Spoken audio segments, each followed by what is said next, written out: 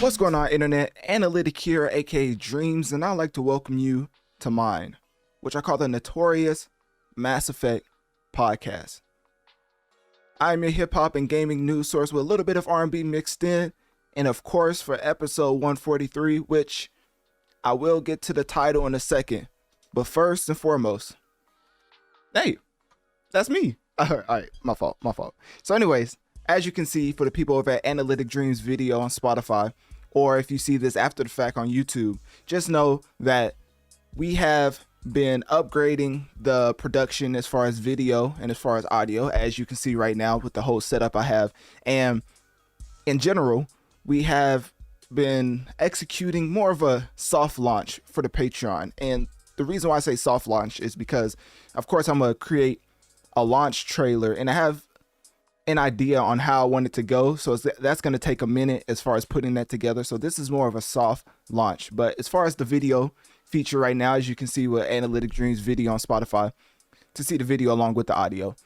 But signing up to the Patreon will, as far as ad-free content, as far as unedited footage, and soon to be behind the scenes footage updated as far as the Patreon, because with the video production, with the way that the podcast has been doing like phenomenal, basically y'all's success is something I don't take for granted. So I always want to upgrade the product. And one of the ways I wanted to upgrade was the overall production that we have right now, which is why you see currently what's going on as far as the video element and things in the future that's coming. But why do I say that as far as the Patreon is considered? Is because, for one, unedited footage. The most important thing to me to give to y'all is ad-free content. Of course, the Patreon is a $5 monthly subscription, but compare that to the amount of ads that you hear throughout all the content that I put out. I think a $5 monthly subscription is definitely adequate as far as giving you value for your dollar. So I definitely want to be doing the Patreon if I didn't think it was worthwhile as far as y'all's time and, of course, hard-earned dollar. Because another thing I wanted to get into was the giveaway. So episode 142, I got into the giveaway as far as the details and how to enter into the giveaway. It's pretty simple. All you have to do is just sign up to my Patreon via my link tree in my bio. And then people who become a new member, as far as signing up, just all you have to do is share the Patreon link on whatever social media platform you prefer and tag me in it so that I'll see you, and then it will give you an extra chance to win. So of course, to enter the giveaway, all you have to do is just sign up to the Patreon. But if you want an extra percentage, a higher percentage of winning the giveaway, because it's going to be a weekly award, essentially. So each week I'm gonna pick somebody out who signs up to the Patreon, and I'm going to be Santa Claus. That's basically it. I'm gonna be Santa Claus, and December coming up, everybody just skips over Thanksgiving. I don't know why, but as far as Thanksgiving, that is just the most underrated holiday ever, because I guess people just ain't thankful. You know what I mean? So anyways, but I am going to be Santa Claus as far as this giveaway. And what I mean by that is whoever signs up, and if you actually end up winning, because I have like a generator down, but put the names in and just randomly generate by that, so it's not like a rigged system, right? So if you randomly get selected, I'm going to message you through the Patreon app and ask you what you would want as far as a reward. Now, of course, it can't be like, you can't say, oh, I want a car, right? I can't do that. Like, as far as the dollar amount, I'm not going to say it because then I think people just max it out, but it could be a pretty worthwhile gift. Let me just say it like that. I think as far as, I'm definitely not giving a price amount, but I'm going to be lenient and very flexible with whatever you want. Just make it reasonable as far as a gift, right? And then I have a whole system in place and people helping me to where I can get that to you. And then, yeah, that's essentially it. So if you win, that's basically the results of that. That's the follow up. I'm going to ask you what you would like as a reward. You tell me, and then hey, we gonna make it happen. You know what I mean? And this is just something I've been wanting to do as far as giving back to the people who support me, because that's the top priority for me because of the amount of success. I mean, we're averaging 160 to 180,000 weekly downloads. That is insane. And it kind of made me even more excited because of the people I'm working with now, because I talked about expanding the team in episode 142, and now it's coming into fruition. I did not know how much of a lengthy process this was going to be as far as hiring, but now we see that it's worthwhile, as a lot of things are going to be easier on me as far as the workload when it comes to Notorious Mass Effect, which means for y'all more content because I can focus on this part as far as the recording aspect of it. So anyways, to reiterate why you should sign up to the Patreon: 1, because it's ad free, and 2 is because you're going to get exclusive content as far as the Patreon platform and behind the scenes footage whenever I do start vlogging. That is another thing that's on the itinerary for the future. And I think I've already said I've covered DreamCon as a segment. If you look up DreamCon Analytic Dreamz, it should pop up. But basically,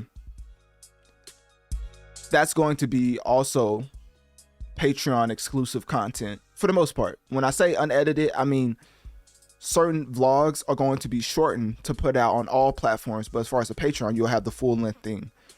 No diddy. So anyways, yeah, so Patreon, if you want to enter the giveaway, just all you have to do is sign up. But if you want an extra chance, a higher chance of winning the giveaway, then share the Patreon link via your social media and tag me in it for an extra chance to win. And weekly, I will be choosing somebody as a winner of the giveaway. So now that we got that out of the way as far as the Patreon shameless plug, there was something else. Oh, okay. So yeah, of course, with every episode, I give an update as far as the happenings in the life of, my experiences, right? So that being said, it's been a very jam-packed October. And why do I say that? For the simple fact that I've been everywhere and anywhere, right? You know the movie Anywhere? Well, I don't even know what the movie was called. It was like Anywhere, Everywhere, All at Once. It was something like that.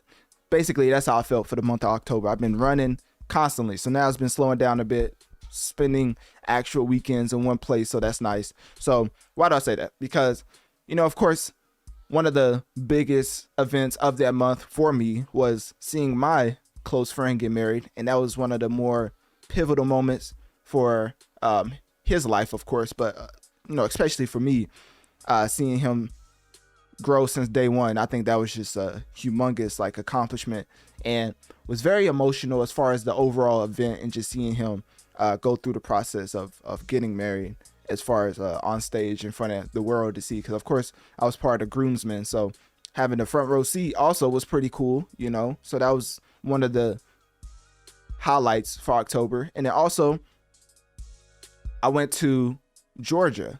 So yes, ladies and gentlemen, I went to Georgia, and just to visit the I don't know if that's too personal, so let's just say I went to Georgia, right? I have a very interesting story that I'm gonna get back to in a second. But then third but not least, last but not least, but it's a third, so y'all get what I'm saying, right?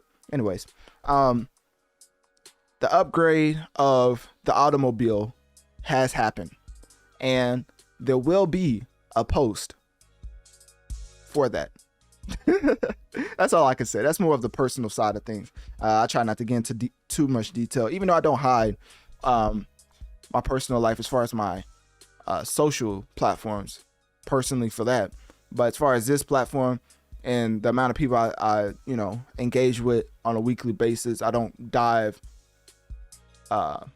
deeply into that, because I want to keep it somewhat keep somewhat of a mystique. But if you dive deep enough, you'll be able to find it if that's important to you. So anyways, getting back into my trip to Georgia. Now, I don't know if it's because Gunna inspired me, but heading to Atlanta, where the biggest gangster of Atlanta is currently residing, even though he's like living in Florida right now, but that's a whole nother discussion. I somehow going to Atlanta, the rat gene, the quote unquote snitch gene rubbed off on me. Now, of course, I'm a law abiding citizen, so I just call it truth telling, right? I'm just telling the truth to whoever needs to hear it. So with that being considered, I was packing my bags. You know, I'm getting better at traveling with not such a large load because of the frequency that I'm now traveling for different things. So for this, when I was going to Atlanta, and of course I had my bags and things of that nature, getting into the check-in line, you know, as far as the TSA, I'm just hoping they don't body slam me or turn me upside down. So I made sure not to have anything illegal, right? Because I don't have anything illegal in the first place, but hey, carry a bottle of liquid that's too large and they just throw you in jail. You know what I'm saying? Obviously I'm exaggerating, but y'all get what I'm saying, right? So I'm getting up to the line, and for some reason, the guy in front of me, he was fidgeting the whole time. I don't know what it was. You know, I'm a pretty non-judgmental guy. So I'm just thinking to myself, you know, maybe he's just nervous, right? It's his first time too. Maybe he doesn't want to get body slammed or turned upside down. So I think nothing of it. We get up to the line where they ask for your ID, right? He gives them their ID, and I kid you not, that man looked at it for 5 minutes straight, at least 5 to 10 minutes straight. He was just looking at his ID, looking at the guy, and then he called somebody. He literally called somebody on like the little walkie-talkie, I don't know, whatever they had. So I'm here thinking, we got a criminal on our hands. No, I'll just play. I'm joking. So honestly, I didn't think nothing of it. I wasn't even really paying attention. I was looking at my ID, making sure I had it to set to go, because they was yelling at people. They was like, hey, we told y'all this 30 times. The next person who don't pay attention, you got to, there was like something like you had to go to another line or something like that. So they was upset. So here I am. I'm like, I can't mess up. I got my ID in my hand. All right. So he looks at his ID for like 10 minutes, but then he lets him pass, right? I get up there, less than 20 seconds, I'm past him because, you know, I actually listened to what they were saying. So then we get into the check baggage lane, right? We put our bags in the little conveyor belt or whatever you call it. And so everything's going smoothly. I get through the little scanner thing, no problems. And then obviously, as far as me packing, I was like, I'm so glad I doubled and triple checked everything to make sure I didn't have anything that wasn't passable through the little conveyor belt with the x-ray scan or whatever. So now I see my first bag coming through. And then I see one of the workers, one of the staff people, they have a look on their face and they walking fast, right? And they have a luggage in their hand. And here I am. I'm the next in line. So I'm thinking, oh, that's probably my bag. So I'm looking at it. And Lord and behold, it wasn't my bag. It was somebody else's bag. Guess whose bag it was? The guy ahead of me. So here I am. At first, minding my business, right? He was like, whose bag is this? He kept pointing to it. He was like, whose bag is this? And obviously, something was in that bag that did not need to be there. So I already have my bags, and I couldn't help but notice the guy who was in front of me, he was looking for his next bag. And I was thinking to myself, wait, hold up. Wasn't that the same color bag he had when he was checking in his ID? So here I am. I tapped him on the shoulder. I was like, hey, I think that's your bag right there. Obviously I didn't say it like that. I was like, hey, sir, I think that's your bag. I don't know if he was looking for it, because he was looking at the conveyor belt. He was like, I don't know where my bag is. But the whole time, I did not think to myself that he was ignoring the man. Like, I did not think he was ignoring him for the sole purpose that he didn't want to claim it. So here I am tapping on his shoulder to tell him that's his bag. The staff person sees me telling him that that's his bag. And he's like, hey, you come here. So yes, ladies and gentlemen, I am officially Gunatello. Ultimately, I just want to tell y'all that if I end up missing, because I don't want to get canceled, but all I'm going to say is, and I don't be profiling, right? But the individual definitely seems like he had the capacity to set up some things. Let me just say it like that. You know what I'm saying? So if I end up missing, it's because of that. It's because I was a truth teller on the wrong day. Sometimes it just pays to mind your business. So anyways, that was my tale on traveling to Atlanta. Obviously, the happenings when I got there was phenomenal. Spent time with family, which is always most important to me. And that's always a reset as far as just enjoying time with your family and always acknowledging your foundation as far as them getting you to the point that you otherwise wouldn't have got to without your support. And that's something I always keep in the back of my mind. So yeah, the trip went great. And that was just another highlight of my jam-packed October. Now, obviously, I left a lot out because I'm not going to tell y'all everything about my personal life. But with this being episode 143, I had to give y'all more of an update because I do that with every episode. And I definitely had a lot to talk about in the month of October. Let's just say a lot went down. And as far as the upgrade in the automobile, for the people who follow my personal page, you will be seeing it soon. I may get some Monopoly money just to do a fake money spread. That's how serious it is. That's what it calls for. And that is just based off of the success of the podcast and of course other things, and just always staying true to your purpose. And most importantly, where my camera at? Where my full camera? Hold up. And more importantly, staying true to yourself. All right.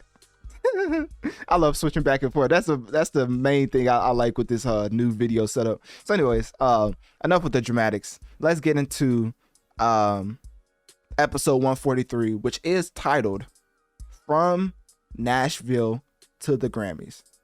Now, you may be asking yourself, why in the world would you say from Nashville to the Grammys? Like, what does Nashville have to do with the Grammys? Well, I don't know if y'all been paying attention, but as far as the Grammy nominations, Beyoncé had the most with 11. Post Malone had the second most with 7. Well, actually, I think he tied with some other people. But you get what I'm saying. Like, they was towards the top as far as big nominations, as far as the Grammys is considered. And I had something else up. I think I had the actual list, but of course I lost it. Let me see if I can find it again. Okay, here we go. Yeah, so Post Malone had 11. Post Malone had 7. Beyonce had the most with 11. And what do they have in common? Of course, both of them put out country-centric albums. And if you don't know about Nashville, it's basically called as far as Nashville in general, I forget where I had it. It was something about music as far as Nashville, Tennessee, which it's so funny because I've been there personally and I still forgot what it was called. I think it was like the city of music or something like that. But anyways, the reason why I'm calling it Nashville to the Grammys is because of how influential Nashville has been for just music in general, but definitely country. I mean, every country artist always shouts out Nashville for the simple fact that that's basically the essential roots of hip hop. It's kind of like it's exactly like when people shout out New York as far as when it comes to hip hop. Now, obviously, hip hop is popular all around the world, but as far as specifically New York, everybody knows the roots of hip hop and how important it was. So when it comes to that, of course, Nashville is definitely very influential as it had a huge cultural impact on a lot of these artists who are leading the nominations for the Grammys, which is why it's titled Nashville to the Grammys, because the Nashville influence over country and it coming into fruition as far as Beyonce's Cowboy Carter, as far as Post Malone's F1 Trillion. I mean, it just showcased how the city of music just really takes it to a whole nother level, because Music City, that's what it is. So they were saying that Nashville is dubbed Music City, which I should have known that. I mean, the close friend I was talking about that got married, his bachelor party was in Nashville, Tennessee, and we was there for a good amount of time, and we had a blast. I'm not gonna lie to you, we had a blast. But one of the main things I wanted to talk about was it being called Music City, and it's known for the heart of country music. The city has a rich history of producing influential artists and songs across multiple genres, but more specifically, it's the cultural hub for breeding talent, making it a significant player in the broader music landscape. And that was my CNN voice, if y'all can tell. Anyways, so yeah, Nashville is very important in this entire episode because we're getting into how everybody in the mama just wanted to make a country album. And honestly, one of my favorite album, my favorite album of 2024 is a country album, but it's not from Post Malone or Beyonce. It's from Shaboozey with Where I've Been Isn't Where I'm Going. I still think that is a classic to this day. I mean, the authentic country elements combined with the hip hop roots of what he put out, it's like what Lil Nas tried to do, but times 10. Shaboozey's been putting out music longer than Lil Nas X, which is just a testament to always staying true to yourself and grinding until you get to the point where you're undeniable. And that's basically what Shaboozey did. As, of course, A Bar Song is Grammy nominated, and that is obviously Nashville roots, as he literally shouts out Nashville in the bar song, I believe. And most of the music surrounding Where I've Been Isn't Where I'm Going is highlighting and shouting out Nashville over and over and over again. So that is essentially a very pivotal factor in a lot of music that's been consumed, to the point where all of the Grammy nominations are going to these country albums. I mean, Shaboozey himself, he has 5 Grammy nominations, including Best New Artist, basically marking the rise in the Nashville scene. So, of course, that is why I'm titling this episode Nashville to the Grammys. But, of course, we're going to get deeper into that when I get to the actual Grammy nominations. But first, I wanted to talk about that, give you a basically explain why I have this titled From Nashville to the Grammys, but also getting into the top of the charts, because of course this is called Notorious Mass Effect for the simple fact that we talk about things that have been affecting the masses on the higher scale. As far as consumption, these albums, artists, video games are doing it to the highest level, which is why it's a Notorious Mass Effect. So that being said, let's get into music first with the top 5 albums currently being listened to in the world. As well, actually, let's start with market share. I don't like starting with market share because it really never changes. I mean, Universal Music Group is a big dog in the music industry for a reason. This never changes as far as the market share, and it's lower than it usually is. But Universal Music Group has 48% of the 100% of the market share in the world. That is insane. Sony Music Entertainment has 27%. Shout out to Travis Scott, of course, and Rod Wave, because they're the major players on Sony right now. And then you have Warner with 21%. And then, of course, you have others, which is independent artists, with a whopping 4%. Now, I know that may not seem like a lot, but when you're going against a major machine that is Warner, Sony, Universal Music Group, 4% is still a huge amount when it comes to people independently putting out their product and still competing with people under major labels. So that being said, let's get into the top 5 albums in the world currently. And number 1, I'm so glad that somebody's putting on for hip hop. I mean, Kendrick put out a pedophile anthem and went missing. So we still don't know what that man is. And of course, he ain't show up to the BET Awards, but guess what award show he may pop up to? You guessed it, the Grammys, of course. But anyways, with that being said, Tyler, the Creator, is or has the most listened to album in the world, with Chromakopia selling a whopping 160,000 units. And this album has been out for about 2 weeks, I believe. I want to fact check that because I want to just, can't spread fake news over here. You know what I'm saying? October 28th. So when is that? That is about... So that's 1, 2, that's basically 2 full weeks of tracking, and it's still number 1 as far as the most consumed album in the world. So shout out to Tyler, the Creator, for putting on for hip hop. Also, we have Sabrina Carpenter with the second most consumed album in the world, with Short and Sweet selling 68,000 units.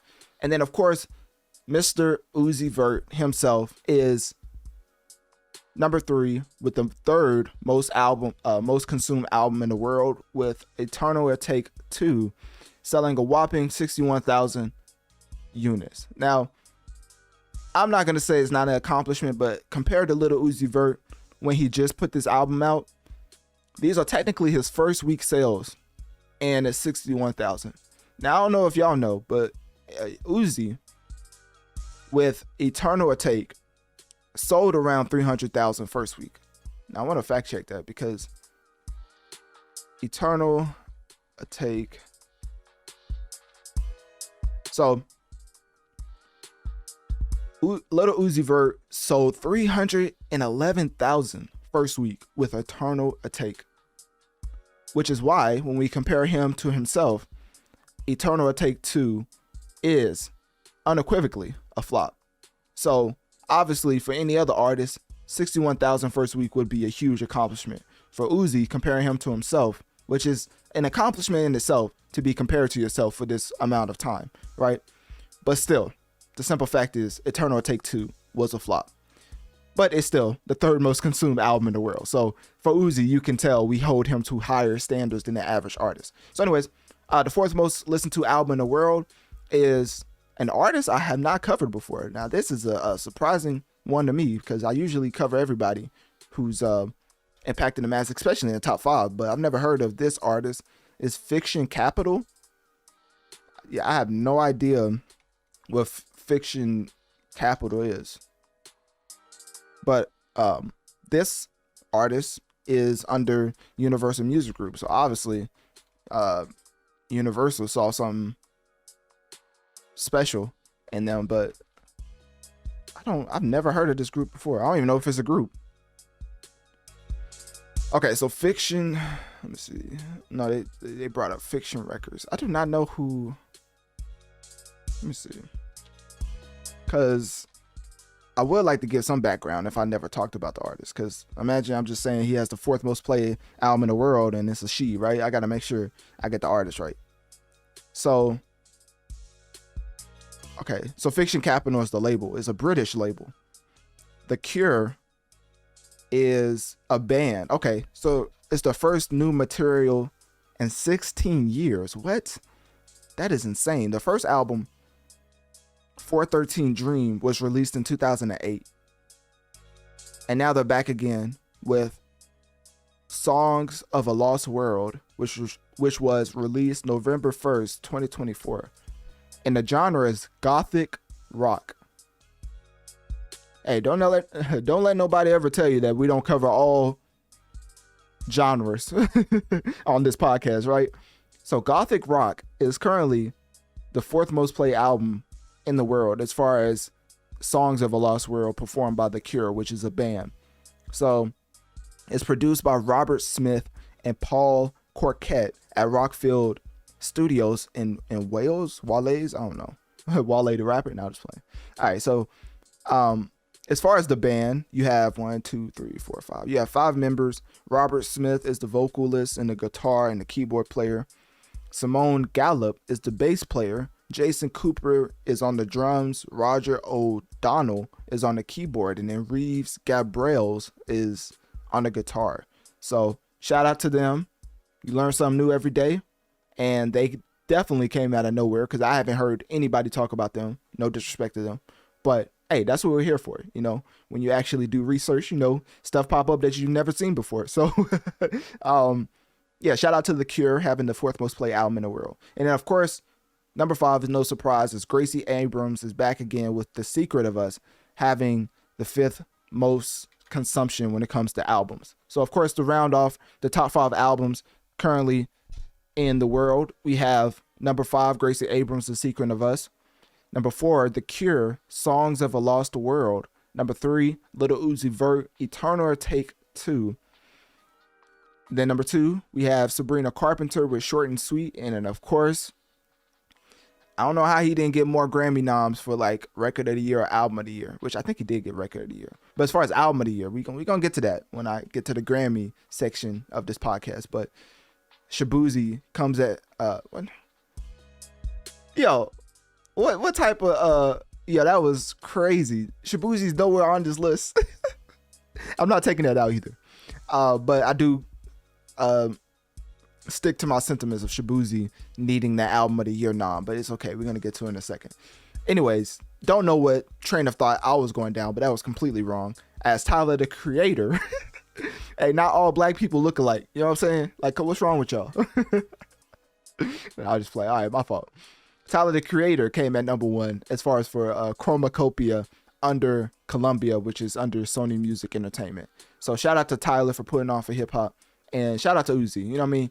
Even though Eternal Take 2 was a flop, you still managed to get the 3rd most played album in the world. So with that being said, let's switch gears into singular tracks. And now I can start praising Shaboozey once more, as a bar song been on the charts for about 29 weeks, and it's only dipped to number 2, as Shaboozey once again has the most popular track in the world with a bar song, in parentheses Tipsy, of course. So shout out to Shaboozey. Just undeniable that this was his year. He ran the year with this track, and this is definitely song of the year in my opinion.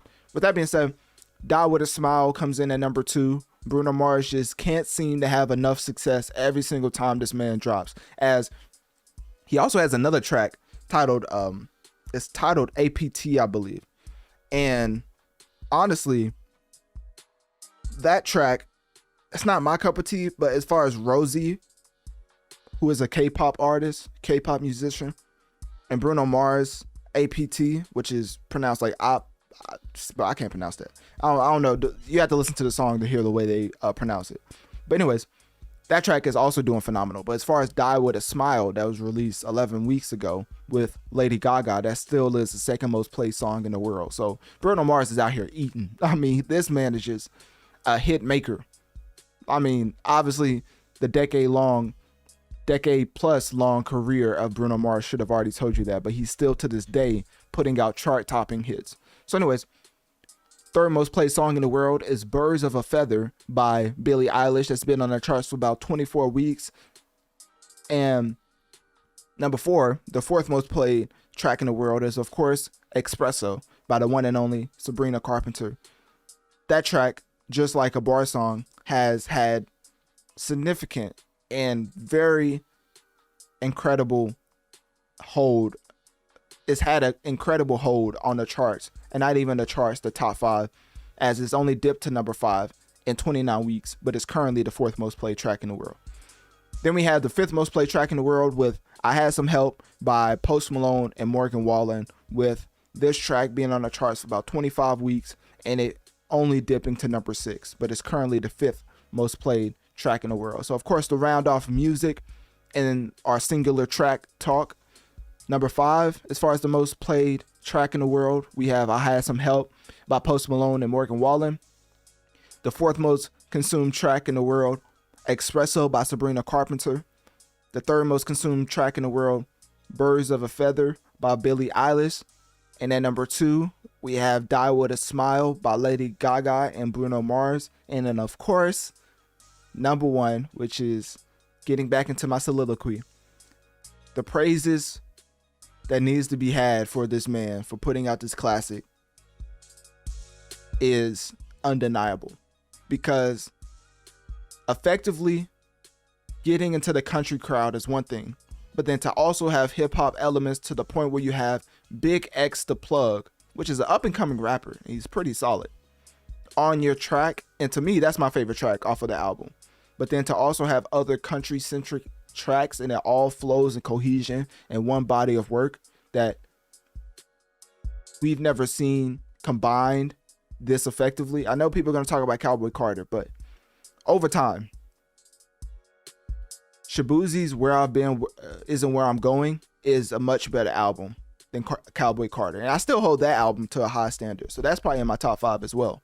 So both of those albums are phenomenal. I just think Shaboozey put out an undeniable classic.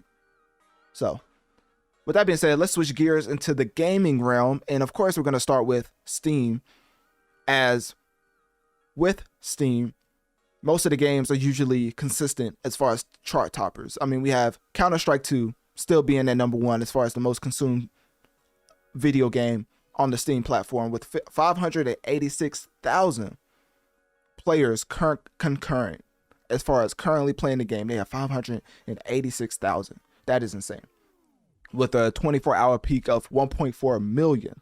Like, the type of hold that Counter-Strike 2 has, people can attribute that to the esports, but you have to have a very polished, and an amazing like gameplay loop for people to consistently play this game at the rate that they play it.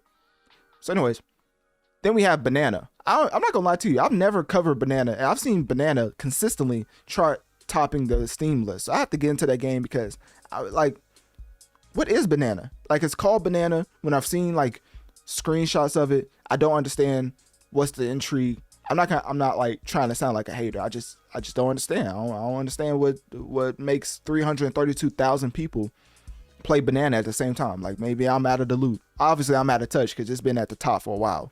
So anyways, with a 24-hour peak of 419,000 people concurrently playing this game. Then we have Dota 2 with 292,000 people currently playing that game with a 24-hour peak of 797,000.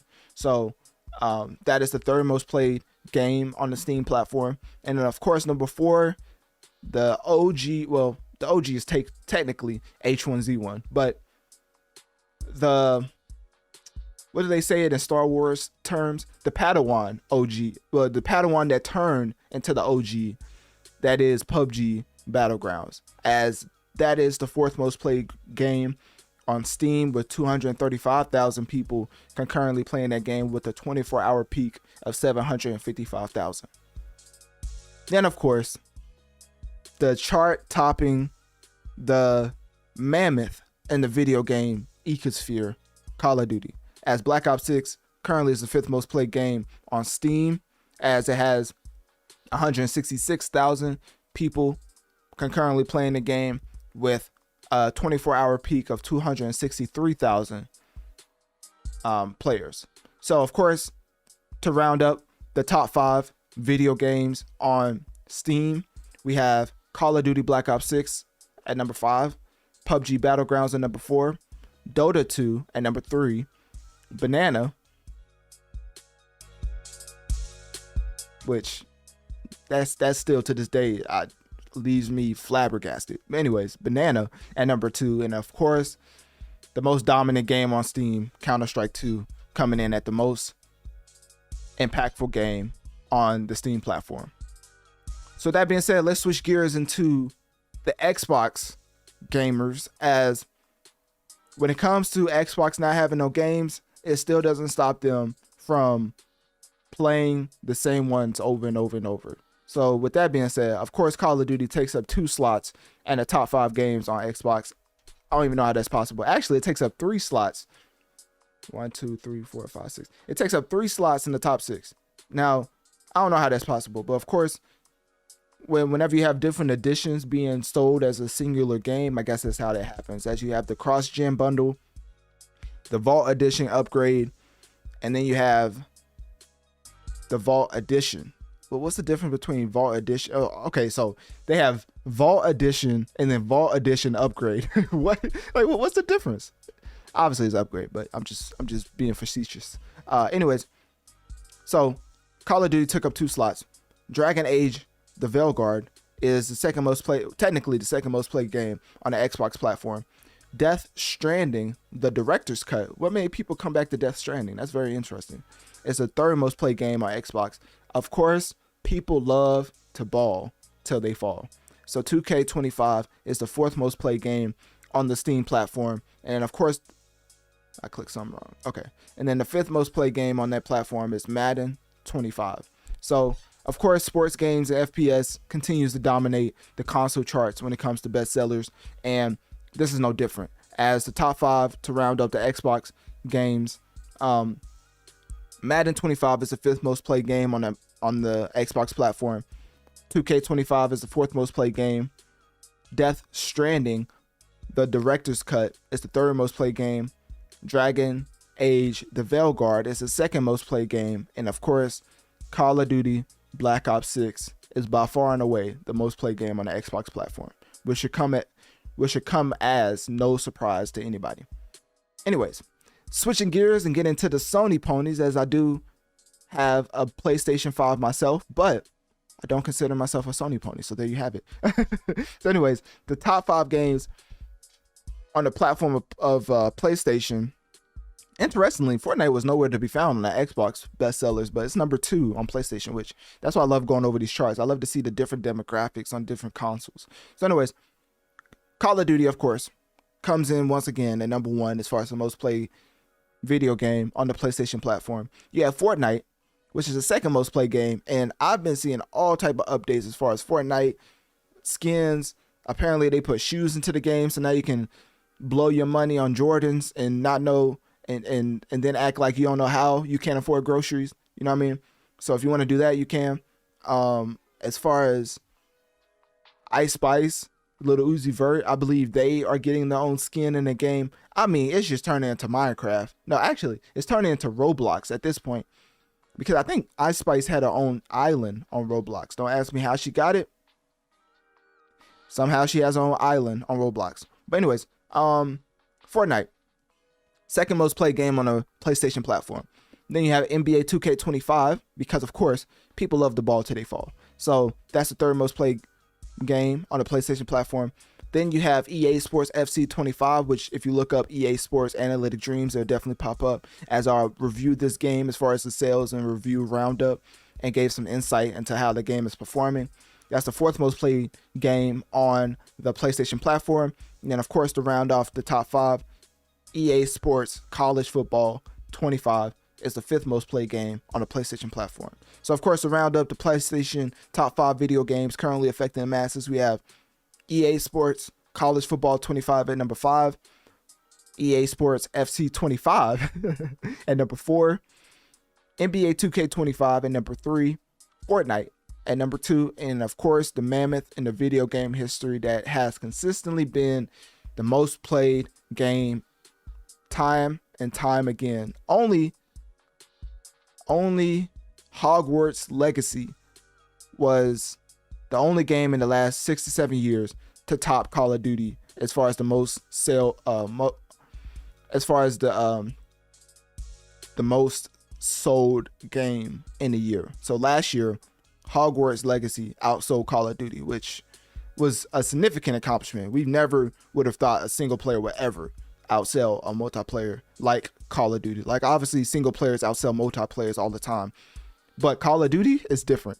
So for Hogwarts Legacy to take that title away from Call of Duty, even if it was just for 2024, still a significant accomplishment. But for 2025 or for 2024, Call of Duty is once again on top as far as the best selling game on PlayStation and the Xbox platform. So with that being said, of course, I told you I wasn't going to forget about my mobile gamers out there. So of course, we're going to get into the top 5 mobile games as Marvel Contest of Champions. Now I love me some Marvel. So guess what I'm going to do? First time ever, I'm going to have a mobile game review and sales roundup, because I told you I was going to try to get more into the mobile landscape, because this is Notorious Mass Effect. So how can we talk about the Notorious Mass Effect of video games without getting into the mobile ecosphere? So I want to talk about Marvel Contest Champions. We're going to talk about overall sales, current perception, current updates of the game, and we're just going to get into it, because of course, with me being a Marvel fan, it will make it easier for me to talk about this game to start off my run of mobile game reviews. Because best believe me, whenever Call of Duty Black Ops 6, which I don't know if it has already, so let me know, click my link tree in my bio and message me on one of my social medias if it already has or has happened. But whenever Black Ops 6 mobile comes out, I'm hopping on my PC, I'm downloading whatever I need to download to get that mobile game on my monitor, and I'm plugging my controller in, and y'all can't say nothing to it. Y'all can't say nothing to me that's gonna make me stop. You know what I mean? If people can cheat in real life console games, then I can plug my controller up to play a mobile game. How about that? So anyways, that's the most played mobile game on the mobile platforms. So anyways, Warhammer 40,000 Tacticians. That's the second most played mobile game. The Ants. This is the type of games y'all playing. Actually, it says sponsored. I don't even know if that's how it works. We're going to skip that because it says sponsored. So I'm guessing that's not in this list. That's weird. whatever. Okay, so for actually number 3 is Squad Busters is the third most played mobile game. And then you have Mobile Legends Bang Bang is the fourth most played mobile game, and of course, the infamous, the iconic Pokemon franchise has the fifth slot as far as the fifth most played mobile game in the world, with, of course, you guessed it, Pokemon Go. So of course, to round off the top 5 of the top mobile games that's currently affecting the masses, we have Pokemon Go, Mobile Legends Bang Bang, Squad Busters, Warhammer 40,000 Tacticians, and Marvel Contest of Champions at number 1. So with that being said, let's get into the episode now that we've covered the biggest impact when it comes to musically and when it comes to the video game realm. Trying to figure out what was the first topic. Oh, okay. I don't know how I forgot that. But anyways, I forgot that quick. That's how you know I'm getting old. No, I'm just playing. So anyways, now we're about to get into the 2025 Grammy nominations. But of course, before we start off the Notorious Mass Effect episode 143, which is titled From Nashville to the Grammys. Before we get into that, make sure to click my link tree in my bio to access my social medias and follow to keep up on my latest activities. And if you want to support the show financially, click my Cash App link located towards the bottom of my link tree, as it helps the show overall. Also, make sure to share this podcast, rating the show 5 stars, as this helps the show reach more people so we can grow together and affect the masses. Now, let's get into the first segment, which is me covering the 2025 Grammy nominations.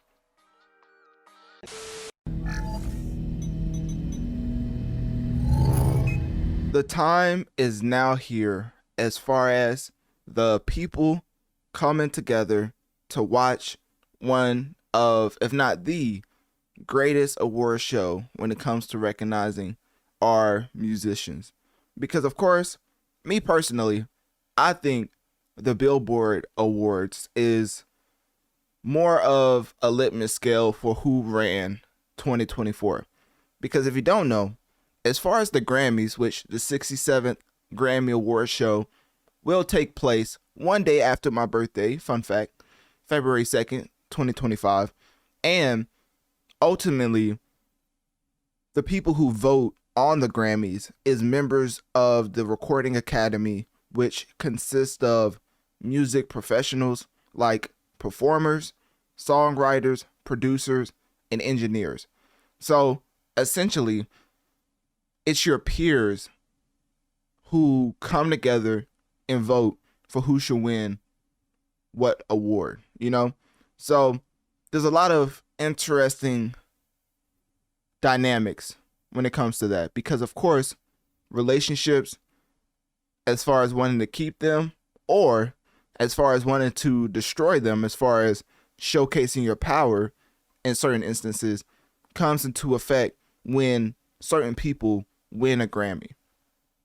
So I'm not going to hate on some of the nominations, but I will point out that if it was more objective, a lot of these names would be completely gone from the list. That's all I want to say. As far as certain albums making certain lists, as far as album of the year, song of the year, I think the Billboard Awards, which is solely objective, you know, and goes off of album sales, digital song sales, radio airplay, streaming, and social media metrics, which is why it's my favorite award show, because objectively speaking, there's no way to skew who's going to win what award. Throughout the year, they look at the numbers and they give it to the highest performer. So that's what I prefer, because when it comes to subjective lane, a lot of things are up for interpretation, and then you get to recognize a lot of politics are played, in life in general, but more so when you have your peers coming together to vote for these awards. So other than objective metrics and just looking at who dominated analytically, it's more of a quote unquote quality level of subjective metric, as when Killer Mike won, I think it was Best Rap Album when Travis Scott was nominated for Utopia. I think that's the prime example of exactly what I'm talking about. Because, of course, I call myself Analytic Dreamz on this podcast, which the overall podcast is titled Notorious Mass Effect. So you should already know, based off those two names, that I love to focus on the analytics and the data. But honestly, I've started to reiterate this sentiment as far as getting people to understand that just because you make great quality music does not mean you're going to have great sales. A prime example is Big Sean, Corday, and this is more of a hot topic because some people are hot and cold on her, but Lotto. Those three particular artists, I think, is victim to making good to great quality music and not selling as much that you would think they deserve. So that's why I always say when I go over numbers, it's not simply outselling or the chart toppers that makes it the best music ever created. It's basically something I use to provide a litmus scale for the amount of anticipation these superstars can build up competing against one another, because we're all competing for somebody's time, right? The people who's watching this right now, shout out to Analytic Dreamz video on Spotify to see the video along with the video along with the audio version. I can't even talk. And then, of course, sign up to my Patreon to get the unedited and ad-free version of this episode. But essentially, I'm vying for your time, and everybody else is also going against each other to try to get a listen, a download, watch time. All type of metrics are being competed for. So when that's a competition, just because you outsell somebody does not mean you make higher quality content. It just basically means the anticipation that you can build up on an objective scale as far as analytics is higher than your peers. So that's really the only reason I go over numbers, because when people talk about, oh, something sold 20,000 first week, so it flopped, and so it's trash, I'm like, how does that correlate? I mean, flop is one thing, trash, I'm like, that's totally subjective. Big Sean, even though I called his album a NyQuil album, I can still recognize the top tier lyricism, even though it seemed like he was performing in his bed. But overall, the lyrics is at a certain level to where just because he sold 20-some thousand first week does not mean that the quality level is below average. It just means that the anticipation level is not what it once was. So now, objectively speaking, analytically speaking, he is not the same level of impact as a musician that he used to be when, he put out his classic Dark Skies Paradise. So I just had to clarify that, because a lot of people get it confused when I go over numbers and they think I'm comparing it to quality, when that's just never the case. So anyways, speaking on quality, the 67th Grammy Award show will take place February 2nd, 2025.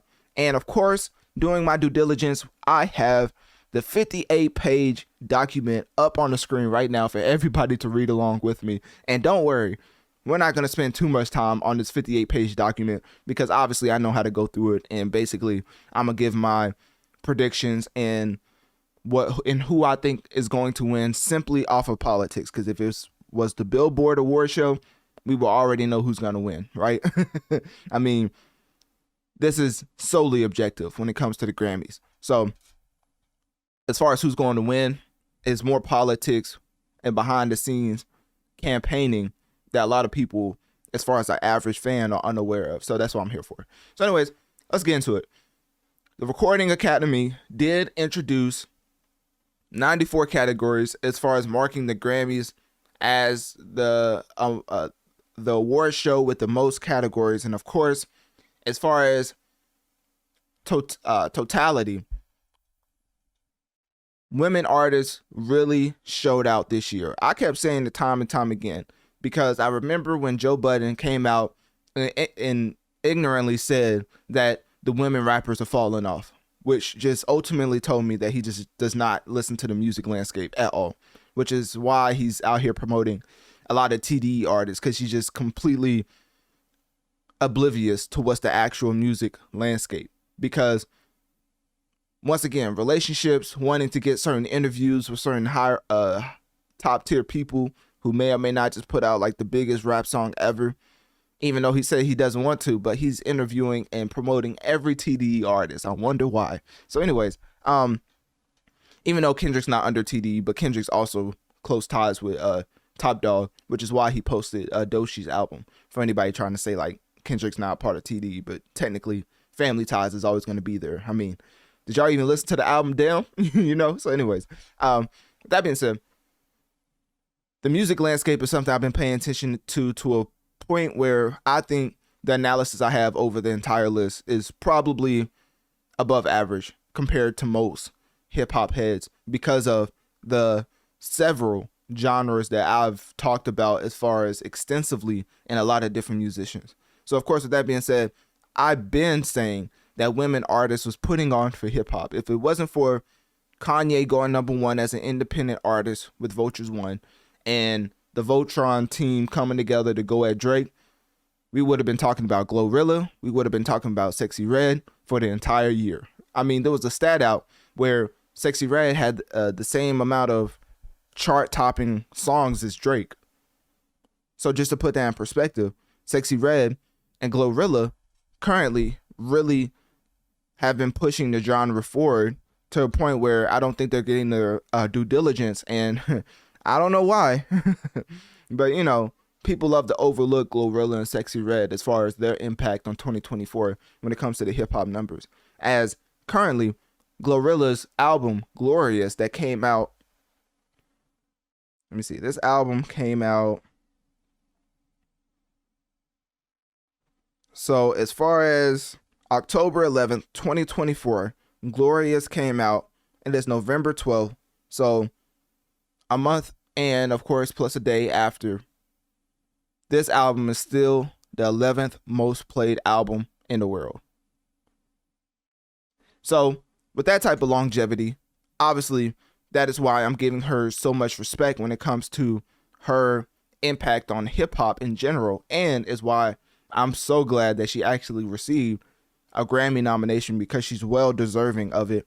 And I'm not sure if Sexy Red had one. Obviously, when I get into the list in a second, this is going to be an extensive segment. We're going over the Grammys. It's not just some random award show. So, of course, get your popcorn, you know, make your meal or however you love to consume long form content.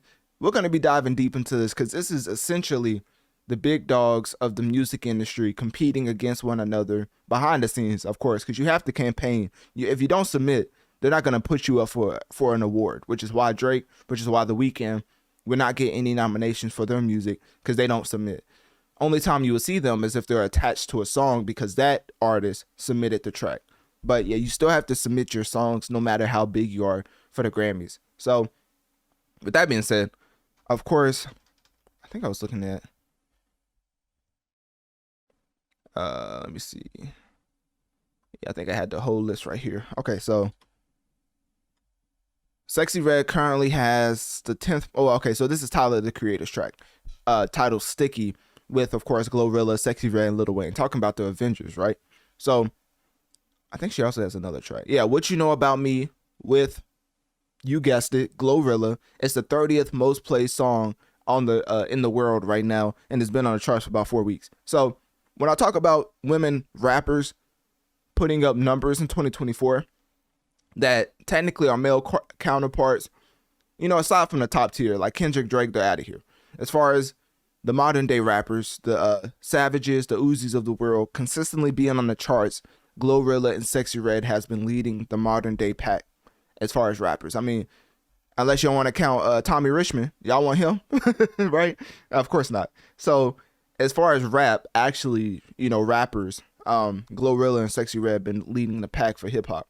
So anyways, with that being said, let's get back into the Grammys when it comes to the 94 categories, marking it the award show with the most categories and the women having majority of the success, with the domination of categories like Record of the Year, Album of the Year, Best Pop Solo Performance, Best R&B Performance, Best American or Best Americana, excuse me, Best Americana Performance, and then Best Folk Album and Best Latin Pop Album. And of course, more specifically, the one and only Queen Bee has 11 nominations, reaching 99 career nominations, the most of any artist of all time.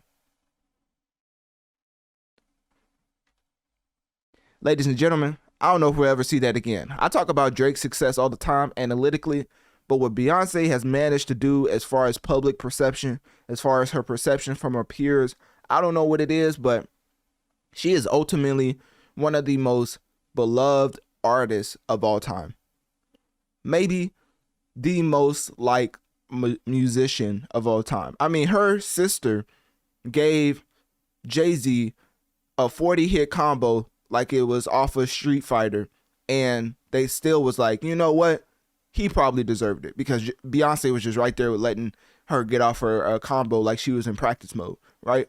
So anyways, Beyonce is the most liked artist of all time. I'm comfortable saying that, because even other musicians that have had success, like a Beyonce, has went through a lot of turmoil as far as, let's just say, behind the scenes, right? We don't have to get into Michael Jackson, you know, rest in peace to the dead, but y'all know what type of allegations they threw that man's way after he passed away. So as far as Beyonce being this top tier and still being generally liked from her peers in the public is for this long is insane.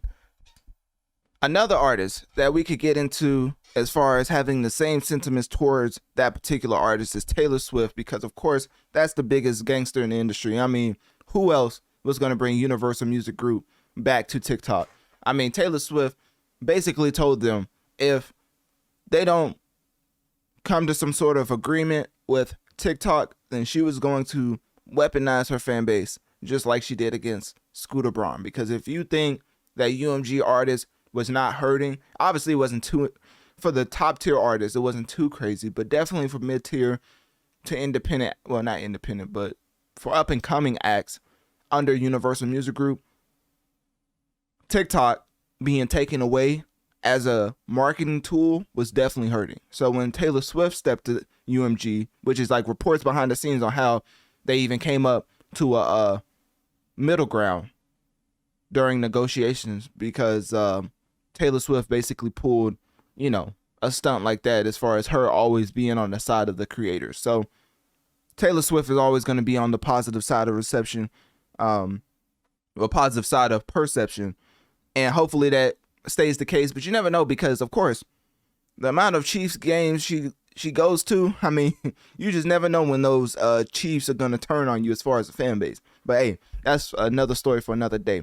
So anyways, as I said, Beyonce leads with 11 nominations, 99 career nominations, the most of any artist. And then also she holds 32 Grammy wins, the highest ever. So that speaks for itself. Taylor Swift has her 4th consecutive album of the year nomination for the Tortured Poets Department, which is a phenomenal name, by the way, and is the first woman with 7 total nominations in the category. So with that being said, of course, the major nominations we're about to get into in a second. Actually, major nominations we're about to get into right now. So anyways, so now we can turn our attention to the 58-page document that I swear is less intimidating than it looks, because of course your boy Dreamz is here to simplify and break it down for y'all. So hold up, give me 1 second. I flipped this right quick. I think I flipped it. Okay, cool. All right, so let's get into, let me see. Yep. Let's get into the first category, which is record of the year. Actually, should we start with that? Or let's just work our way up. You know what? Let's go all the way down. Let's start at 58. This how y'all be acting in college classes. Let's just start from the bottom and go up, right? Just forget what you learned when you was a little kid. All right, so starting from 58, going to number 1. Of course, we start with classical, everybody's favorite genre. Am I right? So anyways, if I don't know anything about the category, I'm gonna skip it. So with that being said, let's just skip this right quick. So classical, I don't know what none of these categories mean. Classical, you know, hey, God be with them, you know, sorry for your loss, or, you know, what they say, congratulations or sorry for your loss. I ain't reading all that. So let's just keep going. Production, engineering, do I know any? No, wait, is that Willow? I thought Willow stopped making music. Anyways, I don't know if this is actually Willow's. Let me make sure. And I do have my handy dandy search engine, because of course I do my due diligence over here. Can't be spreading false information. So the entry, Willow, Big Feelings. Oh, Willow Smith. Okay, that's interesting. I did not know that Willow was still putting out music, but hey, shout out to the Smiths for still making history. I mean, when I tell y'all that Will Smith's book, Will, is one of the greatest books I've ever read, I think people underestimate the highest achiever ever on planet Earth. Now, like, that's a little exaggeration, but he's up there. Top 20, top 10, as far as an entertainer. Obviously, somebody's going to bring up somebody who invented the light bulb and houses and stuff. I'm talking about entertainment. Top tier achiever of all time. I mean, the amount of achievements this man has under his belt, I would feel so disrespected if I was Will Smith coming back to rap and they was talking to me the way they do. I mean, come on now. Like, as far as being the first rapper ever to win a Grammy and then go on into a whole nother career that's so successful that makes people forget that you did that. I mean, come on now. The disrespect to Will Smith when it comes to hip hop, which is where his roots lie. If you read the book, I had no idea it was so heavily infused into Will Smith as far as his hip hop elements and his roots. So anyways, that's just a side tangent. But shout out to Willow, right? Another one of Will Smith's, you know, greatest creations as far as achieving on this earth. With that being said, I don't let Jada know I gave him those compliments, right? She attacked me or something. You know what I mean? Try to embody Tupac herself. Anyways, production, engineering, composition, and arrangement. I don't know any of these, so we're gonna skip that. Production, engineering, don't know that. We're gonna keep going. Production. I mean, if I don't see Parks from the Joe Budden podcast, I'm not trying to see it. You know what I'm saying? Shout out to Parks. Packages, notes, and historical. Nope. Children's comedy. A$AP Rocky. What in the world? What is this? A$AP Rocky has a... Oh, best music video. I'm tripping. It's just the category. Best recording package. Okay, so that makes more sense. You know, if I actually read, you know, that would be helpful. All right, so this is the first one where I actually know a little bit of. Okay, so let's start with best music film. I don't even know what that is. I don't see The Idol on here, even though The Idol probably, if you don't know, for the Grammys, I do believe that as far as submitting, it's, actually it said at the top. Let me just do this right quick and go all the way to the top. Okay, so these are for recordings released during the eligibility year, September 16th, 2023 through August 30th, 2024. So when people get confused on why certain tracks or albums didn't make the list, that is why, because the eligibility period is for September 16th, 2023 through August 30th, 2024. Now, usually it's during October 1st of the previous year through September 30th, but they changed it for the 67th Grammy Award show. So that's why some people are a little confused on why certain albums or tracks didn't make the nominations, which we're going to get to in a second, because one of the albums did come out in this time span, and y'all gonna stop disrespecting her. This is why I talk about the Billboard and things of that nature, because obviously high sales does not mean it was amazing quality. But I guess I get to it now. The disrespect to Nicki Minaj has to stop. I mean, Nicki Minaj is one of the greatest hip hop musicians of all time. And for her to never win a Grammy is the equivalent to when Leonardo DiCaprio took forever to win an Oscar. I don't even know if I think he won an Oscar for like the Bear movie or whatever, but all of the classic material that Leonardo DiCaprio was in, and he never had to win. This is more egregious because Nicki, let me see. Nicki, as far as Grammy nominations, is not even nominated. And the album, Pink Friday 2, I'm on record saying that was my favorite album of last year. Not 2, not 3, not 4, not 5. That was my favorite album of last year. The versatility was beyond on display as far as what Nicki was doing as a musician. So this came out December 8th, 2023. That falls in line as far as the eligibility.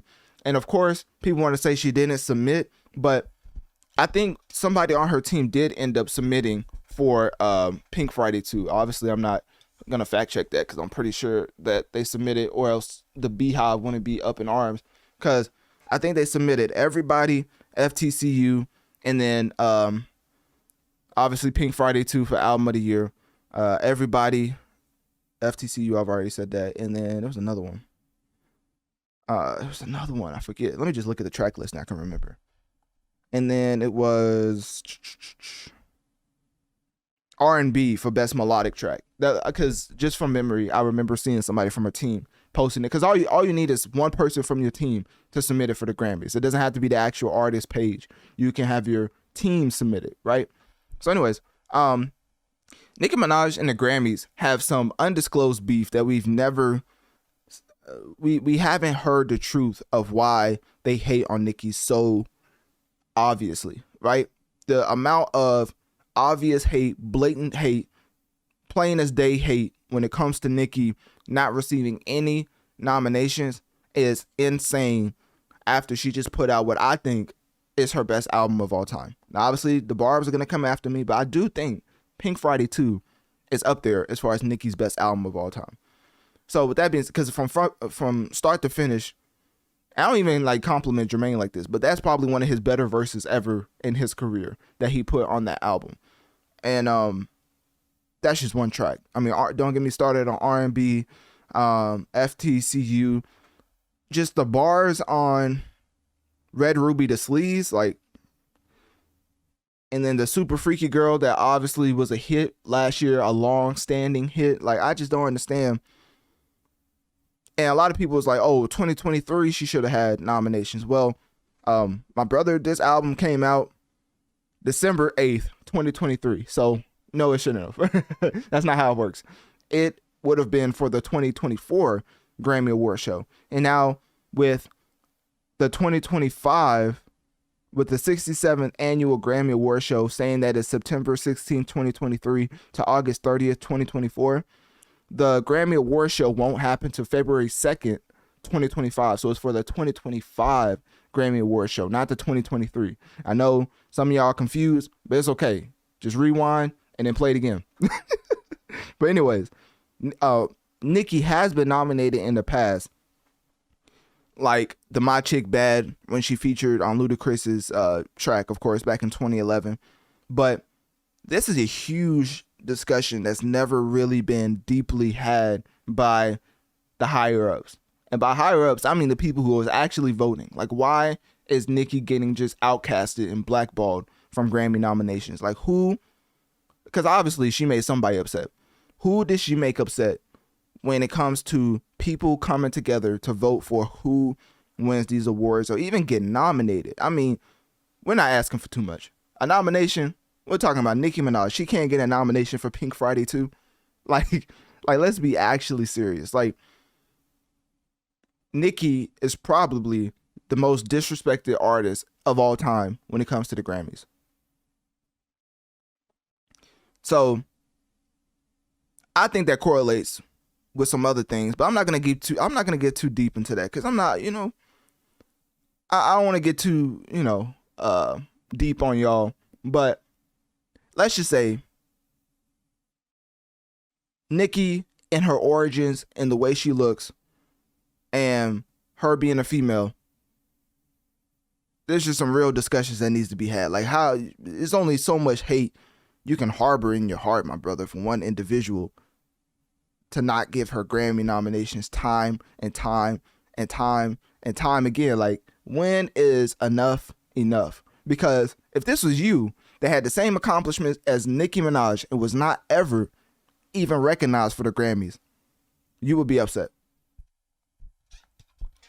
Despite having hits like Super Freaky Girl, which topped the Billboard Hot 100, there's nowhere to be found. When artists, like, I'm not even going to pit two women against each other. I'm not even going to do that. But y'all know the artists that they've been nominating in this upcoming Grammy Award show do not have nearly the amount of accomplishments that Nicki had on Pink Friday 2. But somehow they've found their way on a rap category. Anyways, it's a real discussion to be had, but I ain't gonna have it right now. I just wanted to shout out Nicki because I don't know how you do it. Like, that shit. I mean, I think she announced like a deluxe edition for Pink Friday 2, but I would be beyond irate. Like, the amount of animosity and the ultimate just fury I would have, I think would be uncontrollable, especially accomplishing as much as Nicki did with Pink Friday 2. Anyways, which came out in this eligibility period, by the way, for the people trying to say, oh, it's not eligible. Like, and one of her team.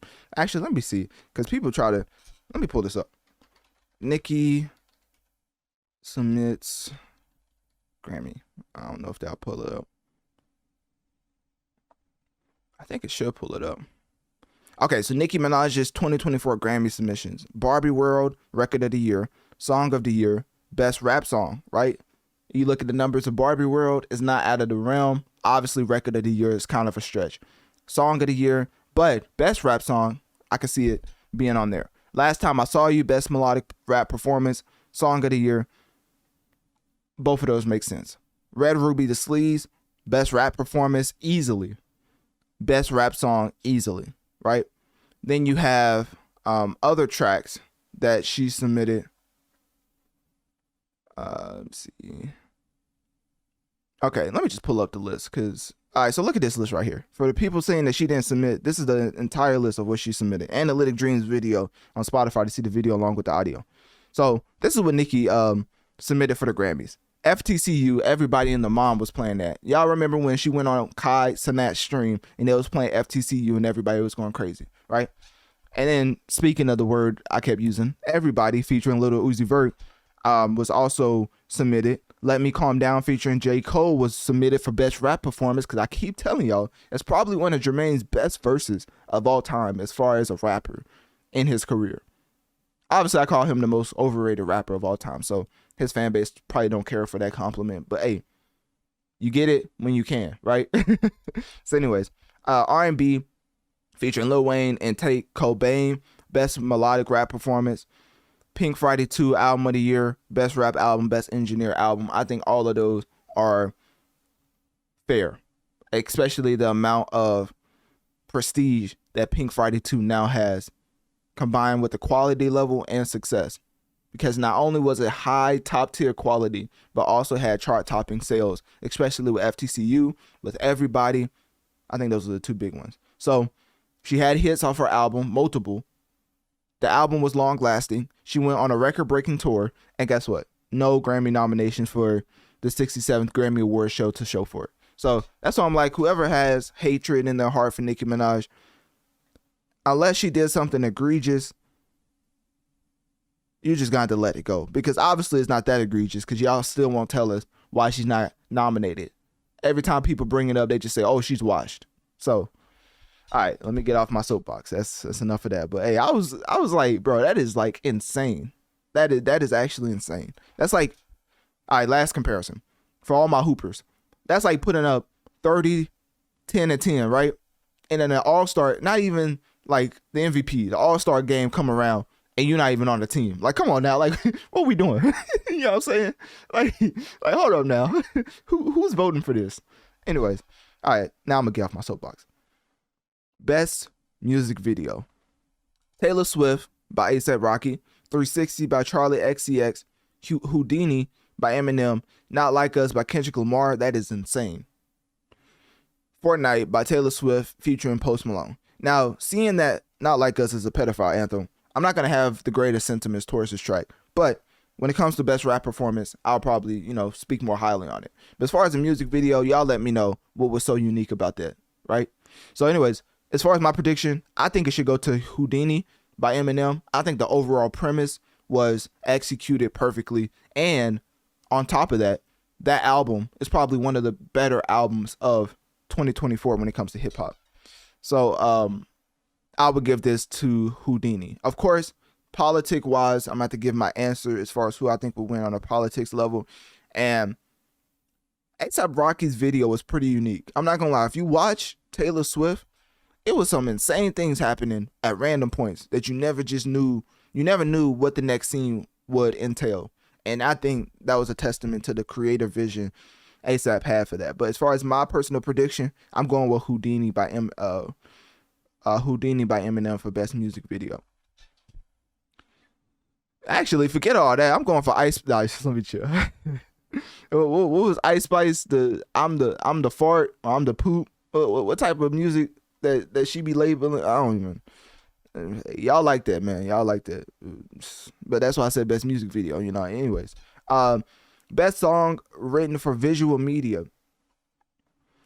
Ain't No Love in Oklahoma. From Twisters. I think that's like a hurricane movie, right? No, a tornado movie. Hey, is that the same thing? That's not the same thing. That's how you know I'm ignorant. I think hurricane is like with water, right? Yo, I probably sound so ignorant right now. Y'all have to excuse my ignorance. All right. That's how you know I don't live in Florida. I'm not trying to get too deep on that. Better Place from Trolls. Can't Catch Me Now from The Hunger Games. What in the world? The Hunger Games? When that come out? I thought that been out. The Hunger Games. The Ballad of... What is this? Oh, this was the extra book they put out. Because if you don't know, I actually, enjoyed the Hunger Games series before it was even a movie. I read all the books. And then the movie came out. And I was like, this don't look like anything I pictured in my head. Y'all ever have that epiphany? For the people who read out there. For the people who don't read, this conversation is not for you. But when you're reading and then you finish the book and you watch the movie and it looks completely different than what you pictured in your head, like obviously when you're reading it, you make your own fairy tale in your head as far as how certain characters look based on descriptions, and then you get to the movie and it's just completely different. I don't know how y'all feel about that, but that always irritates me.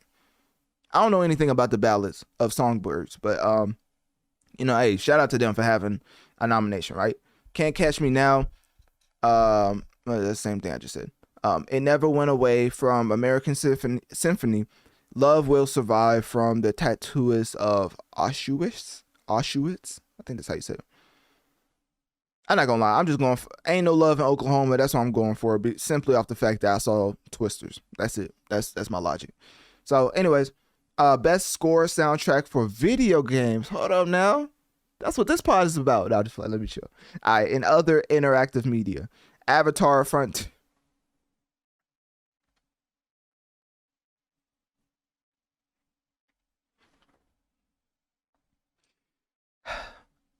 Frontiers of Pandora. Well, at least they got some type of recognition from an award show, because it for sure was not going to be the Game Awards. Let me just tell you that right now. Hey, what Dylan from RDC World say? We going to play this game off stream. But anyways, God of War Ragnarok, Valhalla, Marvel Spider-Man 2, Star Wars Outlaws, Wizardry Proving Grounds of the Mad Overlord. I don't know what that is. So that's the first time I've seen a game nominated that I had no clue what it was. So we're just going to look that up right quick. Because I was like, what in the world is that? The Wizards of Waverly Place? The Alex Russo and stuff? So Winifred Phillips was the music composer. And now I don't care. It's too much boring information that's popping up. I ain't gonna lie. Shout out to them for being nominated, but we don't care. So, as far as the soundtrack, I'm surprised to see Avatar. Definitely surprised to see Avatar. Surprised to see Marvel Spider-Man 2.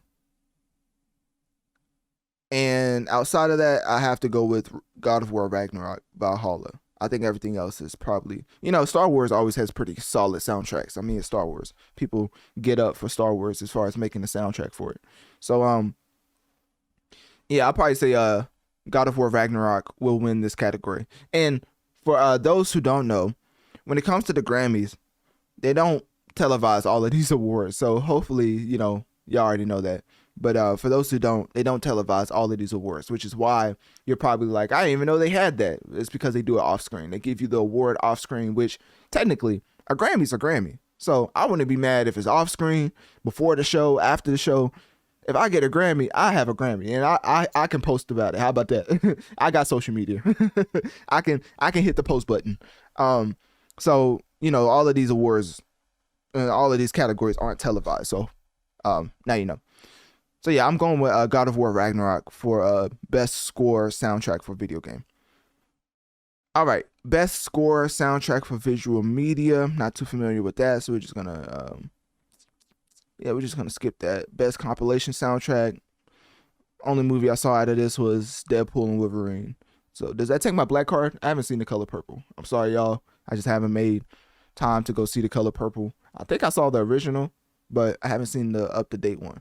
But yeah. So best audiobook. I don't know any of these people. I do know Dolly Parton. You know what's funny? I know Dolly Parton from Hannah Montana. I don't know if that's such a random fun fact, but now y'all know, right? I don't know what you're gonna do with that information, but now you have it, right? It's ingrained into your brain that I only know, well, not only, I was introduced to Dolly Parton from the Hannah Montana show. All right, let's keep going. So now we have children's comedy, audiobooks, visual media, and music/film. I don't know why I read that off, because I don't like what type of input I'm gonna put on this category. Like, Dave Chappelle is great, Trevor Noah is great as a comedian. Like, I don't even know.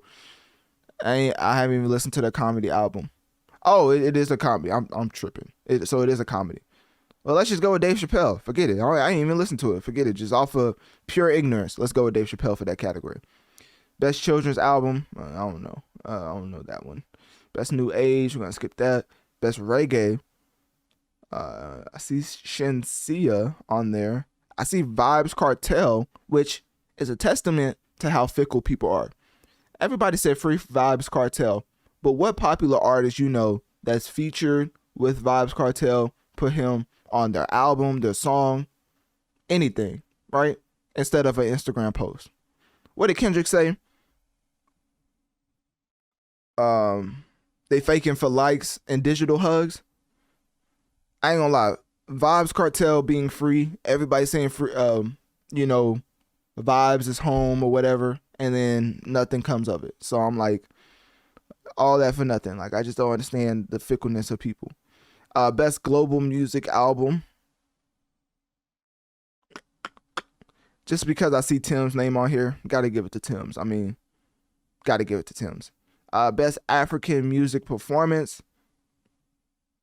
Okay, so tomorrow we have Yemi Alade. I think that's how you say it. MMS by Asake and Wizkid. Sensational by Chris Brown featuring Davido and Loje. Higher by Burna Boy. And then Love Me JJ by Tim's.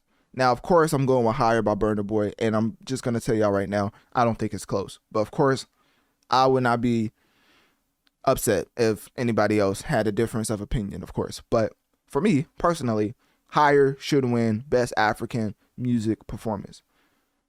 With that being said, Best Global Music Performance, I don't know too many of the names on here, so we're just going to keep moving along. Best Tropical Latin Album. Best Musica Mexicana Album. Oh, I see Peso on here. Nah, I got to give it to Peso. Peso Pluma Exodo is extraordinary, right? Peso has been my favorite Latin musician, and I've covered a plethora of Latin musicians to the point where, honestly, for the year of 2024, Kendrick and Drake kicked it off as far as the podcast. Of course, some gaming talk, but as far as consistently, the Latin community really been showing up. Like, I feel like, I was going to say a certain someone, but it's a little too soon for that. The way the Latin community been supporting me. So with that being said, Peso Pluma has always been the top for me personally as far as Latin music I like to hear in my off time. But obviously I like Oscar Mayer. Karol G, I like her. I like Bizarre. It's it's bizarre. I'll just play. All right, my fault. You can throw your tomatoes. But yeah, it's I don't know how I like Bizarre's very unique style of making music, but I enjoy it. But as far as his best Musica Mexicana album, definitely got to go to Peso Pluma. Can't go to anybody else. Best Latin rock or alternative album. We're gonna skip that one. Best Musica Urbana album. I don't see Peso Pluma. Am I tripping? I see Bad Bunny. I see J Balvin. I see Feed. I've covered him before. Well, I covered all these people except for Residente and Young Mike. Actually, I've covered all these people. Hold on, let me look this up. Sometimes, hey, that's how you know I be working. You know what I'm saying? That's why you should subscribe, rate this 5 stars. You know, share this to somebody who you think would enjoy in-depth music discussions. You know what I'm saying? Because I think I've talked about all these people. Let me type in Feed. Yeah, I've talked about Feed numerous times. I've talked about, let's see, Young Michael like numerous times. Obviously, I've talked about J Balvin. I don't even gotta look that up. And then of course Bad Bunny. Feed.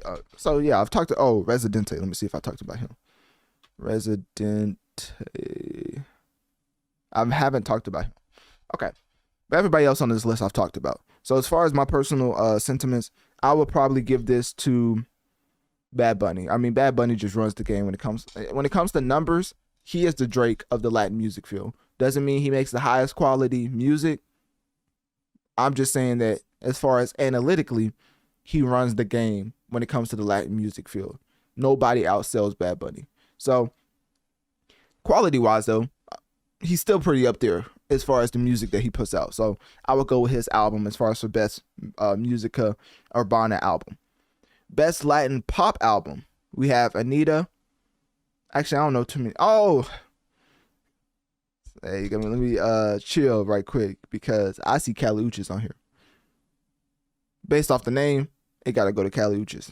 I don't care, or Kiedis, or however you say it. Best Latin pop album has to go to Kali Uchis. I don't care what nobody said. So anyways, best roots gospel album. I'm gonna skip that one. Best contemporary. Best gospel. Best contemporary. Best gospel. Best regional roots. Best folk album. Best contemporary. Best traditional. Let me see. Bluegrass. American roots. Best country album. Here we go. From Nashville to the Grammys. We finally got to the title of the episode, which if you don't know, episode 143 is coming out pretty soon. Obviously, this is going to come out before the episode because it's going to be pretty extensive simply because of the segment. Literally. So anyways, what was I saying? All right, so from Nashville to Tennessee, we are now getting into the countryside of music. So with that being said, best Americana performance for new vocal or instrumental Americana performance award to artist. So I don't know what that means, but I see Beyonce on here. Best believe me, any nomination that Beyonce has other than the big 4 categories, which is what's the big 4 categories? Record of the year, album of the year, song of the year, and then there's something else that's the big one. Anyways, you get what I'm saying, right? Outside of those big 4 categories, just making a shoe in for Beyonce to win. I think this is shaping up for Beyonce to have a clean sweep. Personally, I think Shaboozey has the best album of 2024. I think he dropped an undeniable classic with Where I've Been Isn't Where I'm Going. Essentially, paying homage to not only country, but also hip hop, and infusing it in a way that Lil Nas X tried to, but as far as the organic side of things, Shaboozey perfected it and upgraded the quality times 10. And now we have this album That's a classic body of work. Big X the Plug being on a country album and still having the ability to switch it up and then put out a track like Annabelle or Highway. I mean, that's one of the best albums probably I've ever heard in life. I mean, because I don't think people really put too much credence on the ability to stay true to a genre, right? There's a reason why Drake's on top as far as hip hop, because he puts out R&B hits and rap hits. What Shaboozey did with country and hip hop is in that same realm. And that is why when you see Shaboozey on Beyonce's Cowboy Carter multiple times as far as a feature, and then she talks about how he helped out in the creative process. And then after the fact, when he puts out his album, personally, it grew to be even more impressive to me. I think that has to be accounted for as far as what Beyonce also did as far as finding him as a talent to highlight. Because, of course, a bar song was probably going to go up regardless. But, of course, with that Beyonce co-sign and that alley-oop, who would have known, who would have predicted that a bar song would have been the most successful song in the last decade? Because there was a stat where Shaboozey, Shaboozey, hopefully I typed his name right. I think I did. Okay, so let me tell y'all something. A bar song by Shaboozey becomes the longest running solo #1 hit in Billboard history. Now let's do this. Billboard Hot 100 history. No, forget that. Billboard Hot 100. When was it created? Because I think people forget just how impressive a bar song has been as far as in totality in 1 year, right? In the span of 1 year, it's broke a record that probably won't be broke again in our lifetime. I'm not trying to be dramatic. The Billboard Hot 100 was created in 1958. Shaboozey has the longest running solo #1 hit in Billboard Hot 100 history, meaning it was the most played song on planet Earth for 17 weeks. Maybe it wasn't consecutively. Obviously not like us. I think we're #1 at one point. I Had Some Help with Post Malone and Morgan Wallen went #1. But to consistently be in the top 3 and then reach #1 17 times in a span of, let me see, because I don't even think, because it's the longest running #1 hit, right? It hasn't even been a year yet. Like, was a bar song, I don't know if that was a single. Anyways, let's just go to the album. The album was released May 31st, 2024. I believe a bar song was not a single. Hopefully I'm not mistaken. But anyways, okay, so May 31st, that is 1, 2, 3, 4, 5, 6, well, almost 6. So 5.5 months, this man broke the record on a platform that's been out since 1958 for the amount of #1 chart you can have on Billboard Hot 100 history. Having the most played album or most played track 17 times in a span of 5 to 7 months is insane. We're never gonna see that again, ever. Taylor Swift couldn't do that. Beyonce couldn't do that. Drake couldn't do that. Shaboozey put out, statistically, the most impressive song we've ever seen in life. Like, I don't know how else to frame it. If you don't get it by now, we're just gonna move on. So anyways, back to what I was saying about Beyonce. So Best Americana Performance. I think will win because in every category that Beyonce's in, I think she's gonna clean up other than the Big Four. I think the Big Four is the ultimate toss-up as far as who's gonna win. But every other category that has Beyonce in it, she's just gonna clean up. For the simple fact, just like Shaboozey, the Nashville roots is gonna lead them to a Grammy. Anyways, Best American Roots Performance. I don't know too many of these people. Is that Fabulous? Oh, the Fabulous Thunderbirds. Oh, excuse me. uh, Best Country Album: Cowboy Carter, Beyonce. F1 Trillion, Post Malone. Deeper Well, Casey Musgraves. Higher by Chris Stapleton, and Whirlwind by Lainey Wilson. Now, first off, let me just tell y'all, I think Where I've Been Isn't Where I'm Going should be on this list. I know y'all gonna be like, oh, your recency bias is showing, but Shaboozey literally creatively helped Cowboy Carter, and then followed up with the album personally that I think is better. So, with that being said, I think it's because he's such a new act that the entire project, they probably want to wait to even like. Actually, I'm not trying to down Shaboozey, but man, this man been putting out music for a while. This may be his best body of work of his career. Like after this, I mean, even at the end of the song, he says, "I'm good if it ends." Like, you know what I mean? He was just basically saying, "I'm good if this was the end," right? Because I had such a great run with this in 2024 that literally at the end is titled "Finally Over." That, I mean, you just probably already know that, hey, I'm probably not gonna be able to make this album again. Like this album, I don't know how I came up with this, but it's a classic body of work. And now that I'm at the end of it, it's finally over, right?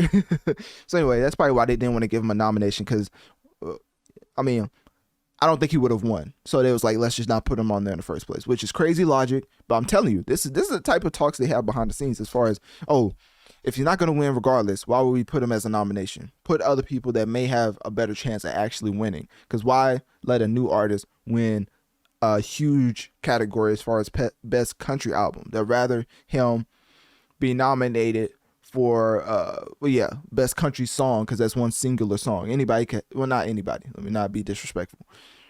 It's easier, quote unquote, to have a hit song than it is to have a hit album, right? Or just a highly acclaimed album. Anyways, based off this list, Beyonce's winning. I mean, come on now. I just said every category Beyonce's in, she's going to win. Besides the big four, as far as the categories, that's going to be more of a toss-up. And, of course, hold up, I was looking at something. I totally forgot what I was looking at. Oh, okay. The best four categories. Oh yeah. Okay. So when I keep saying that, because some people may get confused, the categories I'm talking about is basically song of the year, album of the year, record of the year, and then there's another one I keep forgetting. Maybe it's producer of the year. I don't know. Maybe it's best new artist. I forget. But those are like the top three categories that is like the MVP of the season, right? You get either record of the year, album of the year, song of the year. You essentially won MVP, right? So, yeah, Beyonce's definitely getting country album, a country album win for Cowboy Carter. So, anyways, best country song. Actually, let me go back to best country album. Let me tell y'all something. I was listening, because I've listened to all these albums except for the Casey Musgraves and the Lainey Wilson album. F1 Trillion. I don't know what it is, but the last track off of F1 Trillion, I don't even have kids, and that was a tearjerker, if I do say so myself. I mean, the amount of emotional capacity that you have to put out a song like that, it reminds me of when people dance at the end of weddings, which they call like the recital. I don't know, that's how you know I'm not close to marriage. But as far as the recital, and you're dancing with your dad, and then you play a song to honor the dance or whatever. That was basically the type of vibe that Post Malone had, and he nailed at the end of F1 Trillion. The track Yours is probably one of the better tracks of Post Malone's career as far as actual substance that leads to evolution as a man. Yours by Post Malone off of the F1 Trillion album is one of the better tracks I've heard from Post Malone in his discography. As far as just the amount of heavy substance that's in the track. And I mean like quality as far as lyrically, things of that nature. I'm not talking about drugs. So, yeah. Because, you look at Post Malone, you think, nah, let me chill. All right, so anyways, best country song. The Architect, I don't know what this is. A bar song by Shaboozey, of course. Okay, I see it. It's in the parentheses. The name of like everybody and the mom for song of the year. I mean, best country song, which makes sense, but still.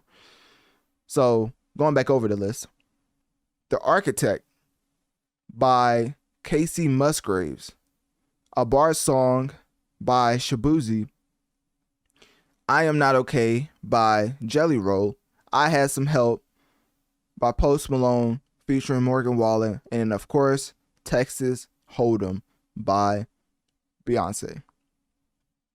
This, ladies and gentlemen, is a jam-packed list. This is probably the most competition that I've seen in this entire document so far. So, actually, it's not. A bar song should win. What? I'm tripping. A bar song, do I have to pull up the stat again?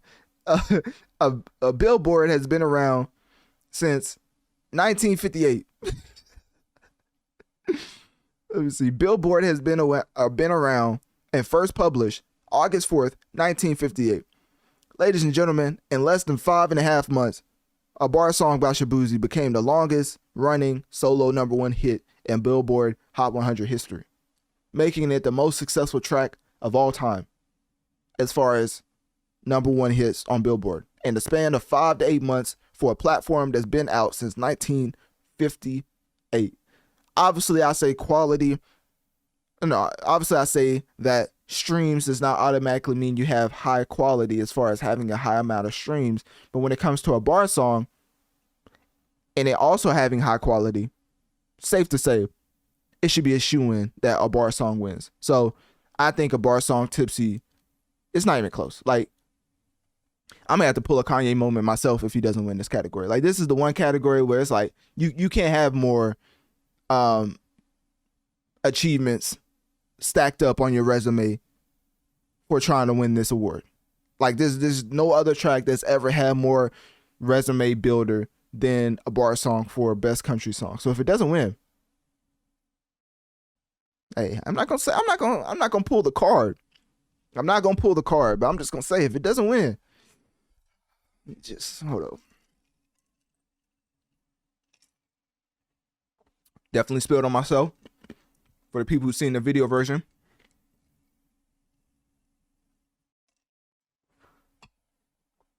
Yeah, man, I'm like a child. Anyways, yeah, I had to take a sip on that because that was I'm not gonna play the card, but if it doesn't win, y'all know, y'all can read my brain, right? So yeah, Shaboozey should by far and away win best country song. It's not even close. I'm not even gonna give that any more thought. Best country duo / group performance. So we have Cowboys Cry 2 by Kelsey Ballerini. Kelsia Ballerini with Noah Kahan. Then we have Most Wanted, of course, by Beyonce featuring Miley Cyrus, which I'm not trying to get my black card taken. Or my black card taken. But if you know, you know. Miley Cyrus did her thing on there. That's all I gotta say. I'm not gonna say who had the better verse. I'm just gonna say Miley Cyrus did her thing, and y'all do with that information what you will. But let's just say she showed out on that track.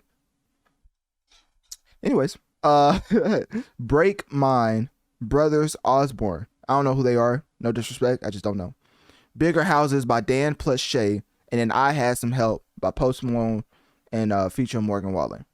Now, as far as best country duo / group performance, like I keep telling y'all, in general, every category Beyonce's in, besides the top 3 or top 4, she is going to win. Beyonce and Miley Cyrus will win best country duo / group performance for second most wanted. And you know why they're going to win? For the simple fact that I would have chose I Had Some Help, but only reason Morgan Wallen is even nominated is because Post Malone is on here. Because let me break it down. Y'all think I was talking about Nicki Minaj. When it comes to Post Malone, it's a whole nother debacle, right? Oh man, not Post Malone. My fault. When it comes to Morgan Wallen, it's a whole nother situation as far as why he's snubbed from the Grammys.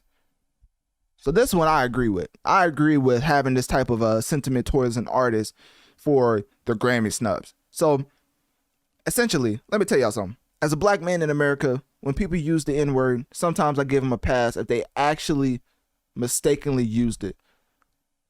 Like Michelle Beadle, not too long ago, accidentally said the N-word when she was trying to say nuggets, right? So if you mess up and say that, or the judge that just said the criminal, Young Thug free, and just the next hearing was letting the N-bomb fly, right? No, just playing. It's okay. So same situation. She was reading off comments that, one of the people she was sentencing was commenting on IG, and she was just reading it off verbatim, and she accidentally said the N-word. She said it like the white dude in Boondocks, right? She said it like it was just organic. Like she been, you know what I'm saying? Like maybe she been around a couple. Let me chill. So anyways, I think when white people say the N-word, it can be excusable if it's an actual mistake. But the problem is when you are actively using the word in its origin definition. So Morgan Wallen was caught in 4K using the racial slur in 2021. You can't make this stuff up. I swear to you, you would have thought this man just did not care about ever being famous in life. Because the way he was letting it fly, you would have never thought that this man was going to try to have a famous career the way he was just letting the N-bomb fly. So, of course, I've joked that if you're talented enough, they won't care. And obviously that's the case with Justin Bieber. I mean, he's harmonizing the N-word with the hard ER, and people still quantify him as one of the greatest pop musicians of all time. So if you're talented enough, obviously they don't care. I mean, Morgan Wallen literally, hold on, let me see. Doesn't Morgan Wallen have a song with a rapper right now? So obviously he probably just letting it fly in there. They probably like, hey, let me hear you say it one more time. You know what I'm saying? Get it off your chest one more time. So I forget what it's called. Okay, it was definitely Morgan Wallen. Morgan Wallen, because I'm not talking about Little Durk. Obviously, I know that track, Broadway Girls, and then the other track he has with Little Durk. I'm talking about the other track. I don't know if it's Spin You Round. Oh, maybe I'm thinking about another musician. I thought it was Morgan Wallen. Somebody. Must be somebody else. What in the world? Oh. Lies, lies, lies. That's not him. Spin You Round. It's not on this DSP, but that doesn't mean anything. Sometimes, they just don't have it on there. Let me see. I know it was him because Morgan Wallen's the one out here doing collab with rappers, which is why people let him say the N-bomb in the first place, right? All Morgan Wallen features in 2024. Okay, so Post Malone, of course. And then although specific, let's see, I had some help. Okay, maybe it wasn't him. Maybe I'm thinking of somebody else. I'm probably definitely thinking of somebody else. Is a country artist and a rapper. I know that, but I guess it wasn't. I guess I got him confused with another country artist. Dang, I want to find it now. I don't know if it was Big X the Plug. Maybe it was Blake Shelton. It wasn't Blake Shelton. That don't even sound like a name that would collab with a rapper. Zach Bryan. It may have been Zach Bryan. Let's see. Okay. I can't find it. I tried to find it, but I swear he had one. Maybe it's 2023. Let me see. 2020. Okay, this is the last one. 2023 features. Because I'm trying to I'm tying this back to how if you're talented enough, people just won't care. He's doing collabs with Little Durk, doing collabs with all other type of rappers. So he did Stand By Me with Little Durk.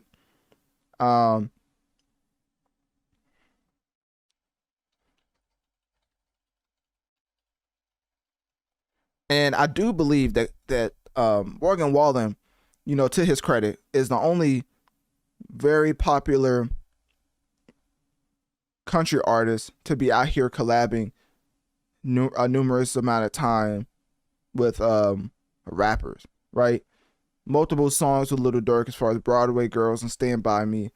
And then, of course, with Post Malone, I mean, started off as a rapper, so I guess, I don't know. Okay, yeah, I guess it wasn't him. I guess I got him confused with somebody else. But point still stands. This man said the N-bomb back in 2021, don't nobody care about the Grammys. So that's why he's snubbed, and which is why I'm saying him being snubbed is something I agree with, because that's actually an actual offense towards a group of people that's pretty offensive. You know what I mean? Like, as far as the history, I know they're trying to take it out the history books, but as far as the history, I can see why this man is snubbed. So even though, because last year this happened to him, One Thing at a Time achieved the record for the longest running #1 album on Billboard 200 of that year. If you don't know, Morgan Wallen was putting up better numbers from an album perspective than Taylor Swift in last year, right? And it may seem crazy because Taylor Swift's first week sales, but like consistently, Morgan Wallen was having that number at a higher clip than Taylor Swift. Taylor Swift would jump out the gate 2 point something crazy million first week sales.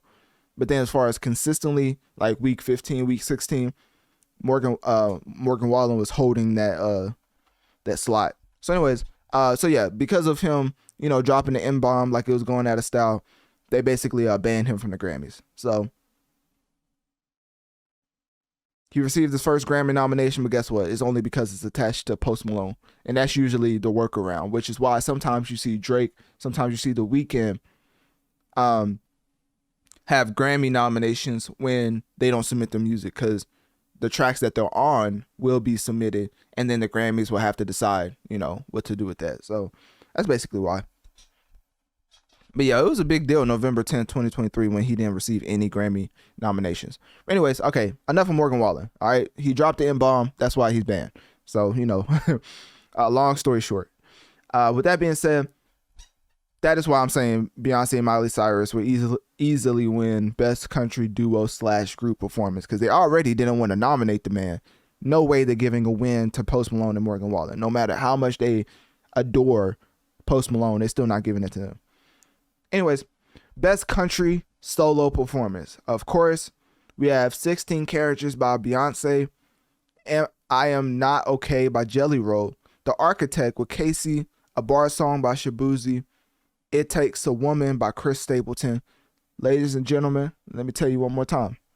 If Shaboozey does not win an award for a bar song, I'm going to have to pull a digital Kanye West, and I will get canceled. I just want to let y'all know that. Because if he doesn't win with the amount of resume that this song has, all I can do is play the black card, man. That's all I can do. So anyway, so I think A Bar Song is going to win Best Country Solo Performance. And it should, by far. What else? Okay, so Best Musical Theater Album. I don't know too much about that. Best Contemporary. Wait, hold on, what's that? Okay, yeah, I don't know that one. Best Traditional.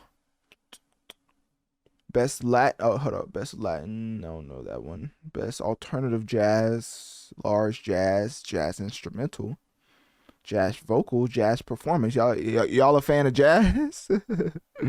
Best Spoken Word. Little ASMR. Oh, hold on now. Is this rap? Not hip hop. All right. So back into another wheelhouse of mine. Let's get into Best Rap Album.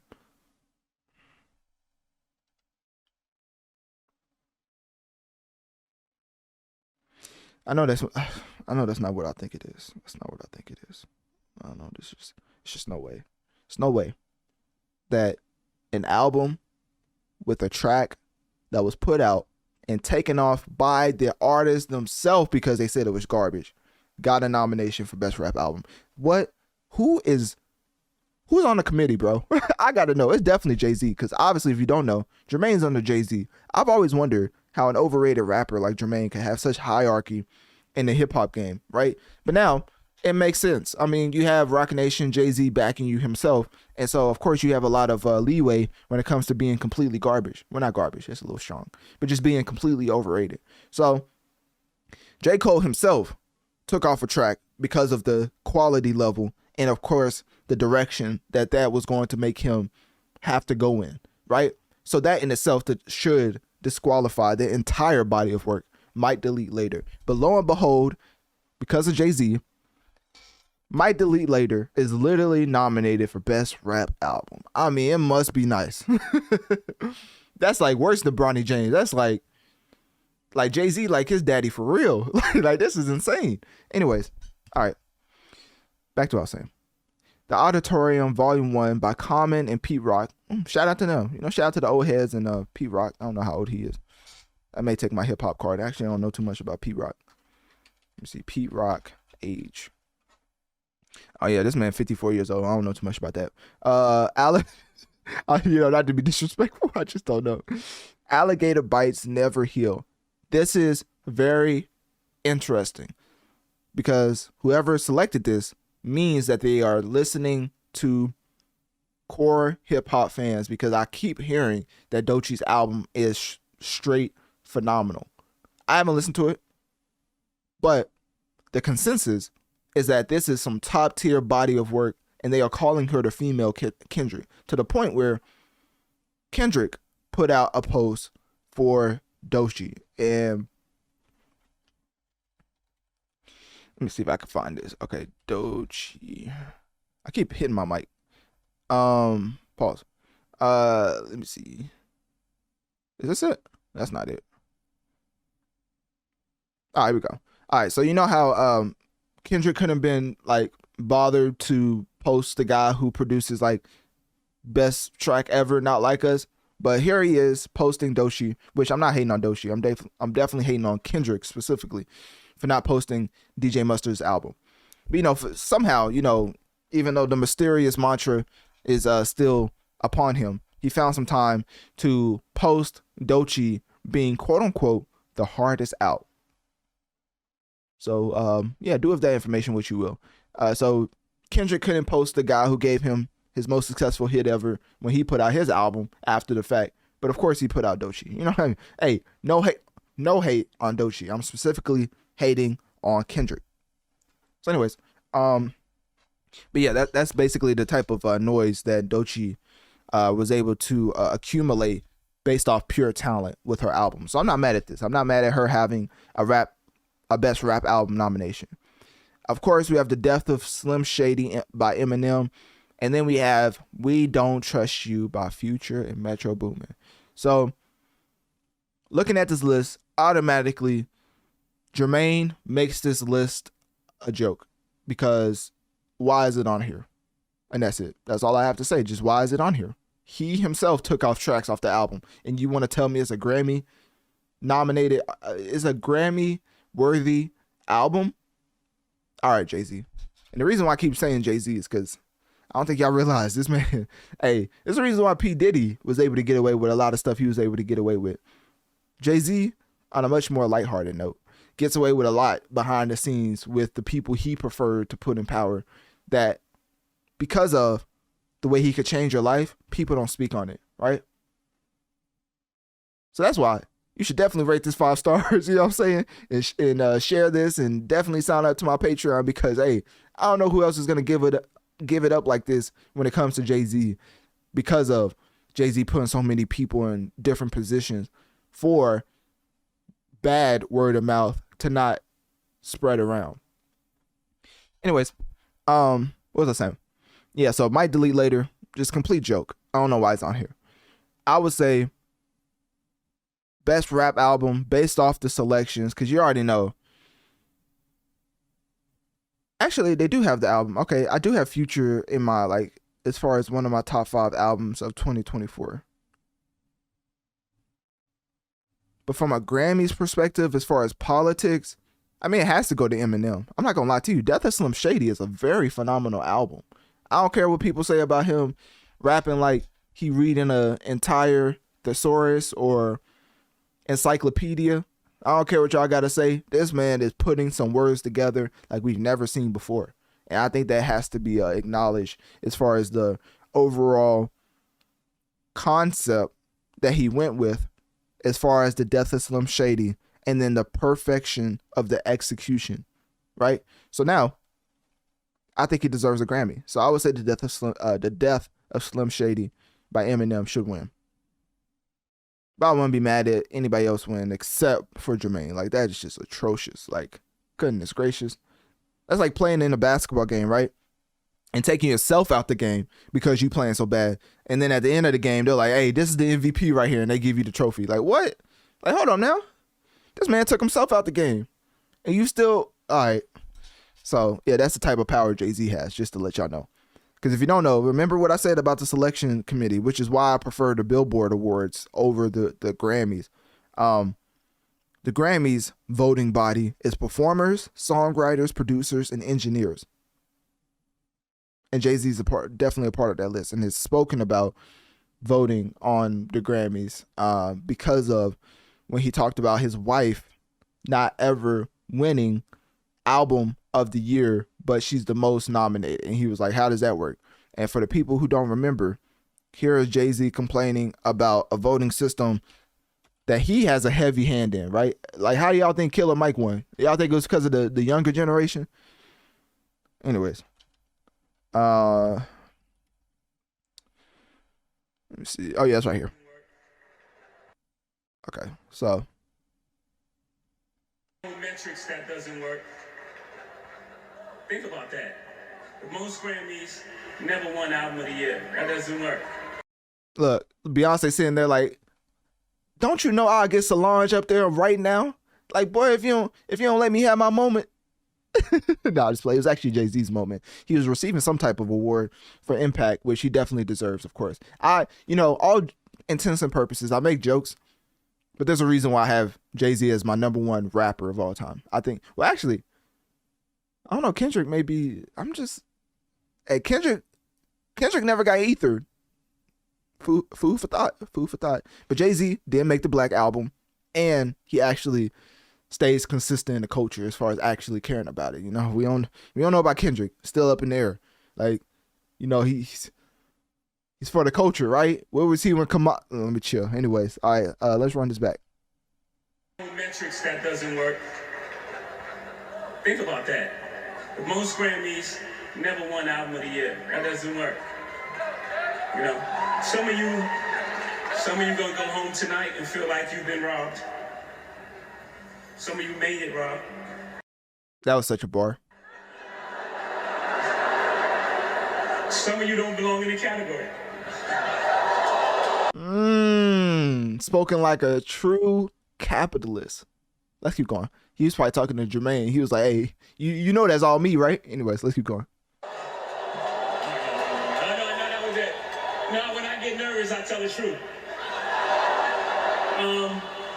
But outside of that, you know, we got to keep showing up.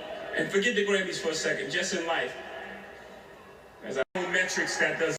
All right, and then he goes on to speak about life motivation in a way that only Sean Carter can. So, you know, obviously, all the jokes is just, for all intents and purposes, is basically jokes for me. You know, I'm serious about certain things, but as far as overall, Jay-Z's what we need for hip-hop to continue to go forward. I'm not going to lie to you. I mean, Jay-Z said himself, you know, they out here burning bridges,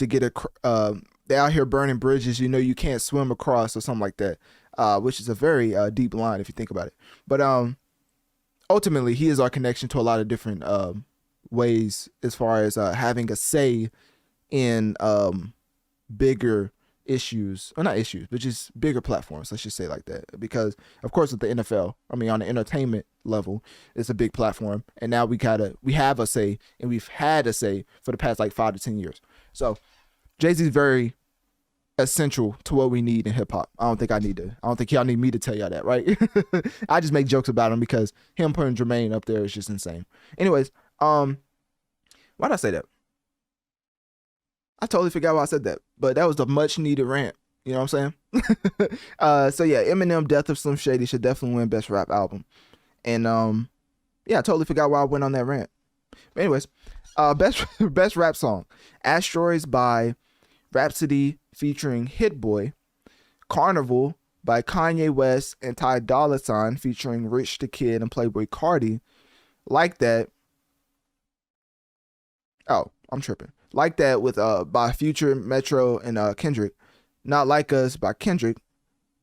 And Yeah Glow by Glorilla, which, you know, for basically, ironically, Yeah Glow is how I was feeling when she got nominated. I was like, I'm finally glad that somebody is showcasing how much of an impact Glorilla has had on hip hop in 2024. And Sexy Red, but of course her name, I don't know if, like I told y'all, I typed in Sexy Red one time and they thought I was looking up something else. You know what I'm saying? I got the safety precautions and everything. I was like, oh no, like she ain't gonna make it.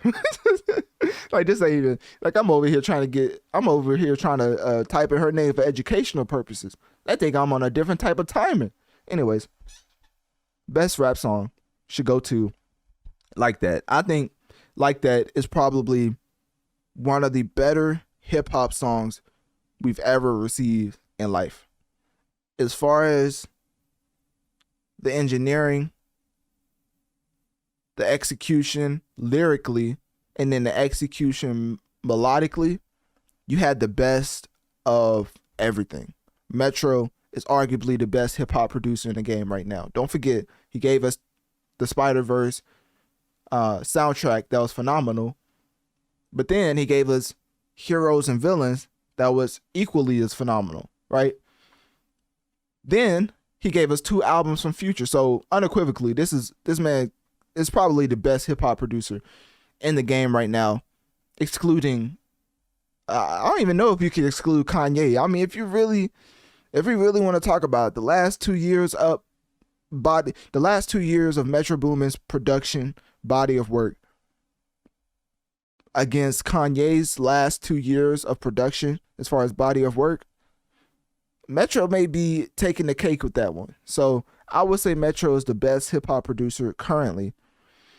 Future obviously has the best melodic rap performance on the track. And then, of course, Kendrick tops it all off, with the lyrically inclined bars directed at the Canadian, of course. So, in totality, I think it's one of the best hip-hop tracks ever created.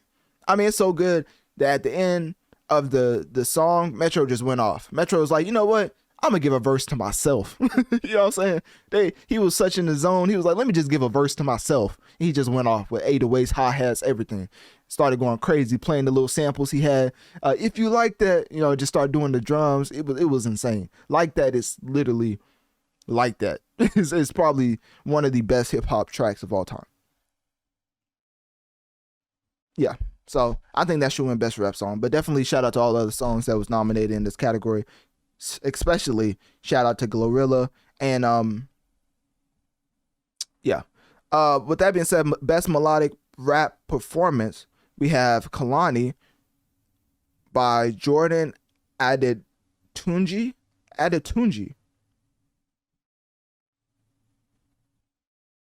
don't know what type of name that is, but anyways, featuring Kalani. Then you have Spaghetti, which, you know what? I don't get the hype for Spaghetti. I don't want to sound like a hater, but as far as the entire body of work, Spaghetti is one of my least favorite songs. I think it's because the way that the ad-libs was just so abrasive. Is that the word? Like, as far as sonically, let me see, abrasive. Make sure, you know, I got to look up stuff nowadays. Abrasive definition. Y'all know I'm old. I'm 24 going on 60. All right. Capable of polishing or cleaning a hard surface by rubbing or grinding. Yeah, definitely. Abrasive sonically because of the ad-lib she was doing while she was rapping. Jay-Z definitely was in the studio when she was rapping as far as, you know, teaching her and coaching her. But he probably should have told her that, hey, B, this ain't it. Whatever you doing in them ad-libs, take that out. Like, I don't know what type of, like, I don't know if somebody laid down a reference track and she was copying their ad-libs, but it did not sound the greatest. That's why Spaghetti always threw me off. I can never get through that first verse. So anyways, But I love Shaboozey's part, so you know I just suffer through it till I get to his part. But anyways, what was I saying? Oh yeah, best melodic rap performance. Kalani, Spaghetti. We still don't trust you. Goodness, I mean, how much do they hate the Canadian? The hate levels are over 9,000. I kid you not. So the second album, mind you, We Still Don't Trust You, just in case you got it confused, by Future, Metro, and The Weeknd. And then you have Big Mama by Lotto. And then 3 a.m. by Rhapsody featuring Erykah Badu. Now, ladies and gentlemen, let me tell y'all something. This is upsetting. Nicki Minaj has unequivocally one of the best albums of 2023. Personally, I think is the best album of 2023 when it comes to hip hop. Melodically, I just showed y'all the complete listing of submissions for Nicki Minaj.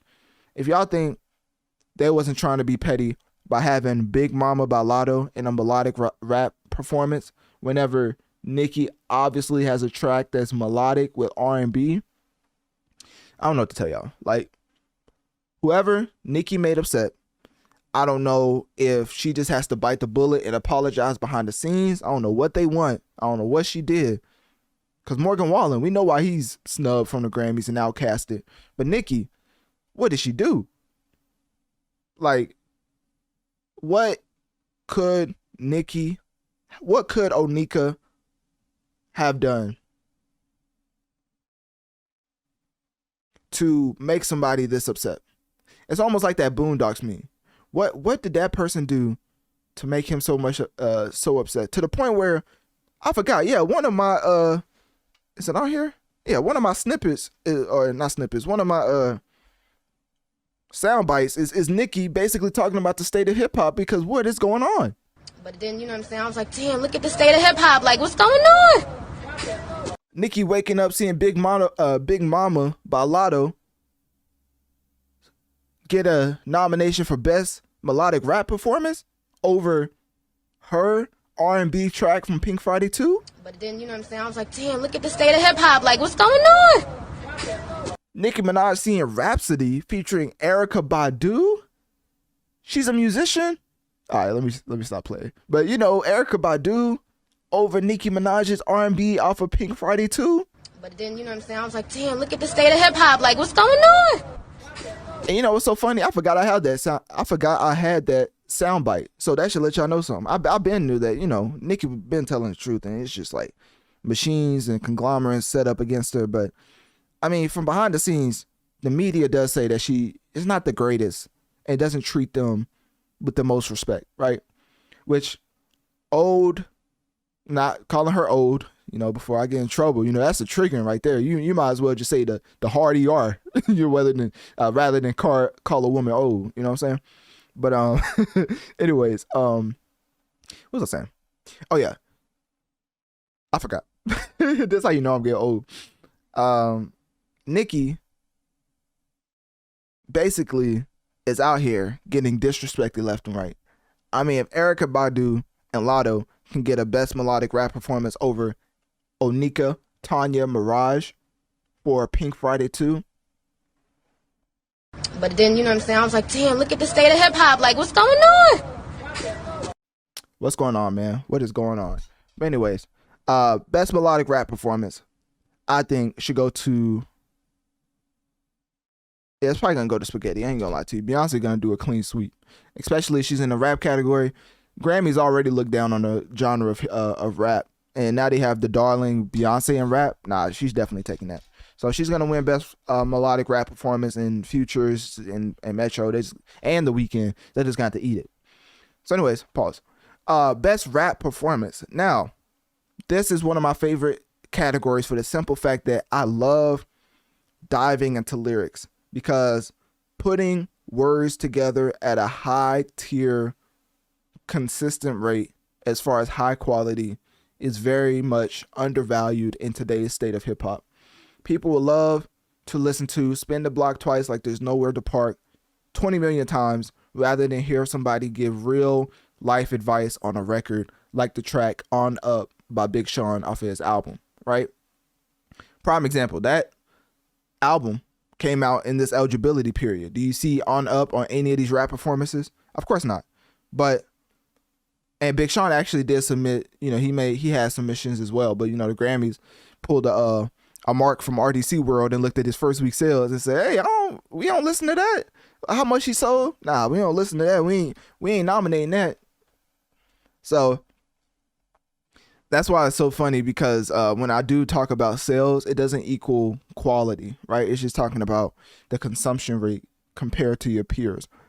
But the reason why I'm saying that is because, honestly, when it comes to best rap performance, I am diving deeper, I think, than majority of people when it comes to lyrics and the way to put lyrics together. Because a lot of people haven't written a rap, but they have all the critique in the world, right? So anyways, let's get into it. Enough by Cardi B for best rap performance. I want to say this as politely, politeful. No, that's not a word. As politely as I can. I don't know why Enough is on here. Best rap performance. Just giving Cardi B a nomination goes back to my Nicki point. I mean, I know that ain't who I think it is. I know they ain't putting Cardi B on best rap performance. Like, hold up. I know that ain't who I think it is. Yeah, I don't care what type of lyrically inclined verse you think Cardi B had. Come on, man. Best rap performance at the Grammys. Let's be serious.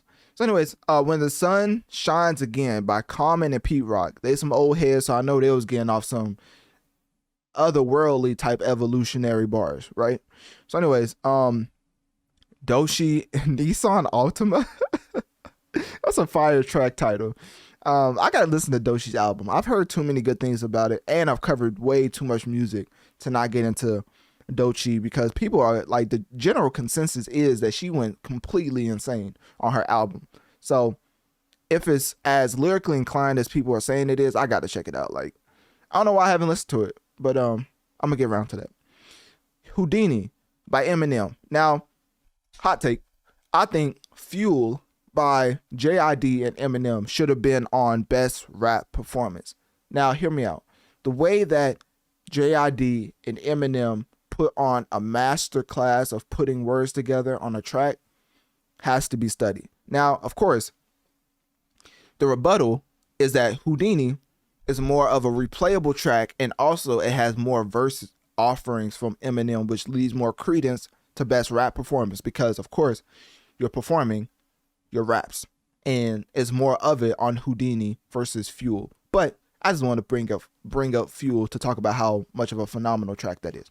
And it's one of my favorite tracks of 2024. Anyways, Like That. You already know how I feel about Like That. Kendrick's verse is phenomenal and one of the best rap tracks of all time. So I wouldn't be mad if it won best rap performance. Yeah, Glow. I'm not gonna lie, Glorilla was spitting. But what Glorilla be saying, I feel that to my core. Like, well, now, not everything. Hold on now. Hey, hold on. I take that back. Oh, no, not everything. But, some of the stuff she be saying, her braggadocious bars, I really be, I be resonating with. You know what I mean? Like, they be hating, but they stole the flow. You know what I'm saying? I like that. Like, yeah, talk that stuff, Glorilla. Anyways, you gotta be careful with these women rappers. Be like, yeah, no, I could relate to that. Be like, hold up now, what you mean by that? Anyways, all right, so yeah, and then of course, Not Like Us by Kendrick Lamar. That should easily win. That's like a bar song for being nominated for best country song. That's the same way I feel about Not Like Us, because as far as the offerings of nominations under best rap performance, none of them come close to Not Like Us. Even Eminem, I'm sorry, but the way that Kendrick I can't even talk, surgically went at the Canadian and made him seem as if he was actually a PDF is and will be studied in the history books for foreseeable future. For the foreseeable future, we're going to be looking at this track and reading the lyrics off like it's gospel, because this man changed the PG, ever-friendly, and more importantly, brand-friendly persona of Drake into a person that people now look at in a different light off of no evidence, right? Remember when Drake said on Family Matters, you better bring some paperwork or that stuff is fake tea? Didn't nobody care for that. They listening to Not Like Us saying certified lover boy, certified pedophile with no evidence to back it up. I'm like, what type of world are we living in? So anyways, Not Like Us just completely just put on a masterclass on how to put words together to completely change the energy and the dynamics and the perception of another human. And from that specific standpoint, it blows all the rest of the tracks out of the water. I mean, best rap performance is easily going to Not Like Us. I mean, they may just mess around and not even say the rest of the nominees. They may just get up there and be like, hey, what they say? They may get up there and be like, I see dead people, and just walk off. Like, honestly, they're not even going to read off the rest of the nominations. Best rap performance should easily go to Kendrick Lamar's track, Not Like Us. So anyways. But yeah, I know what I would choose for best rap performance, but that's why they ain't got me on the committee. It's all right though. But Family Matters, I still think is the best lyrical performance of 2024. I mean, people really underestimate Drake going up against Future, Metro, Kendrick, ASAP, Rick Ross. Was there anybody else? Oh, The Weeknd. Oh, can't forget about The Weeknd. Ontario beef. Y'all look up Drake's house shooting and then get back to me as far as how deep you think the beef goes between Drake and The Weeknd. I'm not making any connections, but let's just say the Ontario beef between EXO and OVO, that's scarier than whatever beef he thinks he has with LA. Let's just put it like that. All right, so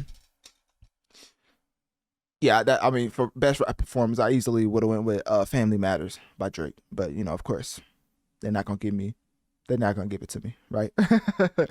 Drake's nowhere to be found because he doesn't submit his music, so that's on him. Last time Drake even won a Grammy, just like out of Jay-Z's playbook, he took a big poop on them. You know what I mean? And this is a PG podcast, you can probably fill in the blanks. But yeah, last time Drake went on the Grammys, he basically went up there and told them, y'all don't even need this award. I kid you not. So this is probably why he stopped submitting. Here to just talk to all the kids that are watching this, that are aspiring to do music, all my peers that make music from their heart, that do things pure and tell the truth. I want to let you know we play in an opinion-based sport. Not a factual-based sport. So it's not the NBA where at the end of the year you're holding a trophy because you made the right decisions or won the games. This is a business where sometimes, it's up to a bunch of people that might not understand, what a mixed race kid from Canada has to say, or a fly Spanish girl from New York, or anybody else, or a brother from Houston right there, my brother Travis. But look, the point is, you've already won if you have people who are singing your songs word for word, if you're a hero in your hometown. Look, if there's people who have regular jobs who are coming out in the rain, in the snow, spending their hard-earned money to buy tickets to come to your shows, you don't need this right here. I promise you. You already won. I want to take this. And let me tell you, that is why he's the GOAT. Actually, that doesn't do it justice. Hold on, give me a second. Those sentiments right there is ultimately what I be preaching 24/7. Awards is subjective. What you should put more credence on is the amount of people who come out to support you time and time again, week after week, month after month. And I mean, it was just eloquently put. You know what I mean? I know y'all gonna be saying, don't get pregnant, but hey, somebody got pointed out, right? Somebody got pointed out. That's what I'm talking about! That's why he's the MVP! That's why he's the GOAT! The GOAT! He's the GOAT! The GOAT! That's how I feel, man. That's why he the GOAT. You know what I'm saying? Anyways, what else was I saying? Oh yeah, so that's probably why Drake has no nominations, because Drake doesn't submit his music. They would have easily put Family Matters up here if he would have submitted it. I mean, just to lose to Kendrick, of course. It's politics at the end of the day, and Jay-Z just signed Kendrick to do the Super Bowl. I'm pretty sure he already picked his winner as far as the Grammys.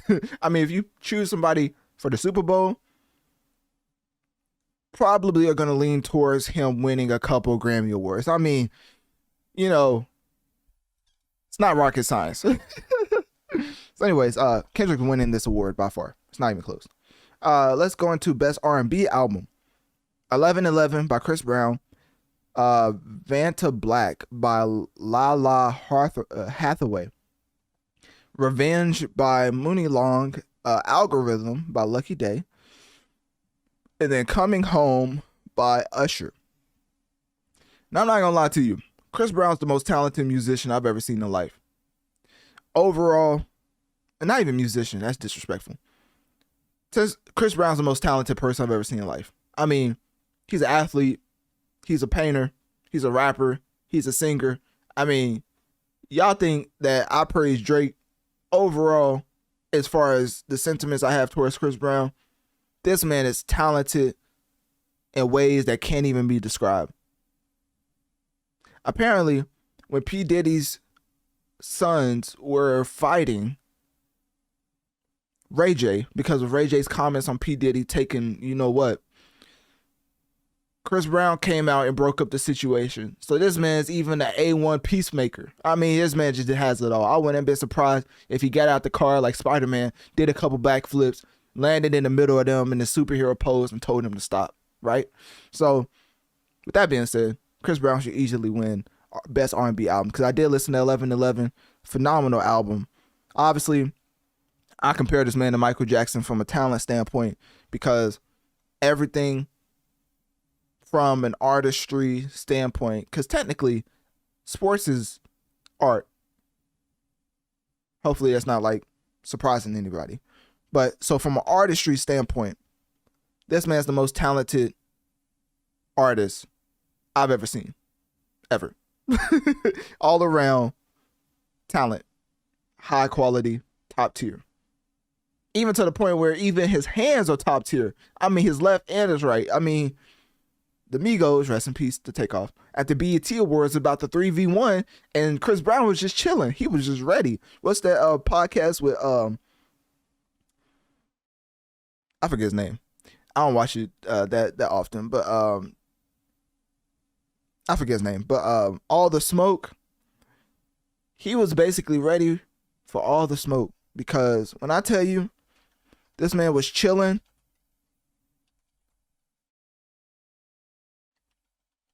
he was actually chilling when it was coming to he was like Matt Barnes and Steven Jackson, the way he was just chilling, because he was just ready for all the smoke. He wasn't even like moving around, he wasn't fidgeting. He was sitting there right in front of the Migos, letting them know like, hey, and it was known beef. They was in the same place, 3v1, could have easily got jumped, probably would have got jumped if anything popped off, and he was just chilling. So that's a different level of ignorance. I ain't gonna lie to you, because the 3v1 is insane.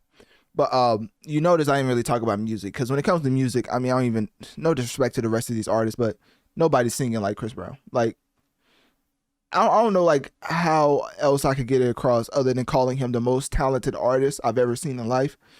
Whenever this man did like 3 consecutive back flips and ended on beat, whenever he was doing like a tribute for the BET Awards, I forget what it was. I think it was maybe a Michael Jackson tribute. This man did like 3 backflips and landed on beat and then walked off for the end of his performance. Mind you, he was dancing for like the past 10 to 20 minutes, and then he pulled that off. That's one of the many accomplishments. But y'all gonna say I'm doing tricks on it, so we're just gonna stop. 11:11 by Chris Brown should definitely win Best R&B Album, but because of his allegations, he should just be glad that he received a nomination. Like, at least he's not on the Morgan Wallen and Nicki Minaj outcast list. At least he got a nomination. But Grammys would be, you know what, to have Chris Brown win a Grammy, because if it's not off screen, I mean, only way I can see Chris Brown winning if it's off screen, because brands and sponsorships completely bring up Chris Brown and Rihanna's situation time and time again, and that is why Chris Brown has certain issues even up to this day. I mean, I think I could find it as far as Chris Brown, and it was the All-Star game. Chris Brown All-Star. And y'all know he's been at the All-Star game dropping triple doubles, right? Like I said, all around talent. Chris Brown All-Star game, and it was a whole debacle because the NBA asked Chris Brown to play in the All-Star game, only for them to back out because of the sponsors, right? Then Chris Brown let his fans know, he didn't throw no shade at the NBA. He was just like, I'm not going to be there because of differences or whatever. And now the NBA even put out a statement. They was like, nah, we didn't even invite him in the first place. Like,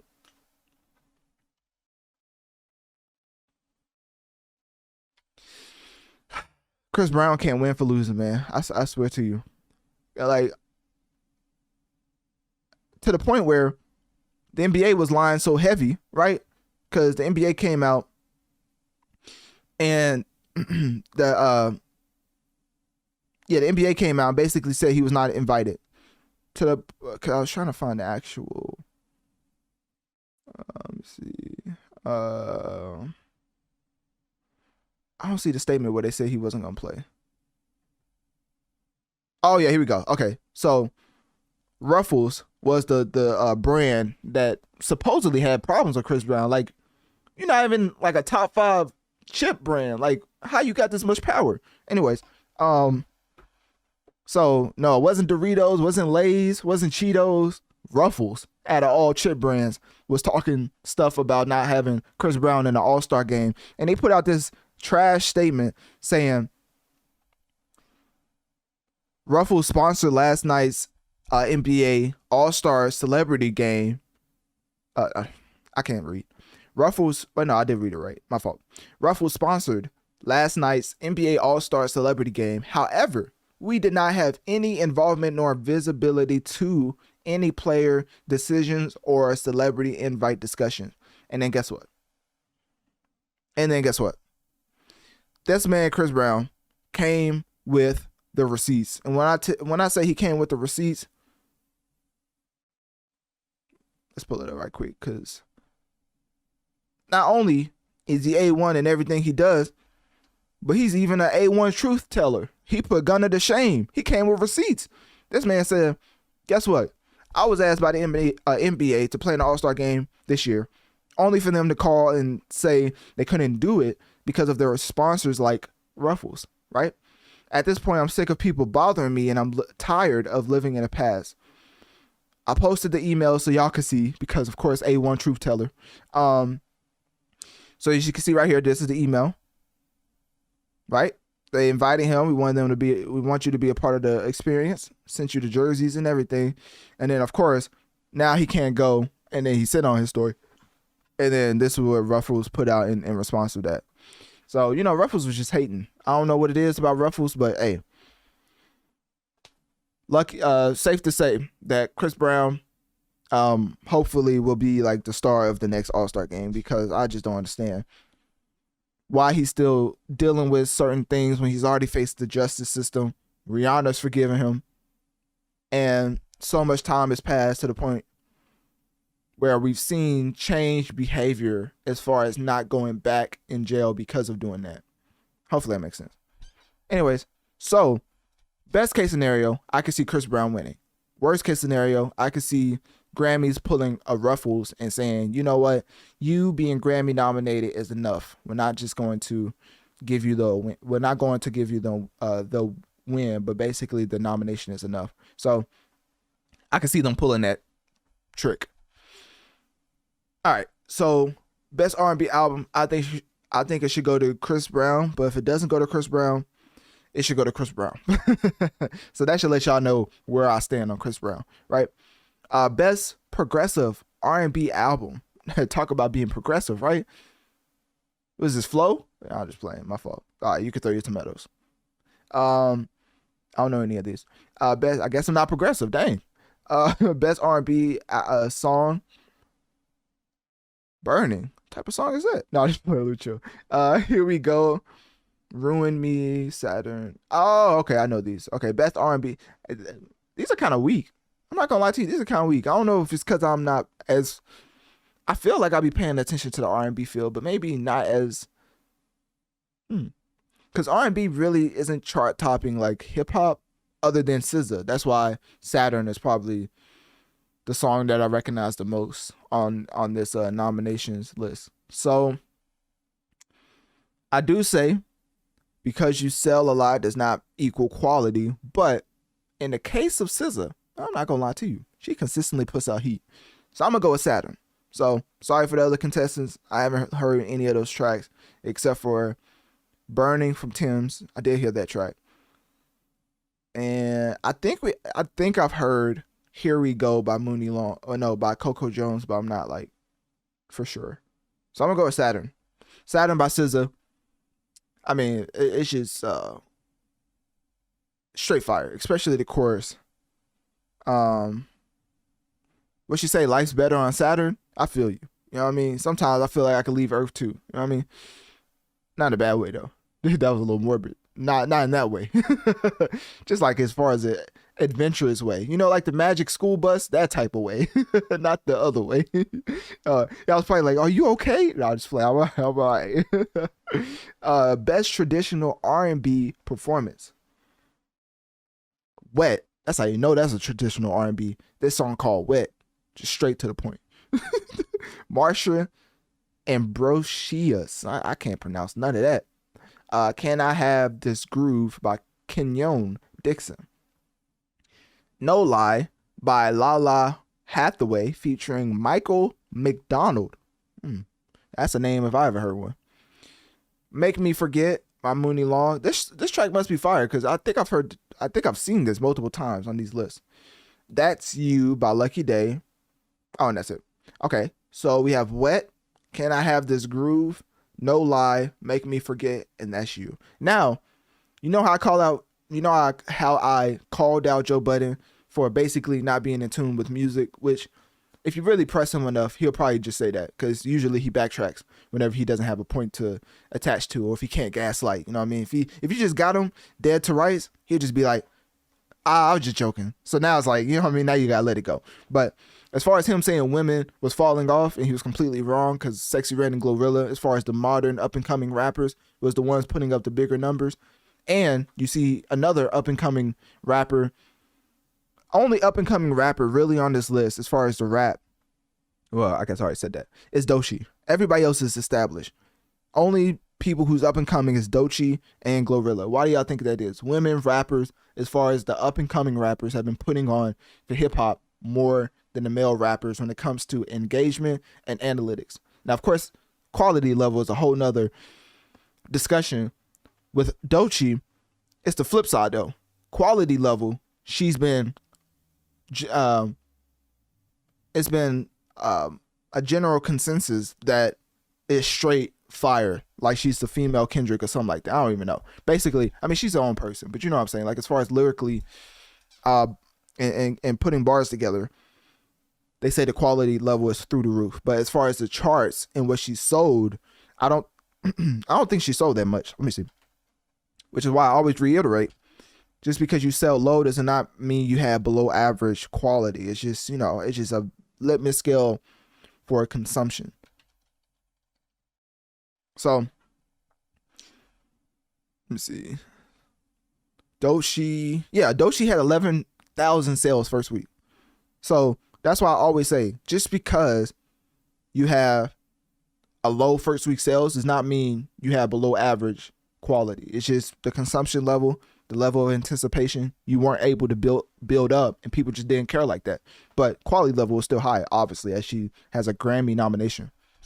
So anyways, so two things could be true as far as you streaming a lot, it ending up on these nominations like a Glorilla, and then on the flip side, quality level, but the streams may not be as high as far as a Doechii. So women rappers really been putting on as far as the up and coming players in hip hop. So when Joe Budden famously said, hold up, because I think I've said that too many times and not played the clip. I think he says over for female rappers. I don't know if this is gonna pull up. Let me see. That was him going at Cardi B, I think.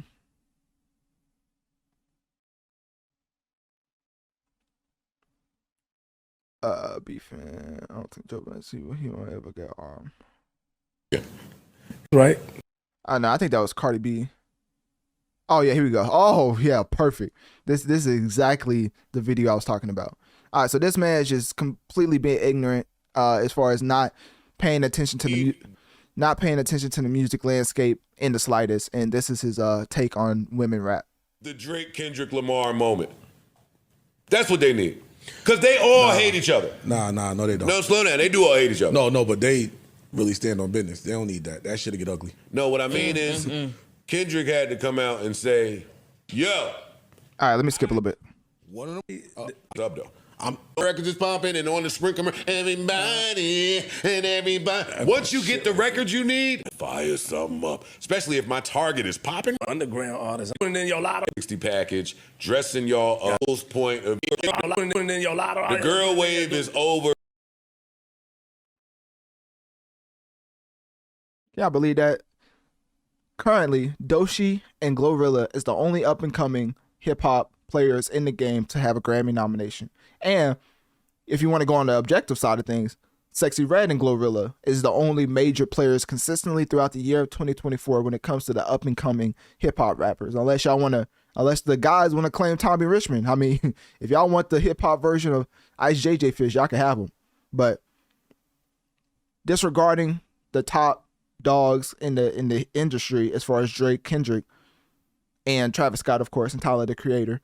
When it comes to up and coming and new artists, girl rappers are running the game and are putting on for hip hop. So this take is just beyond ignorant. You said the girls putting in your lotto. The girl wave is over from the label's point of view, meaning the label are not finding one of y'all with a little bit of audience, getting y'all the BBL or the 360 package. Let's go to y'all get the point, right? I don't really have to keep doing this. I mean, Sexy Red is literally under Larry Jackson, who's one of the most powerful one of the most powerful humans in the music industry. So as far as let me see. As far as in Sexy We Trust, I think it's under Gamma. Yeah, Rebel/Gamma under Larry. That's Larry Jackson's label. If y'all don't know Larry Jackson, hey, it's like the Lucian Grange of like not subdivision. That's a little disrespectful. Larry Jackson's very powerful. Let me just put it like that. And he invested a lot into Sexy Red. Why you think Drake is doing all these features with Sexy Red? And then you have Glorilla. She's under YG, I believe. Yeah, CMG/Interscope Records. So he's just very much talking out of his you-know-what. Dressing y'all up, putting y'all with some real gangster niggas, paying to get y'all the record, and paying for the rest of it. No, they're not doing that no more. So anyways, after that ignorant take, let's get back to the Grammy nominees. So yeah, back to the rap performance. The only up-and-coming rappers are women as far as Doechii and Glorilla. Who would have thunk?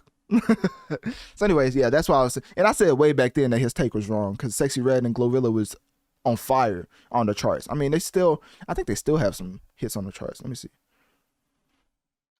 Sexy Red, oh no, she doesn't. Okay, so she's done for the year, but she still had a phenomenal run. Glorilla still has the top 10 hit with Sticky. Oh yeah, Sexy's on that track, so technically she's on that track as well. So they both are on a top 10 track in the world hit, right? Glorilla and Sexy Red, I'm tripping. I don't know what I type. That's what I'm saying. Every time I type in Sexy Red, I swear I mess it up and there's some crazy stuff. Well, it don't pop up, but it's like some crazy stuff is about to pop up to where like a little indicator is like, oh, you sure you want to search this? It's like a safe search feature. I'm like, this girl got to change her name. But anyways, Glorilla and Sexy Red basically have the 30th most played track in the world right now, right? And then TGIF, 36th most played track in the world by Glorilla. So, and then you have I Love Her, she has a track with T-Pain, okay now. The 91st most played track in the world. And then she has Hold On, which is the 96th most played track in the world. I don't have to keep letting y'all know that Joe Budden was wrong, right? But it's okay. You know, he's old, you know what I mean? Like, at some point, somebody has to point it out and just let you know that, you know, maybe, just maybe, you're not as in tune in the music field, which, you know, it's okay. You know, it's okay. But the way he just confidently says the most false things is just like beyond me. So anyways, I still watch him though, because he's entertaining. But as far as fact checking, Analytic Dreamz, I gotta do that. We gotta go by the objective stats. You know what I'm saying? Anyways, what was I talking about? Okay, so best R&B song goes to Saturn as far as SZA. Best traditional R&B performance. Oh, we already did all these. Where are we at? Best R&B performance. I think that's where we're at. Yeah, because I haven't seen this. Okay. Guidance by Janae Aiko. Residuals by Chris Brown. Goodness. Here We Go by Coco Jones. Made for Me by Mooney Long. Yeah, this track must be Made for Me. Oh, that's different than Make Me Forget. Okay, anyways. This is gonna make me go back to some R&B albums because, I'm not ashamed to admit I may not be as in tune with some of these R&B acts, so I had to listen to them. Cause I don't think R&B sells as much anymore, but as far as quality level, I wouldn't mind going back and just listening. That's another thing why I love going through these nominations. Be like, oh, let me check out that album. That's another thing that the nominations help as far as up and coming artists. Anyways, and then we have Saturn by SZA. So what I would say is my sentiments on Chris Brown have not changed. But to be fair, Janae Aiko is probably the trendsetter when it comes to OG women R&B vocalists as far as the way that she constructs her tracks. If you don't believe me, just listen to any up-and-coming R&B act and listen to them talk about, if they're a woman, listen to them talk about Janae Aiko. Like, she really, for all intents and purposes, has a lot of intuitive approaches to the way she puts songs together, to the point where she could arguably be, how Nicki be like, all these girls are my sons? That's basically what Janae Aiko could say to the up-and-coming R&B acts that are women.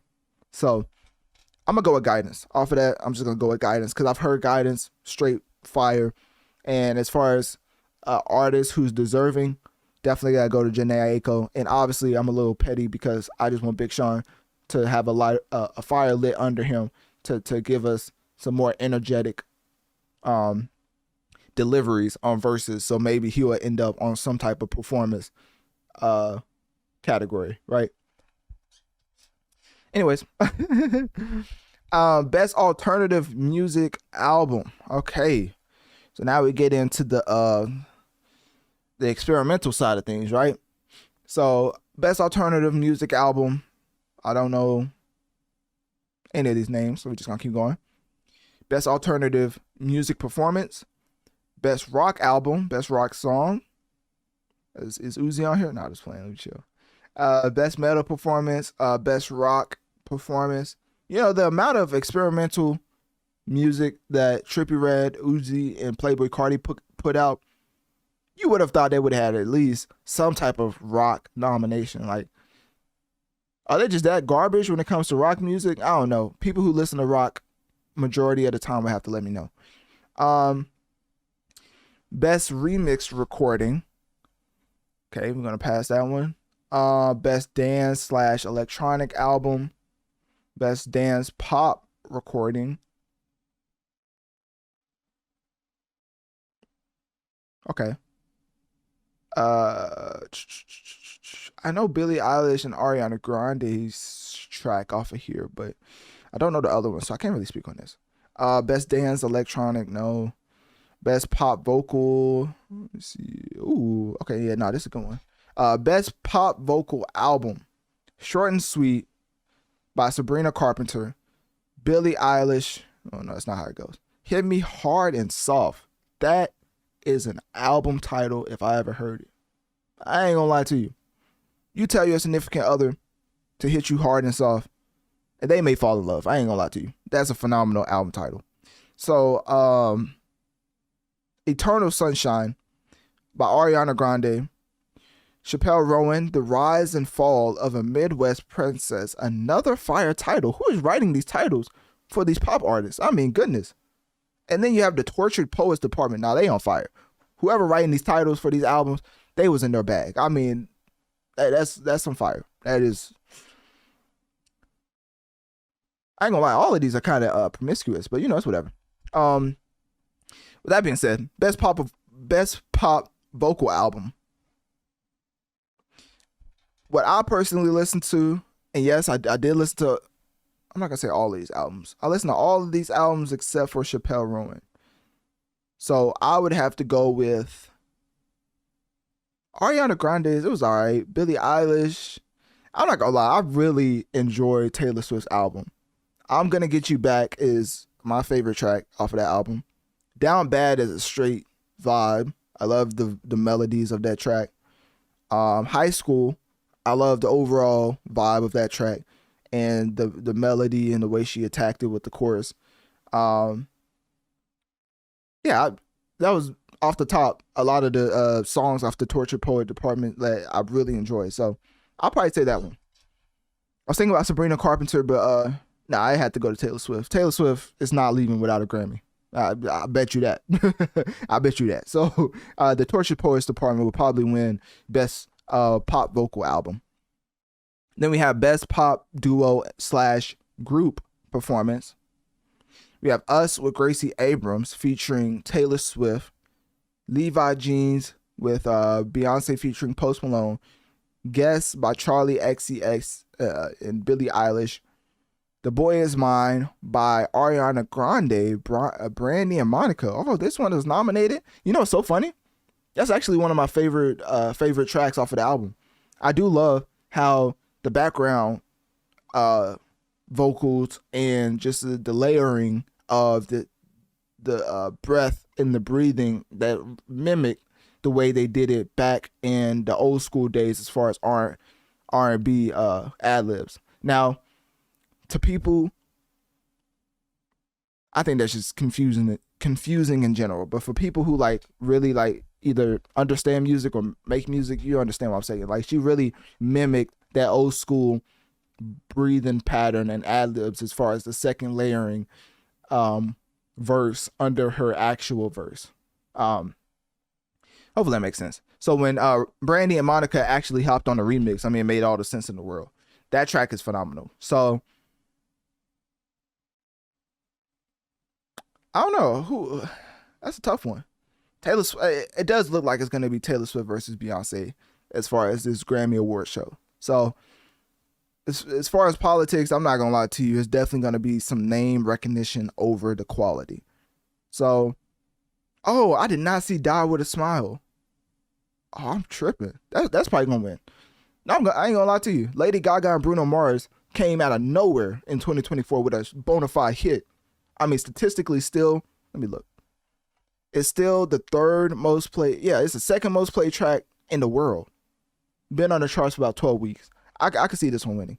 Obviously, like I keep saying, because you have high amount of streams does not mean it's high quality, but that track is phenomenal. So it's one of those to where, like, for example, a track that has tremendous numbers on the charts that I think is just horrendous is $1 Million Baby by Tommy Richmond. I don't know what it is about people loving hip hop from people outside of the culture, but then get mad and when they say they're not hip hop. But the champion of Tommy Richmond, for him to turn around and say he's not a rapper or he's not hip hop, I'm just looking at y'all who supported him, and I just want to let y'all know that I told you so. Stop supporting these people outside of the culture who are going to just turn their back as soon as you make them famous. As soon as you make them famous, they're going to turn their back on the culture and not uplift it, right? And not only that, $1 Million Baby is trash. That man sound like Ice JJ Fish in 2024. Anyways, all right. So back to what I was saying. That's why I'm saying, like, just because you stream a lot doesn't mean it's high quality. But with Die With a Smile, it's definitely top tier. And Bruno Mars and Lady Gaga definitely put out a bona fide hit with that track. So I could see Die With a Smile winning. I think if Taylor Swift and Beyonce was to lose, it would be to Bruno Mars. Bruno Mars is really like that. So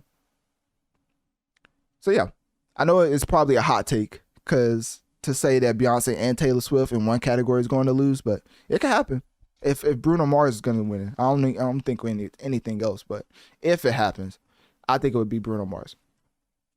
Anyways, best pop solo performance. We have Bodyguard by Beyonce, Espresso by Sabrina Carpenter, Apple by Charlie XCX, Birds of a Feather by Billie Eilish, and Good Luck Babe by Chappelle Rowan. I can see this going to Sabrina Carpenter. I do believe Sabrina's going to leave out with something, and I would say best pop solo performance. Actually,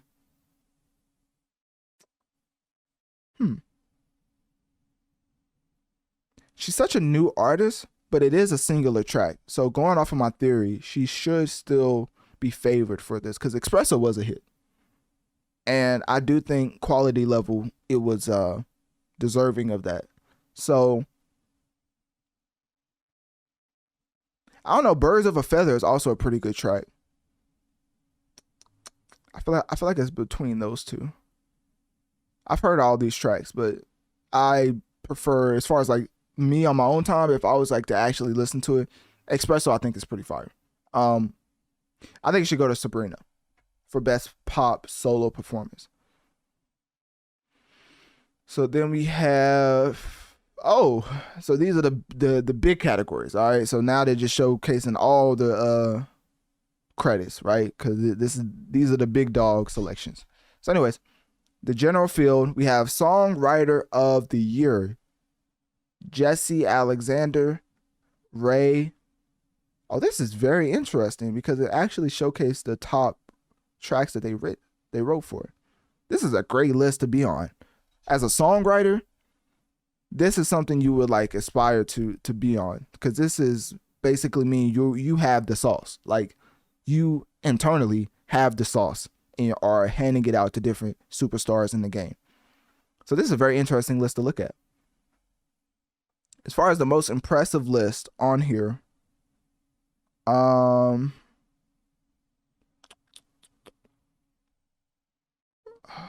this guy wrote Riverdance. Riverdance was a hit.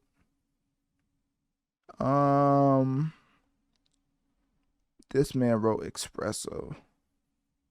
And he wrote Please, Please, Please. And he wrote Scared of My Guitar. Oh, goodness. And he wrote Taste. Oh, he just Sabrina Carpenter's writer, ain't he? I may have to go with Amy. Oh, no, this man wrote for Karol G. I thought Karol G wrote her own music. Let me see, was it just once? Okay, it was just once. But this was a hit. This right here, to have written this song, that's a Analytic Dreamz video on Spotify. This did a video along with the audio because I'm highlighting the words. But to have written this, to have wrote this song, pretty significant accomplishment. So I would probably say, yeah, that's pretty big. Lies. Keith Urban. Two Hearts. Okay, the most impressive from what I've seen, just off of pure glance, not glance, but off of initial evaluation, I would probably say Amy Allen and Ray. It's probably between those two.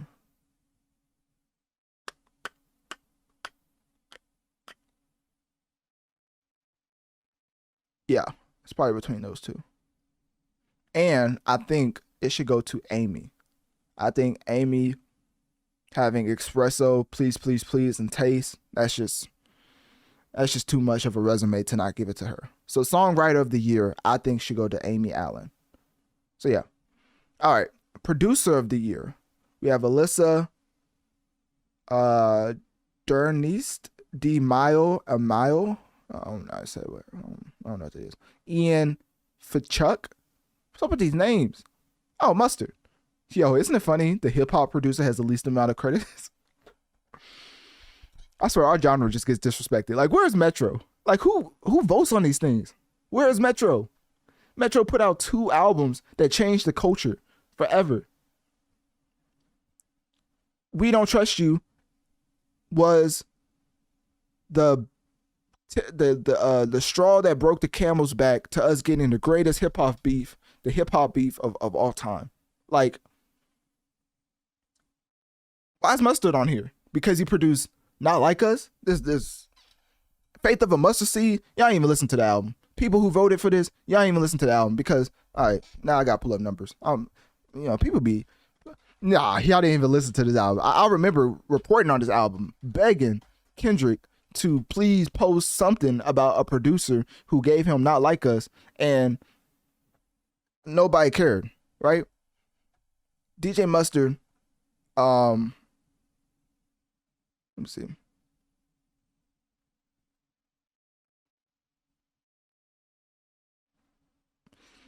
DJ Mustard had, oh wow, 18,000 first week. I don't even know if it was that.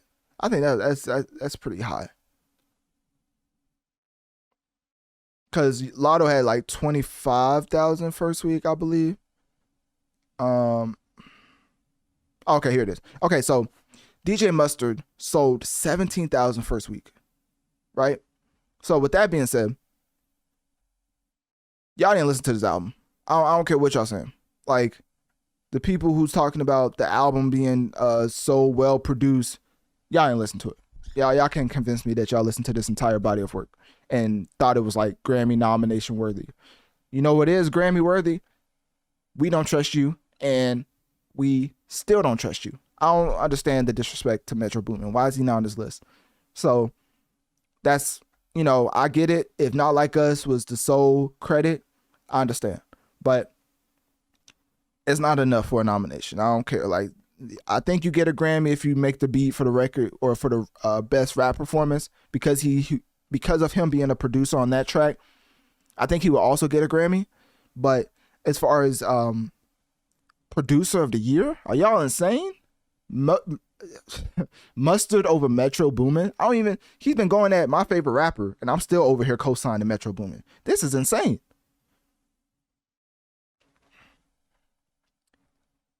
Who's voting on this? I gotta know, man. You know how I don't want to get too political, but you know how they talk about voter IDs? We need to start seeing some of y'all resumes, man, because this is insane. Like, this, why is Mustard over Metro? That's all I want to know. Not even no disrespect to Metro. Disrespect to Mustard. As, I'm not gonna lie, Mustard would probably say he had a better year than Metro, simply off of Not Like Us being probably the most successful hip-hop diss track of all time.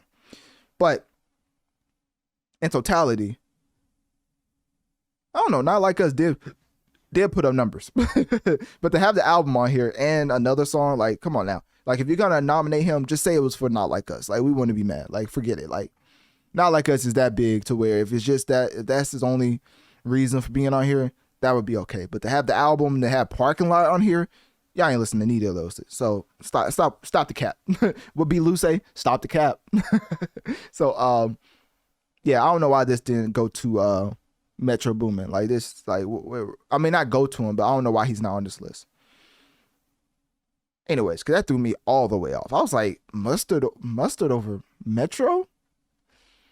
Anyways, all right, so producer of the year. Alicia, I don't know any of these.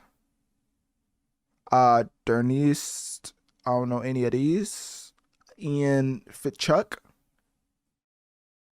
don't know any of these. Mustard, Negro. Daniel Negro. Oh, man, I'm a child. Imagine a dude named Negro writing for Olivia Rodrigo. I think he has to win simply off that. I mean, he just beat racism to its highest degree. Like, as far as having a name like that and still being allowed to write for you know what I'm saying? Because you already know that it's probably like, you gonna let who write for you? Actually, it's probably up their alley. Anyways, let me get off that topic. All jokes aside, Daniel writing for Olivia Rodrigo is a pretty big deal, I think. And also he wrote the Hunger Games, one of the soundtracks from that, and he wrote I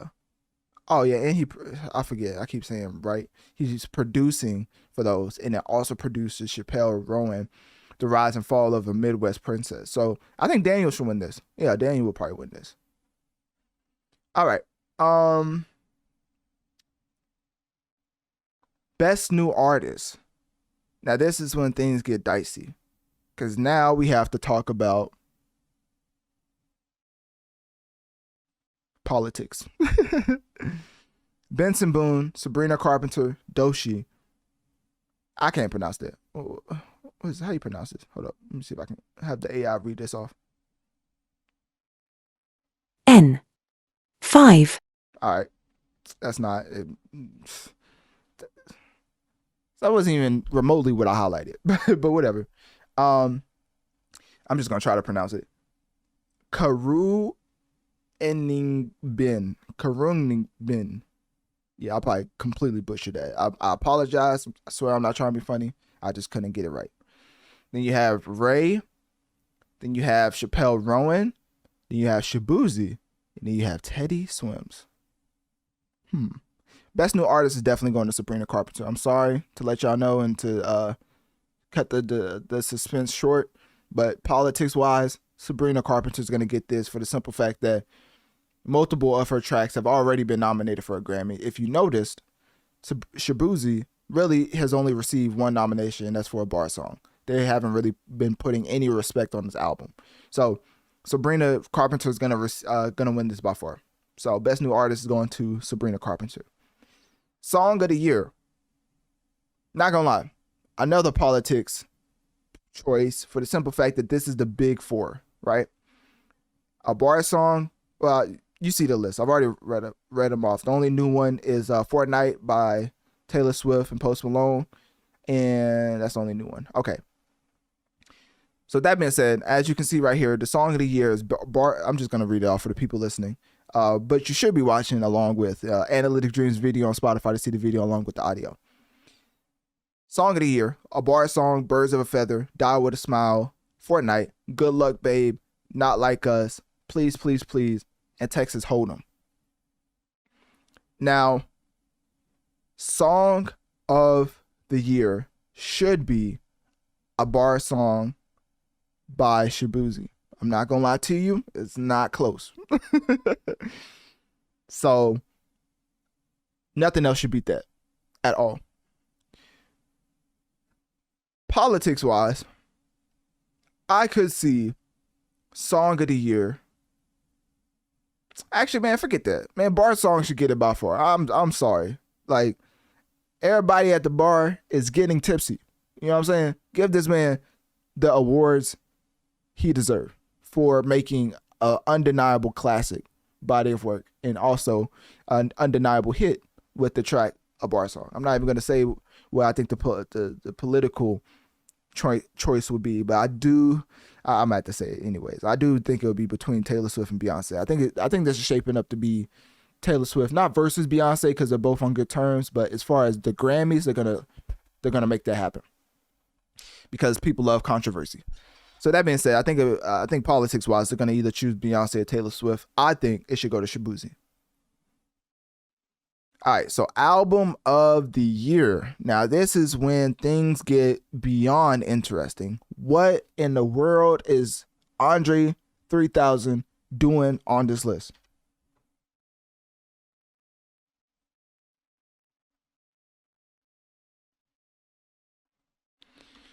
Am I on Earth too? Did I not experience the same year that these voters experienced? Where in the world were people saying Andre 3000's flew out? Hold up, y'all don't even, cause y'all gonna think he was rapping. Y'all gonna think I'm disrespecting this man's rapping ability. Let me just look this up right quick, cause I don't think y'all understand how egregious this is. New Blue Sun, an album by Andre 3000, right? This album is solely flute. Once again, this album is solely flute. There's no rapping. There's no ASMR spoken word. This album is entirely flute. Woodwinds, particularly various types of flutes. There's no way on God's green earth that an album entirely of flutes is a nominee for album of the year.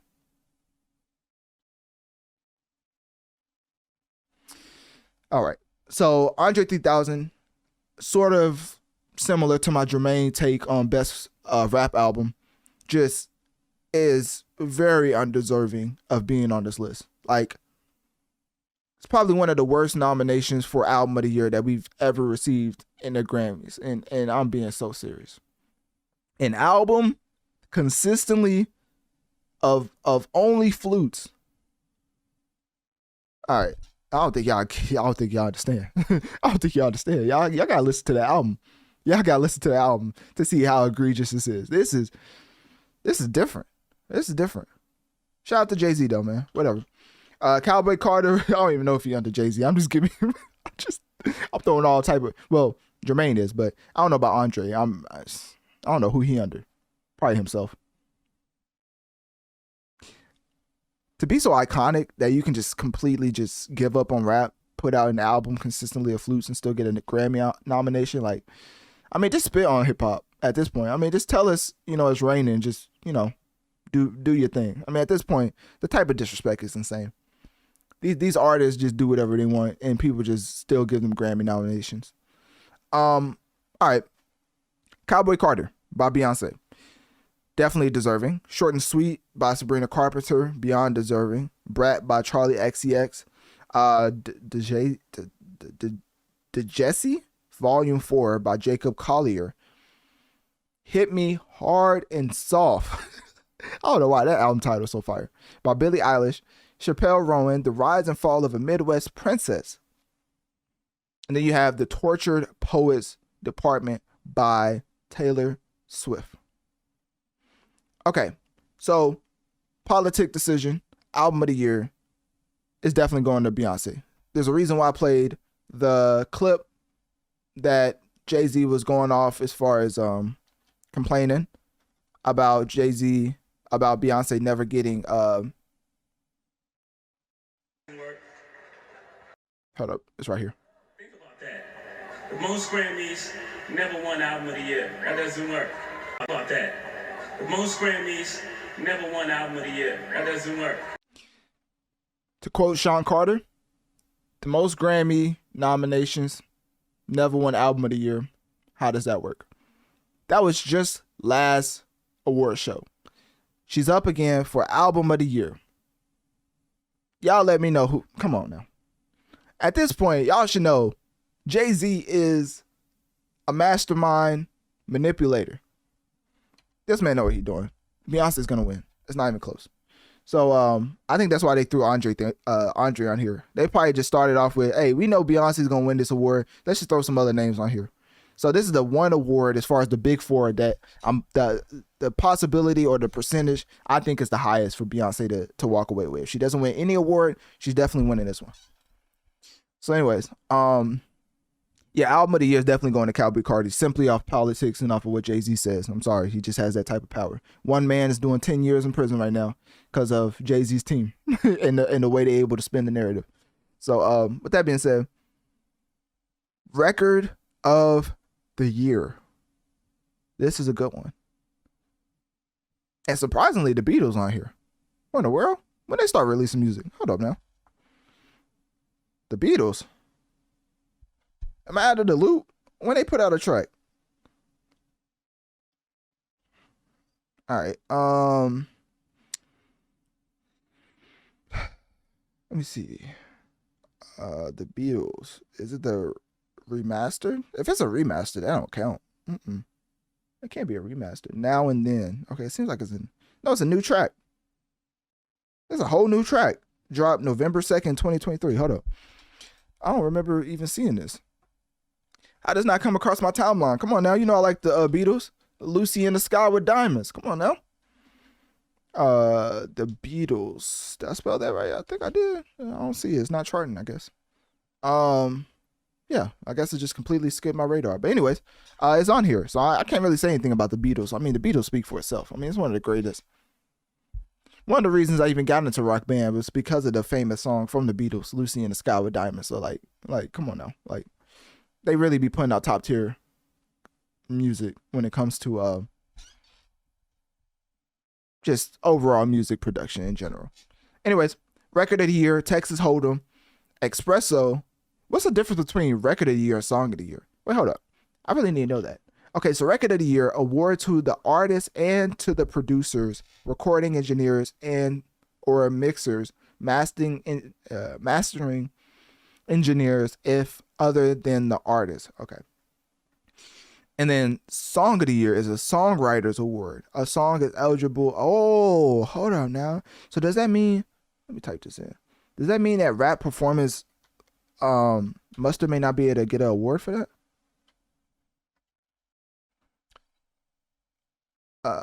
It doesn't say. It doesn't say. Okay, so that's how you know it's a Big Four award. These don't have any type of stipulations who all gets the award. But you get up here to the Big Four, like I kept saying, and it gives all type of stipulations. Award to the artists, producers, recording engineers, mixers, mastering engineers, and then you come down to the song. It's like songwriters eligible for the artists' names that appear in parentheses. So I think it's for the writers and the artists. Oh well, it literally says the songwriters. So yeah, that's the difference. For those who wanted to know the difference between record of the year versus song of the year, pretty sure the producer would rather have record of the year, and the songwriter would probably rather have song of the year. So anyways, Now and Then by the Beatles.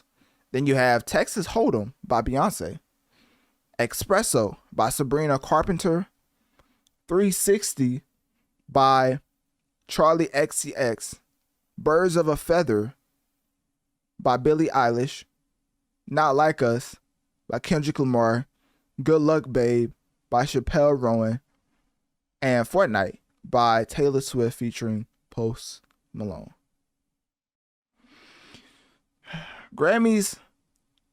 The Grammys, the 67th Grammy Award show that's set to take place February 2nd, 2025, has the chance to do something that's beyond hysterical. If they don't, rap performance, you have to give it to Not Like Us. But if they end up giving White Tank Top Record of the Year for Not Like Us, that would be the most degrading thing that they do as far as the hip hop field. Because now people are going to look at hip hop as only being the highest quality when we're tearing down another hip hop musician. I know y'all gonna be saying, "Oh, you on your soapbox? You preaching to the choir or something like that." I don't think it's preaching to the choir, but you're gonna say you preaching. I ain't trying to hear that, right? Y'all didn't come here for a sermon. That's probably what y'all saying. But let me tell y'all something. Irrevocable damage will happen if Not Like Us wins Record of the Year, because now the Grammys has set a bar that the only way a hip hop musician could ever, hold up, how many rap songs have ever won Record of the Year? Let's really get into it, because I think let's just do nominations as far as how many hip hop records have been nominated or won Record of the Year. Because it can't be a lot. There's just no way. Okay, so MC Hammer in 1991 with You Can't Touch This. Eminem with Lose Yourself in 2004. Outkast with Hey Ya in 2004. Kanye West, oh my goodness, he had multiple. Gold Digger 2006. Stronger in 2008. All of the Lights in 2012. This is why we call Kanye overall in totality, engineer and rapping considered, the GOAT of hip hop. Anyways, Jay-Z for 99 Problems and back in 2004. Hey, they've had some, this is a pretty good list. It's a pretty good list, but still forget them for what they did to DMX. If you know, you know. Empire State of Mind back in 2010. And then Childish Gambino for This Is America back in 2019, which actually won the category. Okay. So the only win ever was This Is America by Childish Gambino. Okay. Oh, so I'll take that back. I mean, that balances it out. Wait, hold up. You telling me a song that started off as a Drake diss track, and y'all gonna think I'm caping? Hold on, let me pull this up, cause there's no way. I just put 2 and 2 together. I was like, hold on now. Wait 1 second. Wait 1 second.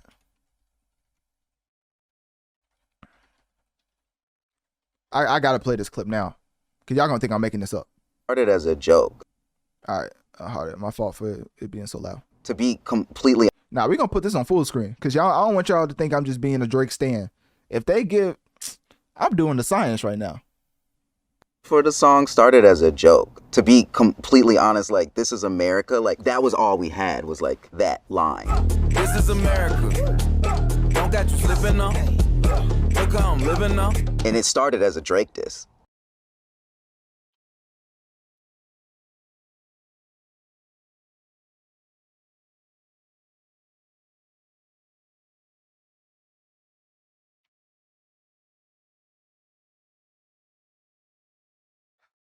So forget that bar. Let's talk about how the Grammys are about to set a precedent that the only way you can win Record of the Year as a hip hop musician, as a hip hop record, is if you diss Drake. Ladies and gentlemen, I'm done with the Grammys. I ain't gonna lie to you.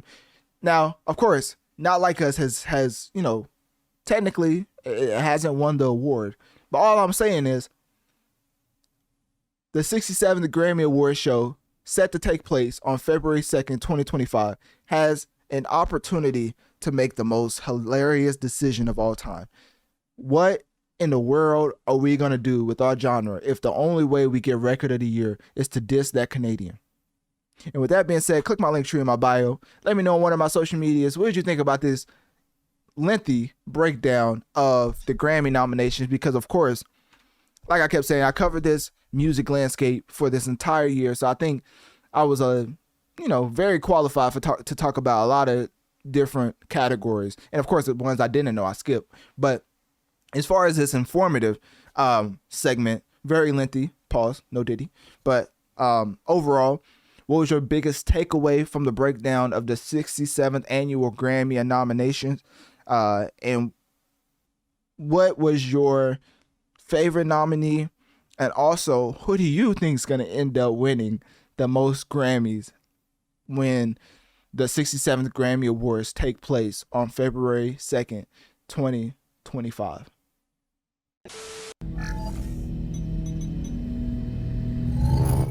Moving on from the Grammy nominations, of course, for 2025, this particular artist and album that we're about to get into technically could have been nominated for Best Album and, of course, Best Rap Album. But if you don't know, Chromakopia by Tyler, the Creator, obviously was outside of the eligibility period, as for the Grammy 2025 award show, the eligibility period was from September 16th, 2023 through August 30th, 2024. Now, of course, this album was released, as far as Chromakopia, October 28th, 2024. So, of course, when it comes to the quality level, it's very deserving, very much deserving of a Grammy as far as a nomination. Now, as far as if it will win, I'm not going to lie to you, it's going to be a pretty interesting battle between Tyler, the Creator, and whenever Kendrick drops his album. People forget Kendrick was supposed to drop his album in 2024, and then Not Like Us happened.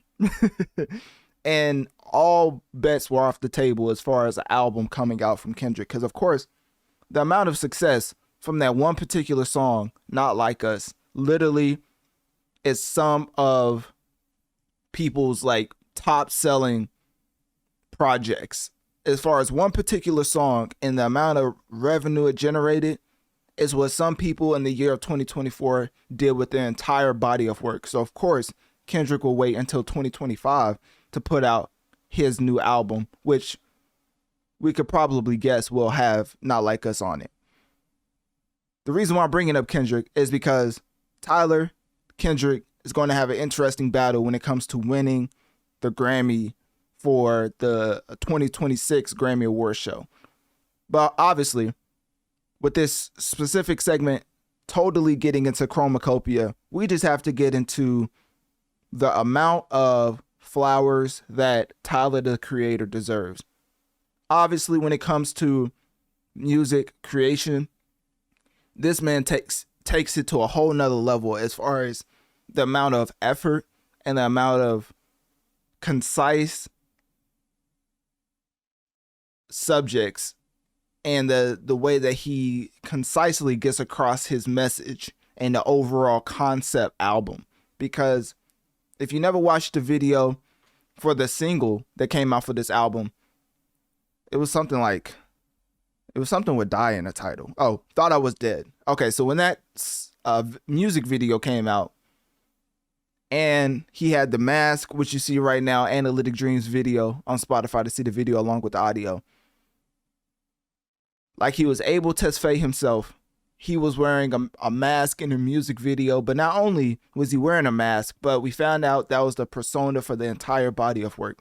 Now, of course, we're going to need Tyler, the Creator, to completely break down why in the world does he have this on as far as the promotion for this album. But hey, guess what? It worked. I mean, as far as having a successful album, it's probably up there as far as one of the more successful rap albums of 2024. Because when it comes to first week sales, because I had the actual sales up, but I do want to have the first week sales correct as far as the accurate number, because it gives me a prediction. Okay, so Chromakopia sold 297,000 first week. That is insane. As far as 2024 and the first week sales is considered, I believe that I think Eminem had the highest, if I'm not mistaken. Okay, no. he used to have the highest. Tyler, the Creator, now has the highest with 97,000 first week. And right under that, of course, is Eminem, the one and only great white hope of hip hop, selling 281,000 first week. So now Eminem's number 2. But as far as the top 10, we have Chromakopia, which this is probably, I don't see any album overtaking this in first week sales, which obviously doesn't equal to quality. It just means the amount of consumption on the litmus scale when you compare these superstars against one another. But of course, we're going to get to quality in a second, which was also top tier.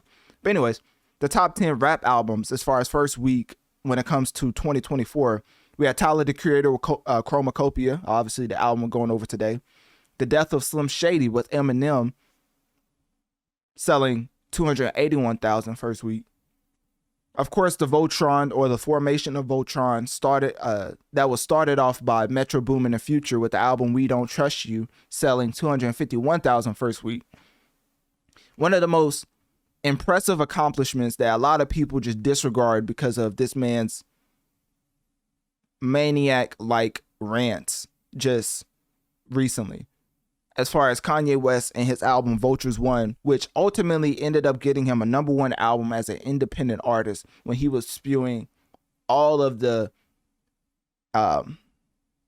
anti-Semitic rhetoric, all of the racist rhetoric. I mean, Kanye West was saying everything and then some when you talk about getting canceled. He was saying all the canceled phrases that you could possibly imagine. And this man went number 1 as an independent act. People forget when the Super Bowl happened and Kanye West came out with a fake ad for the Super Bowl, mind you. Nobody could ever, to this day, we still haven't found an actual airing of that ad during the Super Bowl, during the televised slot for the Super Bowl, right? Basically, what I think happened is Kanye West put out the video himself and made it seem like it was a Super Bowl ad, and everybody fell for it. Because to this day, I still don't see any actual proof of an ad happening and then the Kanye West ad coming after it. As far as, the ads that they have after in the middle of the Super Bowl, y'all know the Super Bowl ads. I still haven't seen an actual video from one ad to Kanye's. It's always just been the Kanye ad, because I'm like, when did this I forget what it's called. I think it was the Yeezus.com or whatever. When did that actually air? Because people still don't know when it aired during the Super Bowl. I think Kanye's team just put it out themselves and they act like it was a Super Bowl ad. But anyways, he ended up having the number 1 album as an independent artist, which is beyond impressive. Then, of course, to round off the top 5, we had the one and only Spin the Block Twice Like There's Nowhere to Park as far as 21 Savage and his album American Dream, selling 133,000 first week. Then you have Mixtape Pluto with Future, selling 129,000 first week. The continuation of the formation of Voltron with "We Still Don't Trust You." I mean, how many times can you tell that Canadian we don't like you, right? They sold 127,000 first week, and then Might Delete Later, unfortunately, sold 115,000 first week. One of One by Gunna, the biggest gangster in Atlanta, am I right?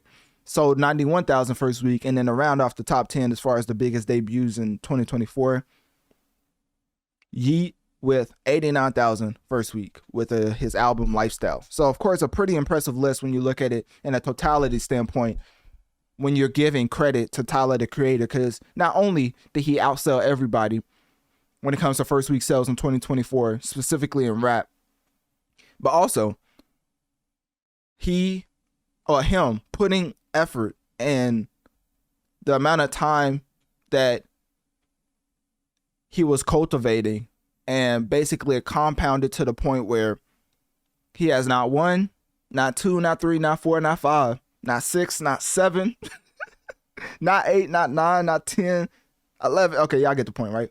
He has 14 tracks in the top 100. That is actually insane.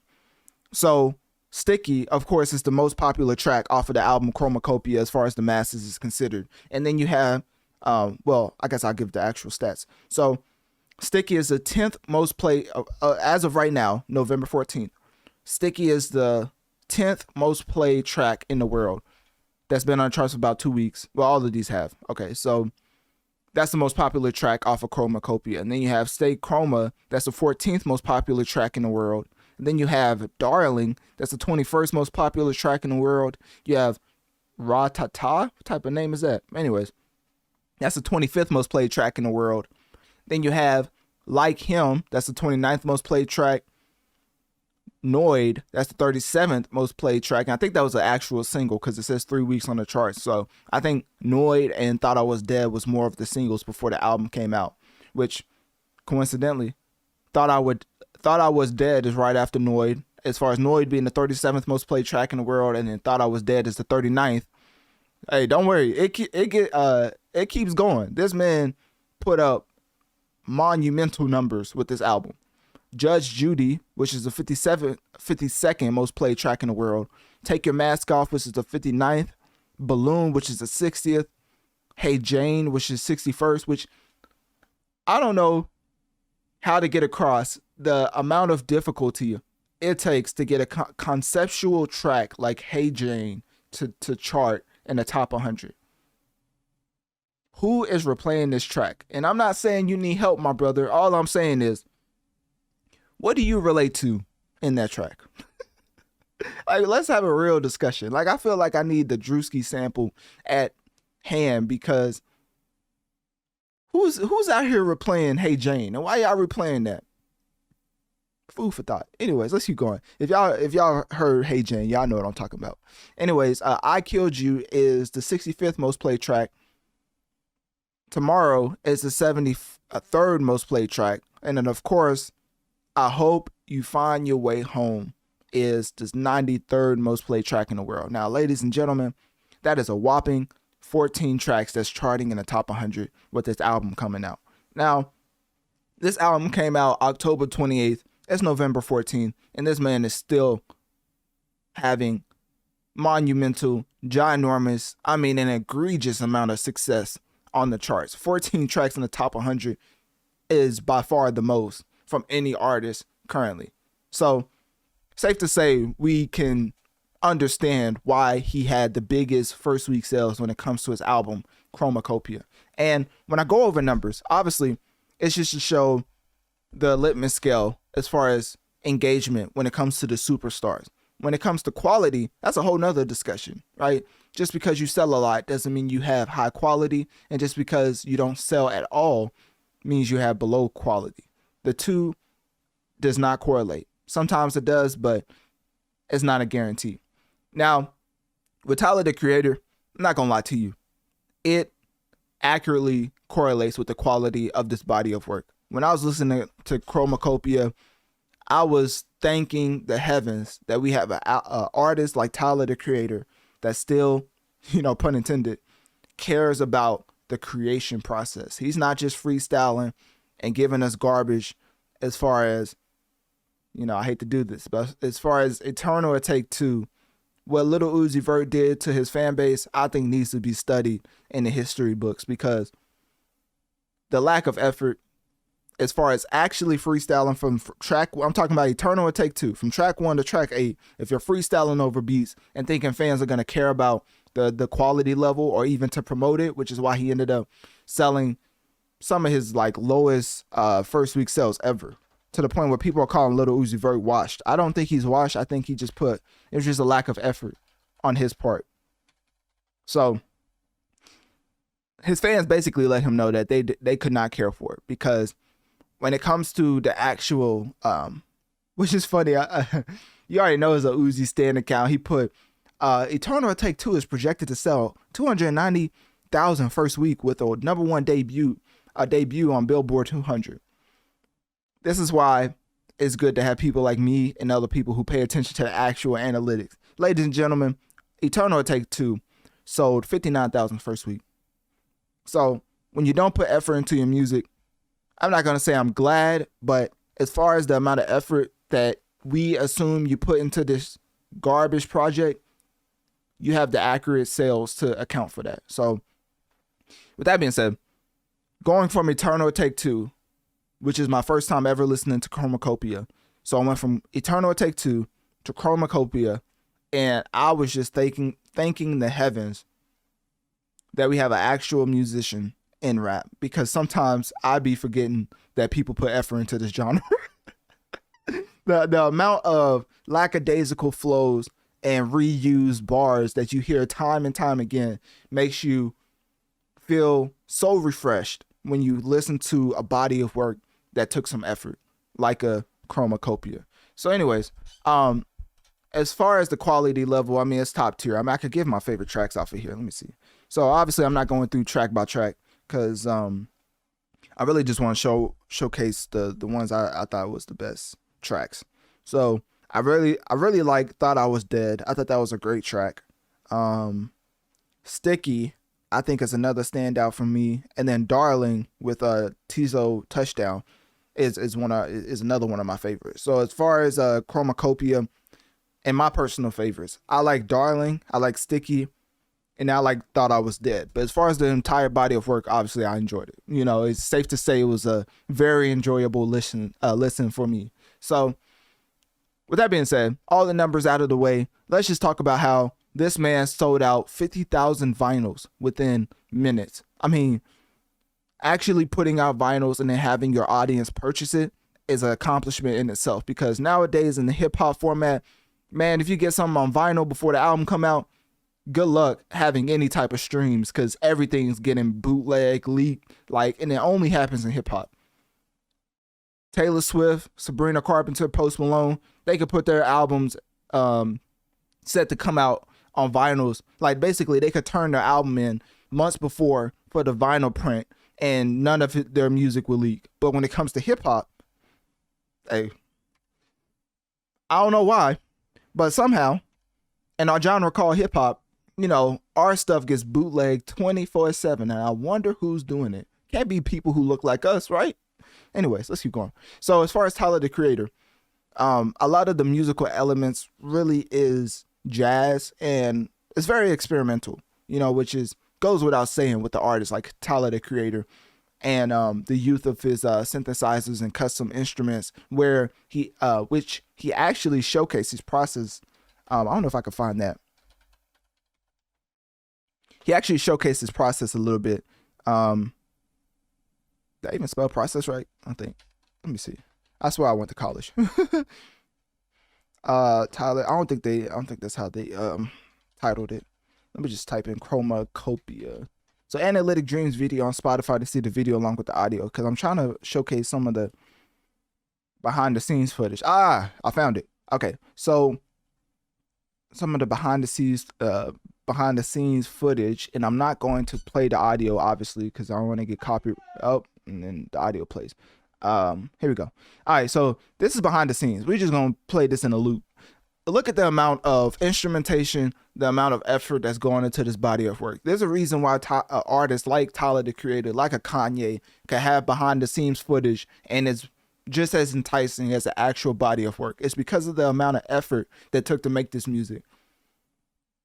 I would bet money that if Lil Uzi Vert showed his behind the scenes footage of making Eternal a Take Two, it's just going to be him punching in, punching out random lines that comes to his head, right? Which, there's nothing wrong with that for like 1 or 2 tracks, but like, my brother, track 1 to track 8, I'm telling you, it was just a freestyle. It was just a fest of freestyles, and it wasn't good. So anyways, and there's Sexy Red rapping, and yeah, I'm just gonna leave this up here. So yeah, y'all can see the behind the scenes. But anyways, back to what I was saying. So Tyler the Creator is going on tour, and Camp Flogna is, that's actually happening in like 2 days. Well, I guess, the time I'm recording this, the time I released this, it may have actually happened. But I'm recording this on November 14th. Apparently, Camp Flogna happens November 16th through the 17th at Dodger Stadium, Los Angeles. So if this comes out before, which it may actually come out before, let me see. So this should come out Saturday. This should come out Saturday, hopefully. But anyways, hey, if you miss it, you miss it. I think this is for Tyler the Creator's core fan base as far as Camp Flogna, because obviously with prices like $480 for the general admission, it's safe to say it's a pretty coveted commodity as far as a ticket, or the price wouldn't be that high. So you have Tyler the Creator performing, Playboi Carti, Andre 3000, Erykah Badu, Denzel Curry, K Tronada, and then of course a tribute to MF Doom will be happening during Camp Flogna. And then also the Chromakopia World Tour begins in February 2025 with 60 dates available on Vivid Seats, SeatGeek, and StubHub. So anyways, I'm gonna take off this behind the scenes footage. I know y'all was enjoying that, but let me actually go to so this is the actual flyer for the world tour. So as you can see, well, I don't even know if you can see that. Actually, let me see if I can. I'll find another image so I can blow it up for y'all. So as the actual the dates, yeah, it's right here. All right, cool. Now let's take that off. And then let me zoom in. So as you can see, these are the 60 dates I was talking about. And right here, you see he's gonna be a busy man. He's gonna be a very busy man for this entire tour. Lil Yachty is I guess, I don't know if he's the opener, co-headliner, because his name is on here. So do with that what you will. I don't know if y'all like to go watch Yachty perform, but I don't know. He did have that iconic meme of him coming out to a festival, which, you know, it was pretty fire. But anyways, yeah, so these are all the dates. If you live, that's a little bit too much of zoom. If you live in any of these places, these are the dates that he's going on tour. And let me see if I can actually. All right, there you go. So you can see the entire thing. So as far as Tyler the Creator and the amount of effort he put into his project, safe to assume that if you go to watch Tyler the Creator perform during his Chromakopia World Tour that starts February 2025, most likely you're going to be entertained. So with that being said, click my link tree in my bio and let me know on one of my social medias. What do you think about Tyler the Creator in general as far as what he means to hip hop? And then also, what is your favorite Tyler the Creator song off of Chromakopia?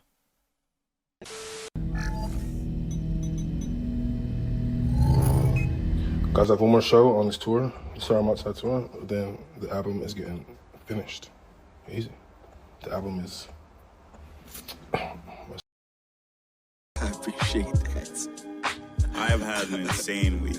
I could only imagine. So I can only imagine. You guys know what's coming for you. Mm-hmm. Party and Drake have a classic. Jeez. And I cannot wait. And we trying to put the finishing touches on it. So yeah, it's a jam-packed month for me, filled with the thing that I love to do the most. Yep. And guess what? Besides being a great dad, the world's great. All right, so of course that was PartyNextDoor, and then somebody who seemingly is pretty prominent in the music creation of this album, talking about the new collaborative the new collaborative album with Drake, if I can get it out. Because of course, how many Drake topics do I really have in stock? 1, 2, 3. No, just like, okay, so honestly, with Drake not releasing any new music in recent weeks, right? We have to talk about something because of course he's the GOAT of hip hop. So with that being said, PartyNextDoor announced on Instagram Live that the collaborative album with Drake is nearing completion and will be finalized after his last tour show on November 6, 2024. Now, ladies and gentlemen, it is November 8th, 2024. So that means, technically, this album should be close to be finalized and closer to our DSPs, which is why I'm excited. Why am I excited? Because I do believe Drake is inherently pulling a Kanye West. Because if you realize that Kanye West, as an independent artist, went #1 with his album featuring Ty Dolla $ign, who a lot of people compare to PartyNextDoor. So with Kanye West and Ty Dolla $ign's collaborative album, Vultures 1, not 2, not to get it confused with 2. People forget because of the Drake and Kendrick beef. But honestly, if the Kendrick and Drake beef didn't happen, Kanye was about to run 2024. This man had the #1 album as an independent act. Do y'all know how insane that is? Like, I know it's Kanye, but we just got like 4% of the music market share in the world is by independent artists. 4% out of 100. Not to get it confused, 10, 8, no, 4% out of 100 is taken up by independent acts, and none of them are in the top 100. So when Kanye puts out an album, because of course he was canceled for saying the worst things you could possibly imagine over and over again. After he did that and still put out Vultures 1, and then he went #1 as an independent act, it was just showcasing that his impact on society is different. Kanye West, obviously, is probably the GOAT of hip hop when it comes to totality of beat making and rapping. Because, of course, in these latter years, his performance and his execution of bars have been very subpar. But back in the Graduation days, My Beautiful Dark Twisted Fantasy, of course, even though it's controversial, Yeezus, Donda, more recent example that I think should be high in his discography. He just showcases time and time again that he's the best beat maker ever. He's the best hip hop producer ever. So with that being stated, and then his ability to put together verses that has and captivated the masses to the point where we now hold him in high regard as the greatest of all time because of the intangibles. Drake is not the engineer that Kanye West is. And obviously, Kanye is not the rapper that Drake is. But in totality, like if it's the LeBron effect, one is more all-rounded. One has more excellence all around compared to Drake. That's more of the rapper variety, the pop variety, the reggaeton. You know, you never know what accent he's gonna choose for the morning, right? So that's why I say that. So as far as the production wise, that's why we have Kanye as the GOAT, because who have we seen do both successfully? I mean, you could say Dr. Dre, but people are gonna really say that Dr. Dre has an album like Graduation, My Beautiful Dark Twisted Fantasy? Like, no, of course not, right? Then you get into the rapper lane, and obviously he's not the greatest rapper, but he's up there to the point where in totality, he is probably the greatest of all time when it comes to hip hop. And that's probably the highest compliment you can give somebody, right? So anyways, back to Drake. So this man has an album coming out with PartyNextDoor, and I immediately thought it was a rendition of what Kanye West did with Ty Dolla $ign. So I would assume that this album will have the same, it's not going to like sound the same or anything like that. But as far as the premise, I could see it having the same type of rollout as far as two artists coming together, having certain parties, because Drake already is half you know whatting his performances, right? I mean, it's basically karaoke. It's glorified karaoke, and all the money in the world just makes the lights and stuff go crazy. But as far as what he's doing, I mean, he's not out there with any choreography, dancing. He's not Chris Brown when he's performing. It's karaoke, glorified karaoke. And I'm saying this about my favorite artist, right? So obviously, y'all know I'm not like hating. It's just an obvious observation. So with this album coming out, I do believe that it's going to be around 15 tracks to 16 tracks, because that's what they've been talking about as far as it being a full-length project. And then what the engineer, or I don't know, whoever this is who was working on the album, and I mean, this man could have been lying, but it seems like this man's pretty impactful in the music making of Drake. And if I clicked the wrong thing. If you want to know where this was from, it's the I don't know if that's what it is. I think it's the Fry Y show. I don't know what this is from. Anyways, it seems like this man is pretty impactful on the album as far as having his hand in it. So when he says a month, and I cannot wait. And we trying to put the finishing touches on it. So, yeah, it's a jam-packed. So when he follows that up with, we're putting the finishing touches on it, and then he follows it up with, it's going to be it's been a jam-packed month. I think this album could come out towards the end of this year. The reason why I say that is because 2025, I do believe Drake's going to take some time to put out his solo body of work. I say Drake's going to take some time, and then this man put out 200 gigs, right? So I don't know what Drake's going to do. I just think that Drake and PartyNextDoor is going to put out this album before the year ends. And hey, we only got 2 more months left. What, he's going to put out this album in December? Who do you think he is, Mariah Carey? So anyways, I think this album's coming out soon. And when I say soon, probably in the next 2 to 3 weeks. So that's just my assumption. That's just my guesstimation. I'm not saying this is a fact. I do believe that with Drake building up the anticipation for this album, he put out the music video for No Face. I think that was inherently promoting Drake in general to ultimately put out a tweet talking about, now that the tour is over, as you see, I've had this image up for the whole time, but he put this up November 7th, which is N7 Day. Shout out to N7. You know what I'm saying? What was I saying? Yeah, Drake put this out November 7th, saying that $, that time. Because PartyNextDoor was talking about the end of his album. So when Drake says it's that time, he probably means it's that time. I mean, the amount of output he's been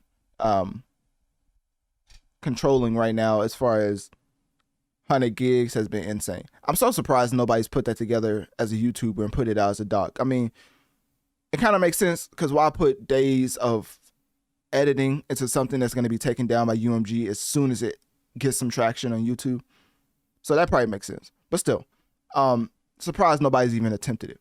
With that being said, Drake and PartyNextDoor, their collaborative album, I do believe it would be phenomenal.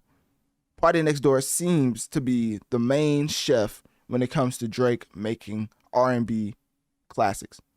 The reason why I say that is because Drake has given PartyNextDoor many compliments as far as him helping him out R&B wise, to the point where Drake will have an R&B track where PartyNextDoor is not even featured on, but he'll be in the background singing the vocals. Now, of course, when it comes to ghostwriting accusations, we can only assume that PartyNextDoor is out here making these type of reference tracks that Drake can inherently perform over as far as R&B wise. So with him making a collaborative album with PartyNextDoor is probably the ultimate thank you to PartyNextDoor, right?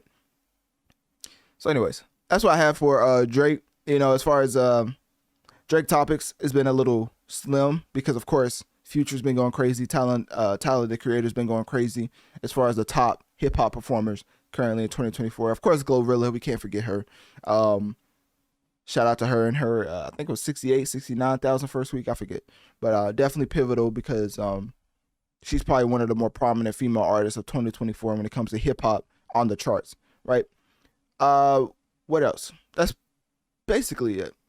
So yeah, 2 to 3 weeks, I assume this album will be out. But as always, click my link tree in my bio. Let me know on one of my social medias. When do y'all think this PartyNextDoor Drake collaborative album will come out? And as always, do you think that if Drake and PartyNextDoor releases their release date for the album, Kendrick will drop something on that day?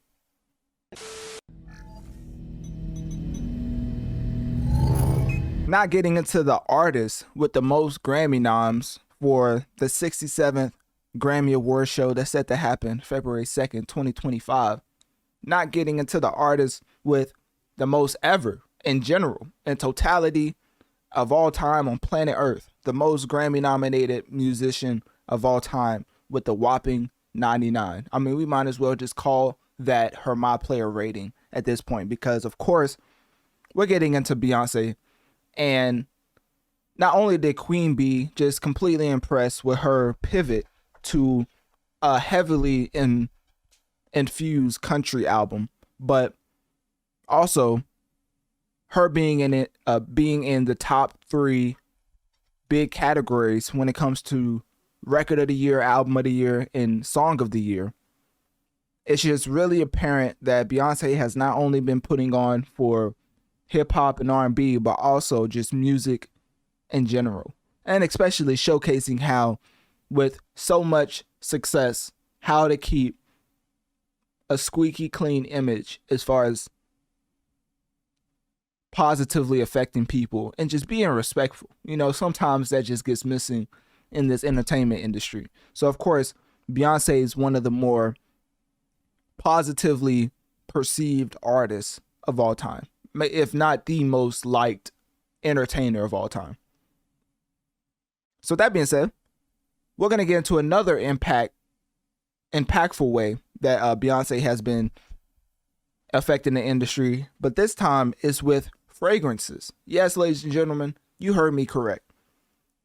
C. Lumiere is Beyonce's latest fragrance and is following her 2023 fragrance, C. Noir, as it is available for pre-order on Beyonce's official website, with shipping starting in November 2024. So of course, this month. With that being said, click my link, Analytic Dreamz video on Spotify to see the video along with the audio, because currently I have the reveal trailer, quote unquote, that's on IG with her announcing not only the parfume.beyonce.com, which is what you can type in to buy the fragrance, but also just overall look of the fragrance at the at her Instagram. Because I'm not gonna lie to you, I think the pivot for Beyonce getting into this, this will probably be called the fashion industry as far as the fragrance, right? I don't think there's any other industry that we could call it or associate this with, because this announcement is very interesting for the simple fact that, notice I haven't said the price yet. Ladies and gentlemen, you may have to clutch your wallet, clutch your purse, and brace for impact. C. Lumiere is going for $160 for a 50 milliliter bottle. You know, when you're Beyonce, stuff like this just rolls off the tongue and nobody bats an eye. People probably, like, especially people in the Beehive, they're saying to themselves, that's it. Whenever you have this amount of positive reception as a musician, you just got to love how you can throw a price out there that may be egregious to some, but especially to your fan base, they do not give a you know what at what the price point is, because guess what? They're going to purchase it. So definitely levels of influence that I aspire to achieve, because Beyonce is a one of one, safe to say, with this type of announcement. So some of the biggest points that I want to get into, especially with this fragrance, is the scent. So Madagascar black pepper and Italian mandarin is on the notes of the fragrance. And then of course you have jasmine, sambac, absolute, and rhubarb. Now for the people who dive into colognes who dive into these type of scents, hopefully, pun intended, this is making some sense to you. Because for me, I am beyond lost. All right, so anyways, let's get back into it. So, of course, as you can see on the reveal trailer, the bottle is gold toned, inspired by Lumiere, with a half-domed cap and a custom stand. And the sunlit design evokes brightness and warmth, contrasting with the darker tone of C Noir. Now, as far as the actual sales when it comes to C Noir, I actually don't know that. I think that would be pretty interesting to compare as far as what she used to do with her last fragrance. Because obviously, if it's priced at this, price point, safe to say that C Noir did pretty good. Because when it comes to the fashion industry, I mean, you get a good enough foothold in the industry and then you can just retire from music. I mean, if you've seen anything about Rihanna's standpoint on her putting out music, safe to say that fashion bag is pretty hefty for her to completely just disband in her navy as far as putting out new music. So, okay, so it's the same price. C Noir came out in October 2023, and it was also priced at $160 for a 50 milliliter bottle. So it's definitely a luxury, right? I mean, I don't think I need to, y'all don't need me to tell you that. This is obviously a luxury. And the announcement was not widely available at physical stores. It was more of an online purchase, which probably is the same for this new fragrance with C Lumiere, as you can go to a specific website to buy it. It's like Parfum. So it's PARFUM, just in case I had to, spell it out for some people. Beyonce.com. So if you want to just look up the actual website where you can get it straight from the source. So that being said, she has 2 fragrances out, and not only is she going to eventually win an award at the Grammys, but of course that would be the greatest opportunity. Well, the Grammys award show doesn't happen in February, so yeah, that'll probably be too late. So honestly, I do think she will be coming out with something else to promote this fragrance, because if it's her second one and it's the same price point, I think safe to say that it did pretty well. It launched amongst a lot of other, it launched alongside a lot of other Beyonce high profile projects this year, especially with her whiskey brand, Sir Davis, and hair care line, Secret.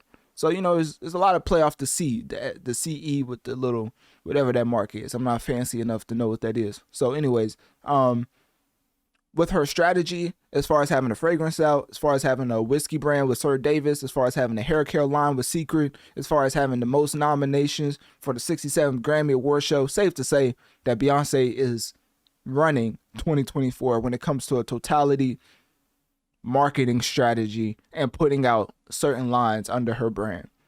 So I wonder what Sean Carter thinks about all this. I mean, he's probably sitting back like, man, I knew this since she was fit. Let me chill. All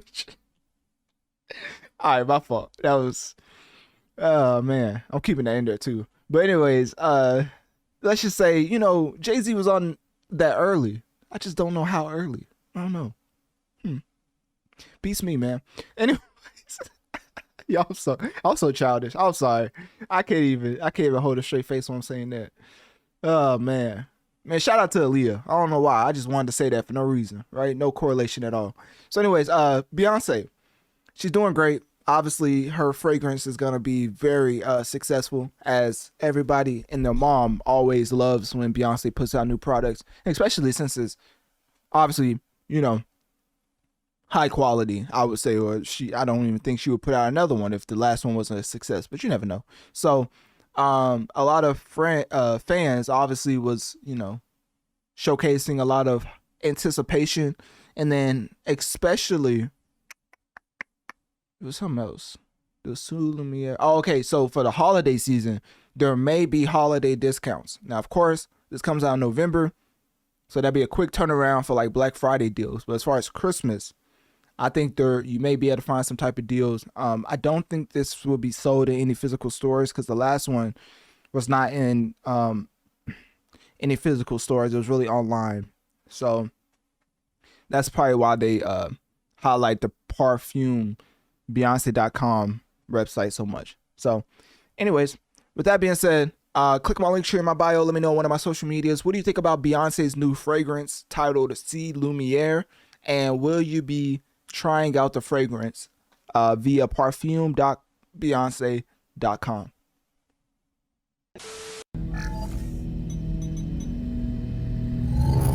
Now, before we go any further, of course, y'all already know Analytic Dreamz video on Spotify to see the video along with the audio.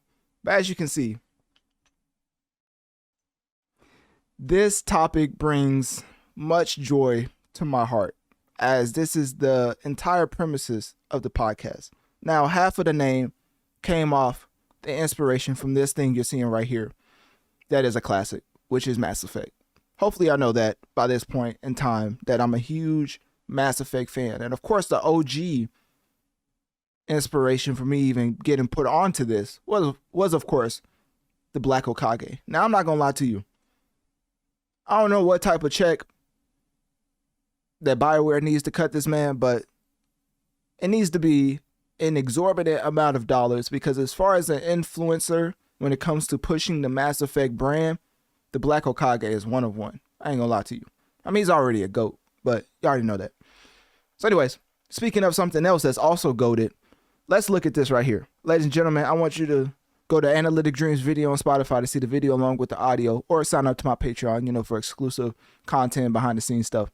But that being said, Mass Effect Legendary Edition is and can be purchased through this website. So you're looking at it right now. All you have to do is just type in the website, choose which platform you want to play this classic on, and just be enlightened. And let me just tell you, you're welcome, right? That's all I got to say. You are welcome for me putting you on to how to buy this game, because obviously not even the shareholders knew how impactful Mass Effect was. As when they put out Mass Effect, when they put out Mass Effect, the Legendary Edition, I'm tripping. And of course, like all classics do, it performed well. Tell me why, during an investor call in August 2021, the CEO, mind you, the CEO of EA said that it performed well above expectations.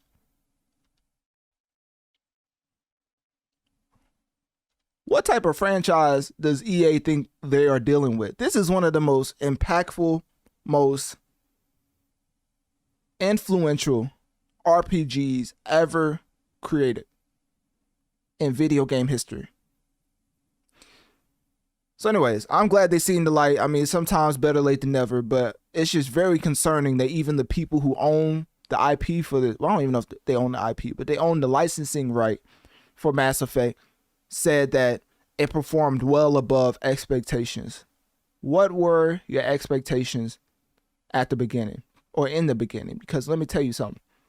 Hopefully we're not dealing with people who have the distribution power of Mass Effect and they don't even realize how much of a classic it actually is. But anyways, they came to the light and basically said it performed well above expectations and suggested that it sparked a fire under EA, and it was there was more strong ongoing interest from the shareholders based on the performance of Mass Effect, the Legendary Edition. So that being said, we come to this segment, which I'm getting into Amazon announcing that they are doing a Mass Effect TV adaptation with Daniel Casey, the writer of Fast and Furious. All right, let me chill. Is Shepard gonna be talking about family? All I gotta hear is, this is Commander Shepard, and this is my favorite family on the Citadel, and I'm cutting it off. I'm not trying to hear all that. Now, when it comes to the Normandy, when it comes to the entire crew that's on the Normandy, obviously it is like a family, but goodness, I mean, that's very on the nose to get the Fast and Furious writer. But hey, we're going to let them do their thing, right? I would give advice, but I would like to be surprised. So I don't want to give advice for how this TV show should go, but I just want to say that Mass Effect is similar to a Star Wars type format. The poppin' show under Star Wars currently is Andor, I believe, and that is completely separate from the main storyline.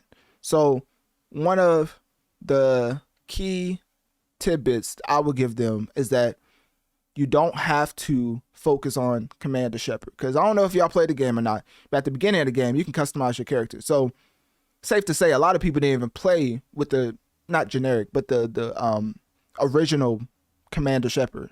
They probably made their own customized look of Commander Shepard. So what I would want to say is that if you're making a TV show based on such rich lore that's in the Mass Effect setting, don't feel like you have to be pigeonholed to telling Commander Shepard's story. Because I'm going to tell you right now, y'all not going to be able to get a better Commander Shepard story than what the video game did. I'm sorry, somebody got said. Now, I don't want to be pessimistic. I'm just letting y'all know this is actually peak. Like, this is classic. The whole half of the podcast is titled Mass Effect for the simple fact of how influential this video game was on me as a gamer. So for me, the expectations are just too high for me to meet, right? But in totality, they do talk about how Mass Effect, even though it was successful in its own right, it's a very niche game, which, you know, niche when you sell over 25 million units, but hey, it's niche, right? But technically, to majority of people, to the masses, pun intended, they may not be as familiar with Liar, with the Garrus, with the Rex, with Rex's son, than the avid Mass Effect stan, right? So whenever you're getting into how to appeal to them, they may feel like they are introducing Commander Shepard to a mass audience that was otherwise wouldn't have been as in otherwise wouldn't have known about Commander Shepard. That's basically what I'm saying. I would compare this TV show, if they're going to go the Commander Shepard route, to what Sonic did for the younger generation as far as the movies. Nowadays, if you're younger, more people recognize Sonic from the successful movies than they do his iconic classic video games. So with that being said, I think if they're going to go the route of Commander Shepard, they better know what they're doing, because it's a very, very interesting plot point to choose from, because in all intents and purposes, there's a lot of different ways you can go with the Mass Effect story. So if you're going to do Commander Shepard, then I'll be interested to see what type of decisions they're going to follow for the most part, or if they're going to try to differentiate itself enough to make the TV show entirely its own thing. But then when it comes to that, you're going to have the Mass Effect stans coming out saying, I don't like how they messed with classic story material and shaped it into something else. So that's why I say, as far as going the Andor route of what Disney did with Star Wars, I think that would be a formidable TV show to start off with Mass Effect, just to get the kinks out as far as how to tell this story. Because Mass Effect, and once again, hey, I don't know how many times I got to show it, but huge influence on me. So it's not just somebody talking that's just on the outside, you know, right? Mass Effect is, in all intents and purposes, one of the greatest fictional content pieces we've ever received. So, well, to me, because I know a lot of people don't feel as strongly as I do about Mass Effect, but I'm just letting y'all know there's a lot of different routes you can go with this source material. And I think going a completely different route that just adds upon Mass Effect would help a lot. As far as the first Contact War, where the humans ran into the Turians, I think that could be a great TV show and build off of what the Mass Effect trilogy already established. Retelling Commander Shepard's story is a very, very, very tall task. I just don't want Amazon to do to Commander Shepard to what let me see, what was that Halo TV show? Halo TV show. Y'all already know where I'm going with this. I'm trying to see who distributed the Halo TV show. Okay. So Paramount. Okay, Paramount put out the Halo TV show back in March 24th, 2022. If I'm comparing Commander Shepard to Master Chief, you already know where I'm going with this. I do not want Amazon to do to Commander Shepard what Paramount did to Master Chief. That is why I'm saying if you go to Commander Shepard route, it's a very tall task. But if you go the Andor route, which is telling a completely different story that builds upon the main lore, I think that's a very high quality TV plan you have on your hands as far as the plot. Or you could go with the First Contact War, because technically we've never received a game for that. And Mass Effect 5 that's set to come out soon, because, hey,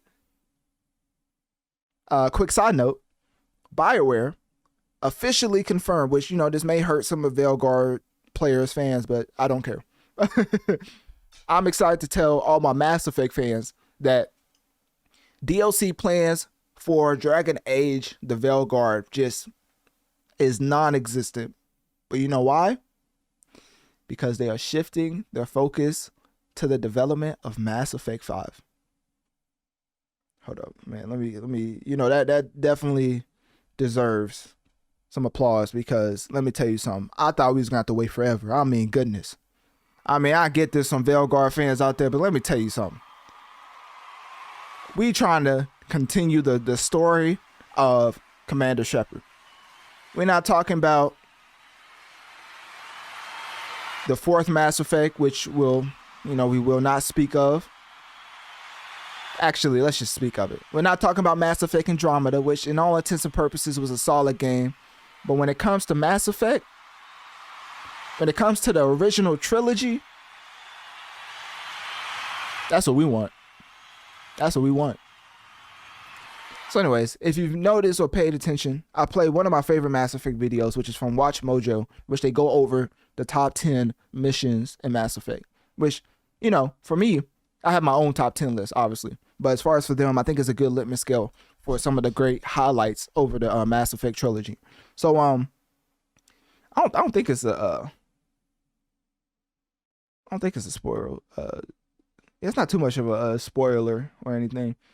They're showing Andromeda, which is very interesting. I don't know why. But anyways, what was I getting to? So, Mass Effect TV show underway. Obviously, y'all know I'm excited. Yeah, there's only so much excitement I can show without, just getting up and doing backflips like I'm Chris Breezy himself, right? So, Amazon did say that they aim to balance the series' complex elements, such as interspecies relations. Does that mean Shepard's going with Liara? No, just playing my shit. Let me chill. Rich character backgrounds and unique alien designs, kind of like the Trojans and Turians. The reason why they're saying this is because this is a TV show. So as far as the budget, a TV show in space already provides a lot of obstacles when it comes to the budget. If somebody shows up and they don't look like a Krogan, best believe they're going to get slaughtered. If somebody shows up and they don't have the correct makeup for a Turian, guess what? They're going to get terminated. Like, these Mass Effect fans really don't play around when it comes to his lore, and neither should they. I would consider myself a part of it. So with that being said, I really don't see how the budget for TV would fit a space-heavy story. But hey, I'm open to being wrong. Hopefully it's great. And ultimately, the advice that I gave is pretty straightforward, I think. So for a video game that came out in 2007, and if they're going to put out a TV show in the near future, which 2025, 2026, obviously decades later. So now you're looking at something and you're realizing that you're basically retelling a story for a new audience, essentially, but you still have to stay true to the source material when it comes to the people who love Mass Effect. Like me. So anyways, click my link tree in my bio. Let me know on one of my social medias. What do you think about Commander Shepard as far as getting his, well, not Commander Shepard. What do you think about Mass Effect getting its own TV show, a TV series greenlit by Amazon, and ultimately, which direction would you want to see them go with the Mass Effect lore?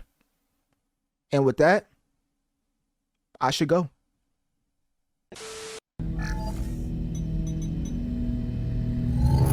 Now, before we get started, obviously BioWare made made my favorite video game franchise of all time when it comes to Mass Effect.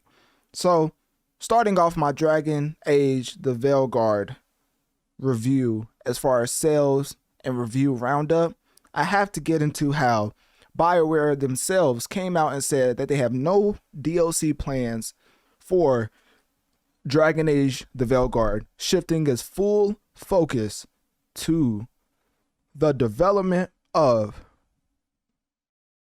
and this warms my heart, to the development of Mass Effect 5.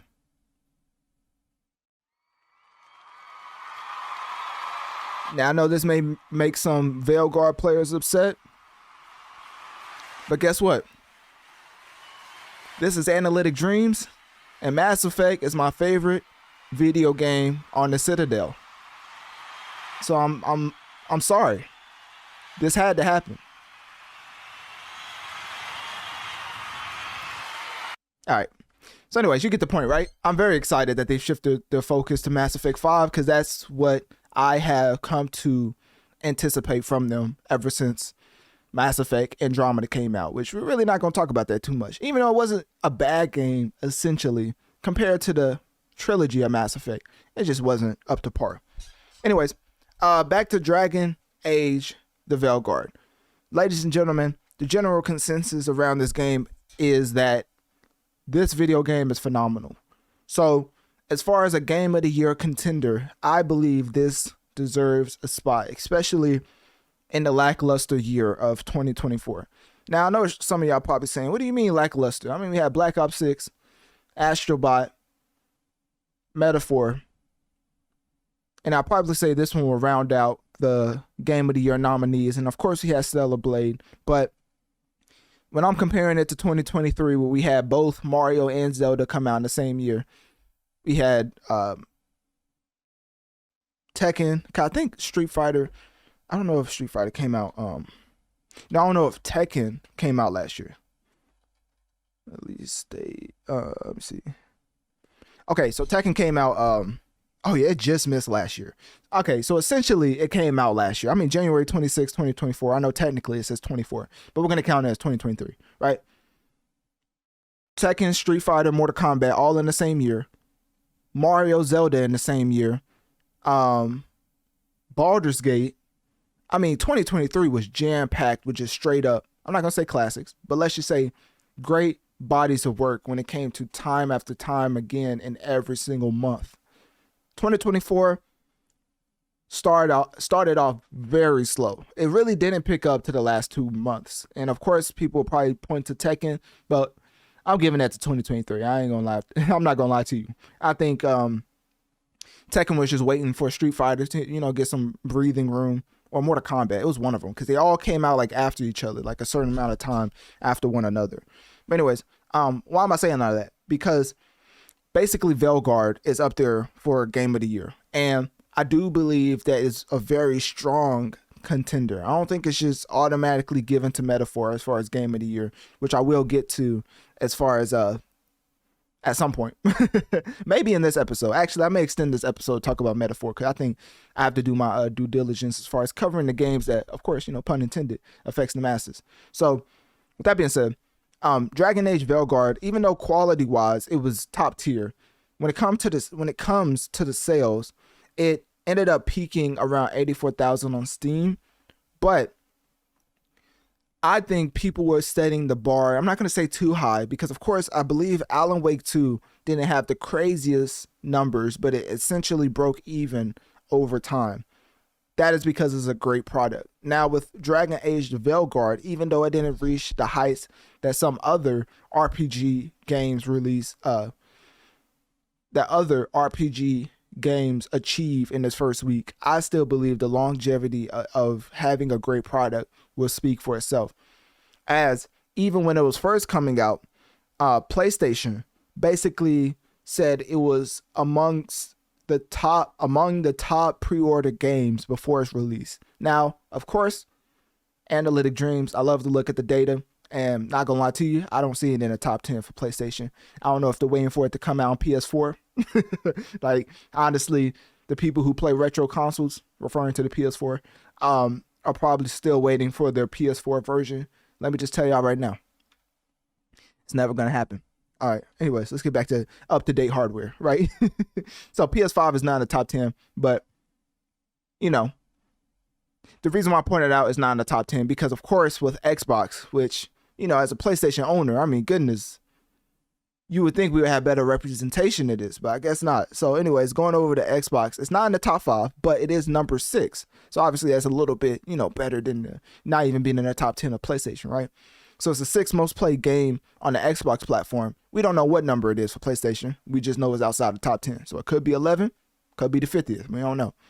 As far as Steam, it is the 39th most played game on the Steam platform with, you know, of course, an all-time peak of 89,000. Currently, 26,000 is concurrently playing the game. So with that being said, data is not everything as far as sales. Really what matters is that quality level is achieved from a development standpoint, because even if it doesn't sell a lot, at least you can live with the fact that you put your all into it. But if it does sell a lot and you know what it is, then it ends up falling off, then you have nobody to blame for yourself. So when it comes to me talking about sales and charts, I think it's very essential to know that it does not correlate with quality. Just because you sell a lot does not mean it's high quality. Just because you don't sell a lot means it's below quality or below average quality. It's basically it doesn't correlate. So sometimes it does, as far as high quality having a lot of sales and low quality having low sales, but I'm just saying it's not a given. Anyways, Dragon Age the Veilguard, as you can see with the scores right there, it has a lot of high reviews from a lot of different publications, like IGN giving it a 9 out of 10, praising the combat and character development. Of course, Eurogamer giving it in 100 out of a... Hold up. Don't they know this is the same publisher that made Mass Effect? They said this is BioWare's best game ever. I don't know how I feel about that. I ain't gonna lie to you. I don't want BioWare to ever fail because they developed Mass Effect. I don't ever want them to fail. But I'm just saying, the best game ever, like...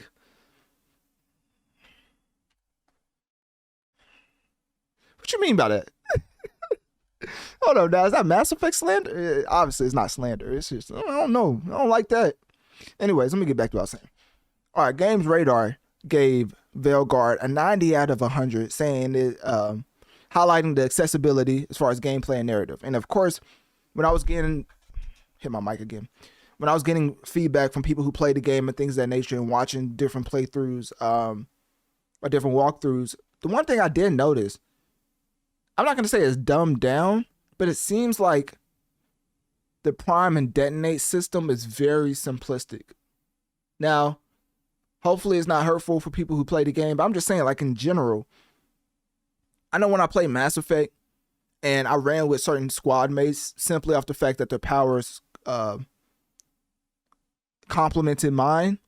For Dragon Age Veilguard, they basically, I'm not going to say they won't let you play with certain characters, but they will, like, obviously show you that they don't correlate with your playstyle if the attributes don't match up.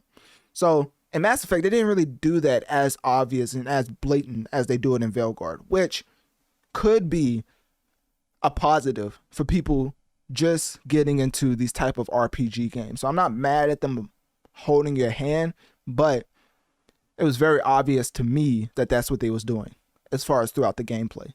So anyways, let's keep going with the reviews. PC Gamer gave this a 79 out of 100, the lowest score, of course. Appreciating the story despite minor issues. Forbes gave this an 8.5 out of 10, noting strong story and engaging gameplay. And of course, Pure Xbox, I don't even know what that is. Game Rant, I don't know what that is either. Anyways, we're gonna keep going. So obviously I was just reading off, I like to do review roundups because I want to give you a general consensus in a concise fashion so you know what the public perception is of this video game. So anyways, something else I wanted to touch on was that overall, the sales is not bad. I don't ever want it to come across like the sales were bad. I'm just saying, as far as out the gate, just top chart topping numbers, it did not have that. But it's okay to have solid numbers and then just break even over time. And maybe due to it being a quality body of work, it could have that Mass Effect type of longevity, because people who really were around when Mass Effect came out, Mass Effect's not the biggest game in the world. It's not the biggest IP in the world. When it came out, it still wasn't. When Mass Effect 2 came out, it wasn't. When Mass Effect 3, it just built upon its fan base to the point now, yeah, people like me buying whole real leather N7 jackets just to show my fandom for that video game. Like, you just have people you garner over time by putting out a good body of work, even though it may not be the most popular. So when it comes to Veilguard not breaking the charts when it comes to sales, I think it'll be okay. It'll be okay for the simple fact that it's a great body of work. People can always come back to it because of the holiday season coming up and the discounts.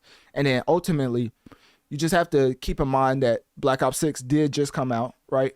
And then we had Dragon Ball that came out, Metaphor came out that we're about to get into, and just overall understanding that as time passes, people will recognize Dragon Age, the Veilguard, as, I'm not going to say an underappreciated gem, but definitely a gem when it comes to the year of gaming for 2024.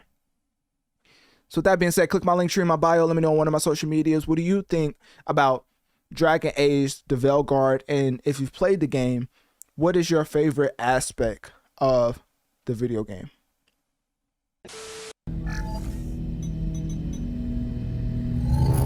Now, one of the things I realized getting into, of course, yet another Mario game on the Nintendo platform, because if you didn't know, Mario is arguably the most popular video game character ever created. I mean, he essentially runs his own platform. Nintendo is, by all intents and purposes, a franchise, and Mario is unequivocally the franchise player, to put it in sports terms. So, not only that, but Mario also helped out the gaming industry whenever it wasn't as popular, especially when the Game Boy 3DS in that era was really going on. I mean, Mario held a lot of gamers down when it came to the amount of just variety and video games that Mario was attached to. So anyways, why do I say all that? For the simple fact that when I was diving into this video game, of course, Analytic Dreamz, I love to get into the numbers and look at just the ultimate litmus scale for the amount of engagement compared to its peers, right? So, interestingly enough, Nintendo, unlike Western companies, don't have analytic firms like an MPD group that provides sales for a Sony, for a Microsoft, right? So in Japan, well, specifically Nintendo, they don't use third-party analysis for individual game sales. So whenever I'm trying to dissect the numbers to give you a litmus scale of how it's performing compared to the other video games on other platforms, it's harder because of them keeping certain things like individual game data confidential, right? I don't know if it's a ploy as far as a marketing tactic situation. I don't know if they just don't want to focus on real-time sale metrics for its consumers, but as the evolution of technology happens, there's going to be less of an excuse for Nintendo not to give us in real-time numbers for Mario and Luigi Brothership, or just individual Nintendo games, Nintendo exclusive games in general. Because of course, if a game is on all the platforms, then we can look at MPD and then kind of get a gauge as far as PC, Xbox, and PlayStation. But as far as in totality, or no, as far as exclusively for Nintendo, it's harder to get a gauge on how well it's doing. So anyways, of course, doing my due diligence, I put together some things as far as just the research I did, which led me to the ultimate conclusion that they are just not transparent at all with their numbers, which makes it a little bit difficult. But anyways, Mario and Luigi Brothership is the video game we're getting into today because it was released November 7th, 2024.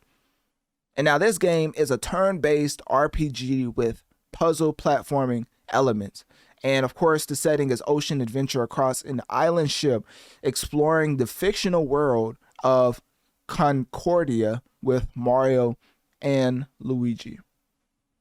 Now, I'm not sure if this is a remake. It seems like it's a completely new game and it's not remastering off of anything. And the reason why I say that is because of the graphics. Now, of course, Nintendo's whole flagship model is that cutting corners helps in the long run when it comes to your hardware, because then if you already have your graphics at a lower level and people purchase it, they won't get upset when you consistently offer that lower level graphics time and time again. Which, if you use certain art styles, which Mario and Luigi are, it's very apparent that it's not as obvious that the hardware is not up to date like a PS5, like an Xbox Series X. It's very much going in the opposite of what usually you would get from a evolutionary hardware, if that makes sense.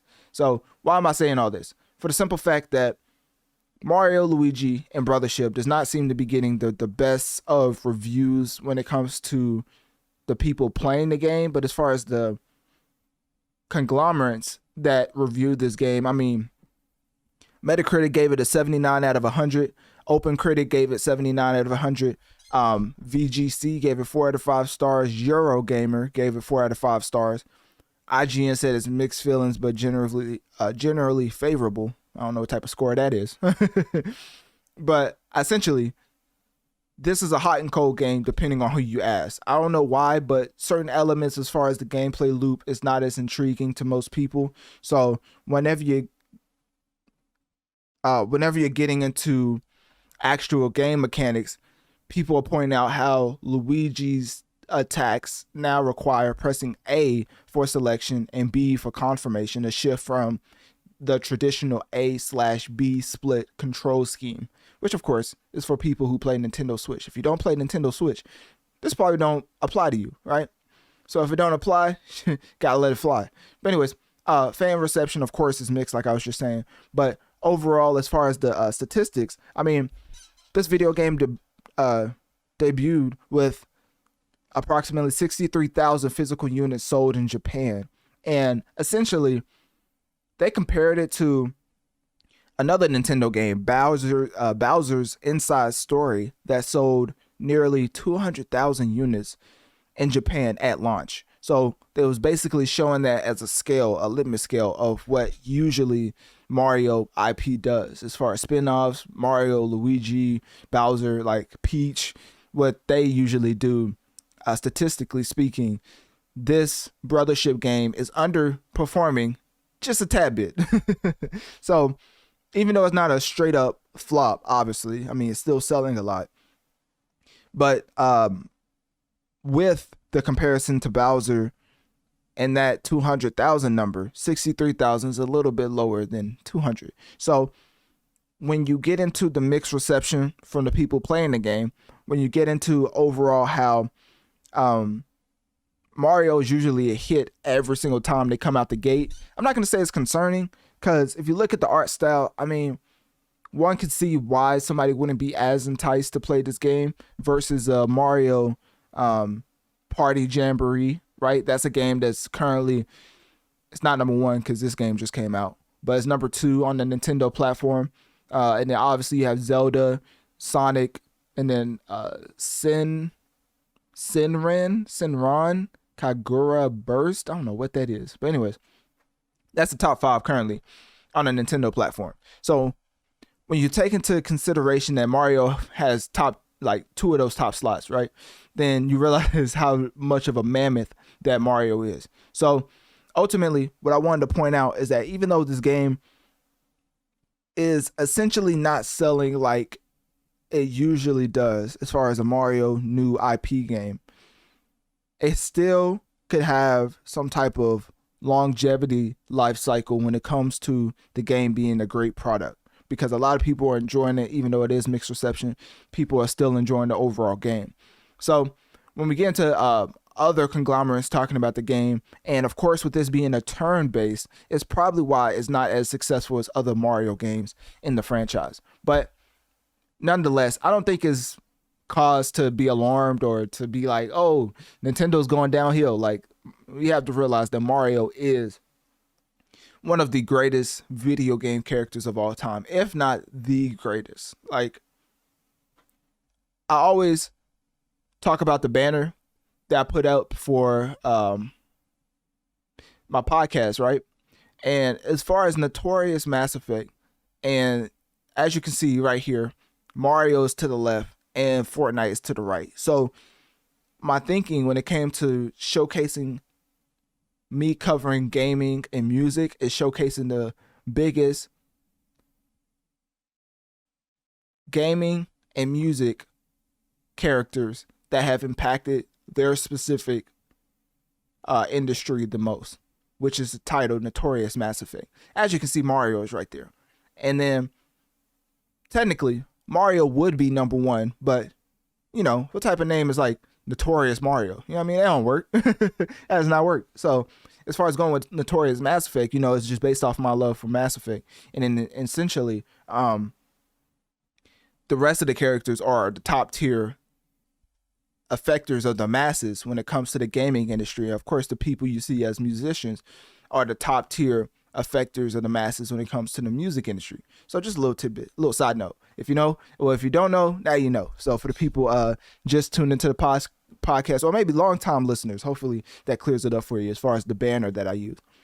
And of course, Analytic Dreamz video on Spotify to see the video along with the audio if you missed the example I just put up.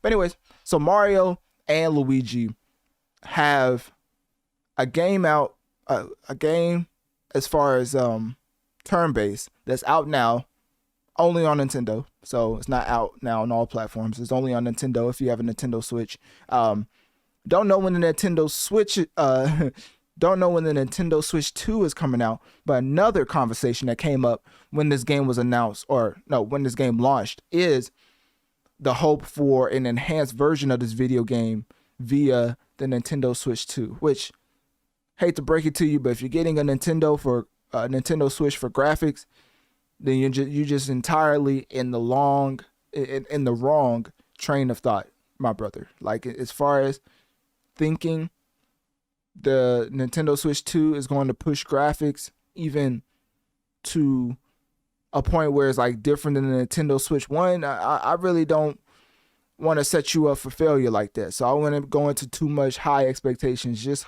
be glad that the whole handheld to I forget what they call the little the thing where you put it, the little dock, the dock that makes it go into the to your TV. Whatever that transition is, just be glad that it can go from your handheld to that. That's basically why the graphics look the way it does. And it would never be on the level of a PlayStation or Xbox for the simple fact that that's Nintendo's whole model, is to downgrade certain graphics so that, logistically speaking, they can bring back a return on investment with their Nintendo Switches. Because if you don't know, Microsoft and PlayStation lose money every time they put out a new console. I don't know if y'all know that.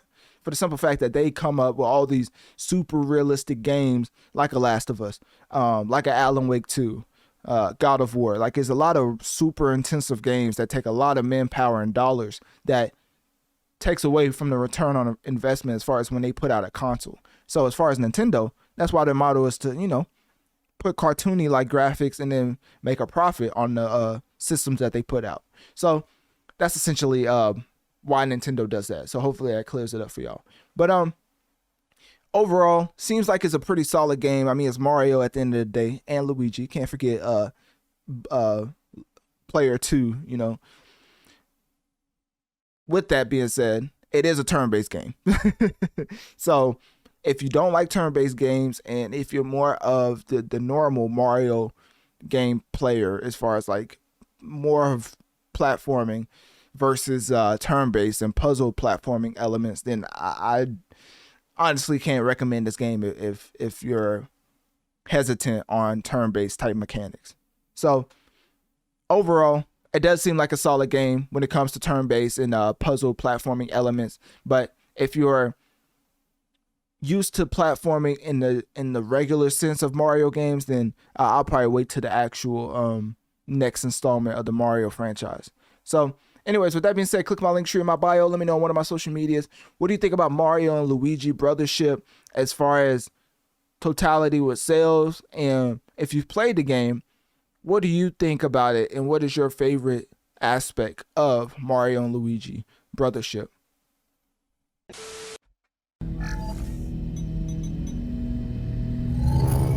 Getting into a potential game of the year in Metaphor ReFantazio, of course, one of the key elements of this video game is essentially its plot. Because if you don't know, it's set in the United Kingdom of Uchronia. And Uchronia, excuse me. But one of the biggest things I saw as far as during the gameplay is along for the ride is this game's version of Tinkerbell. Now, of course, Tinkerbell may have not been the first fairy to ever just go alongside the main protagonist, but it was definitely reminiscent of a Peter Pan-like story. But of course, with this particular story, it's a little bit more serious because a lot of the themes that this video gets into plays on equality, politics, and just personal anxieties in general, which is my favorite type of adaptation, especially for animation, as one of my favorite Disney movies of all time, which would definitely make me seem like a child, but I am at heart, is Zootopia, because of the actual serious topics it was addressing as far as certain racial injustices. And you would have never known that if you was just looking at it or watching it on the surface level. But rewatching that movie time and time again, there's a lot of real world racial stereotypes that was played upon in Zootopia and it was still managing to be a great and amazing kids movie.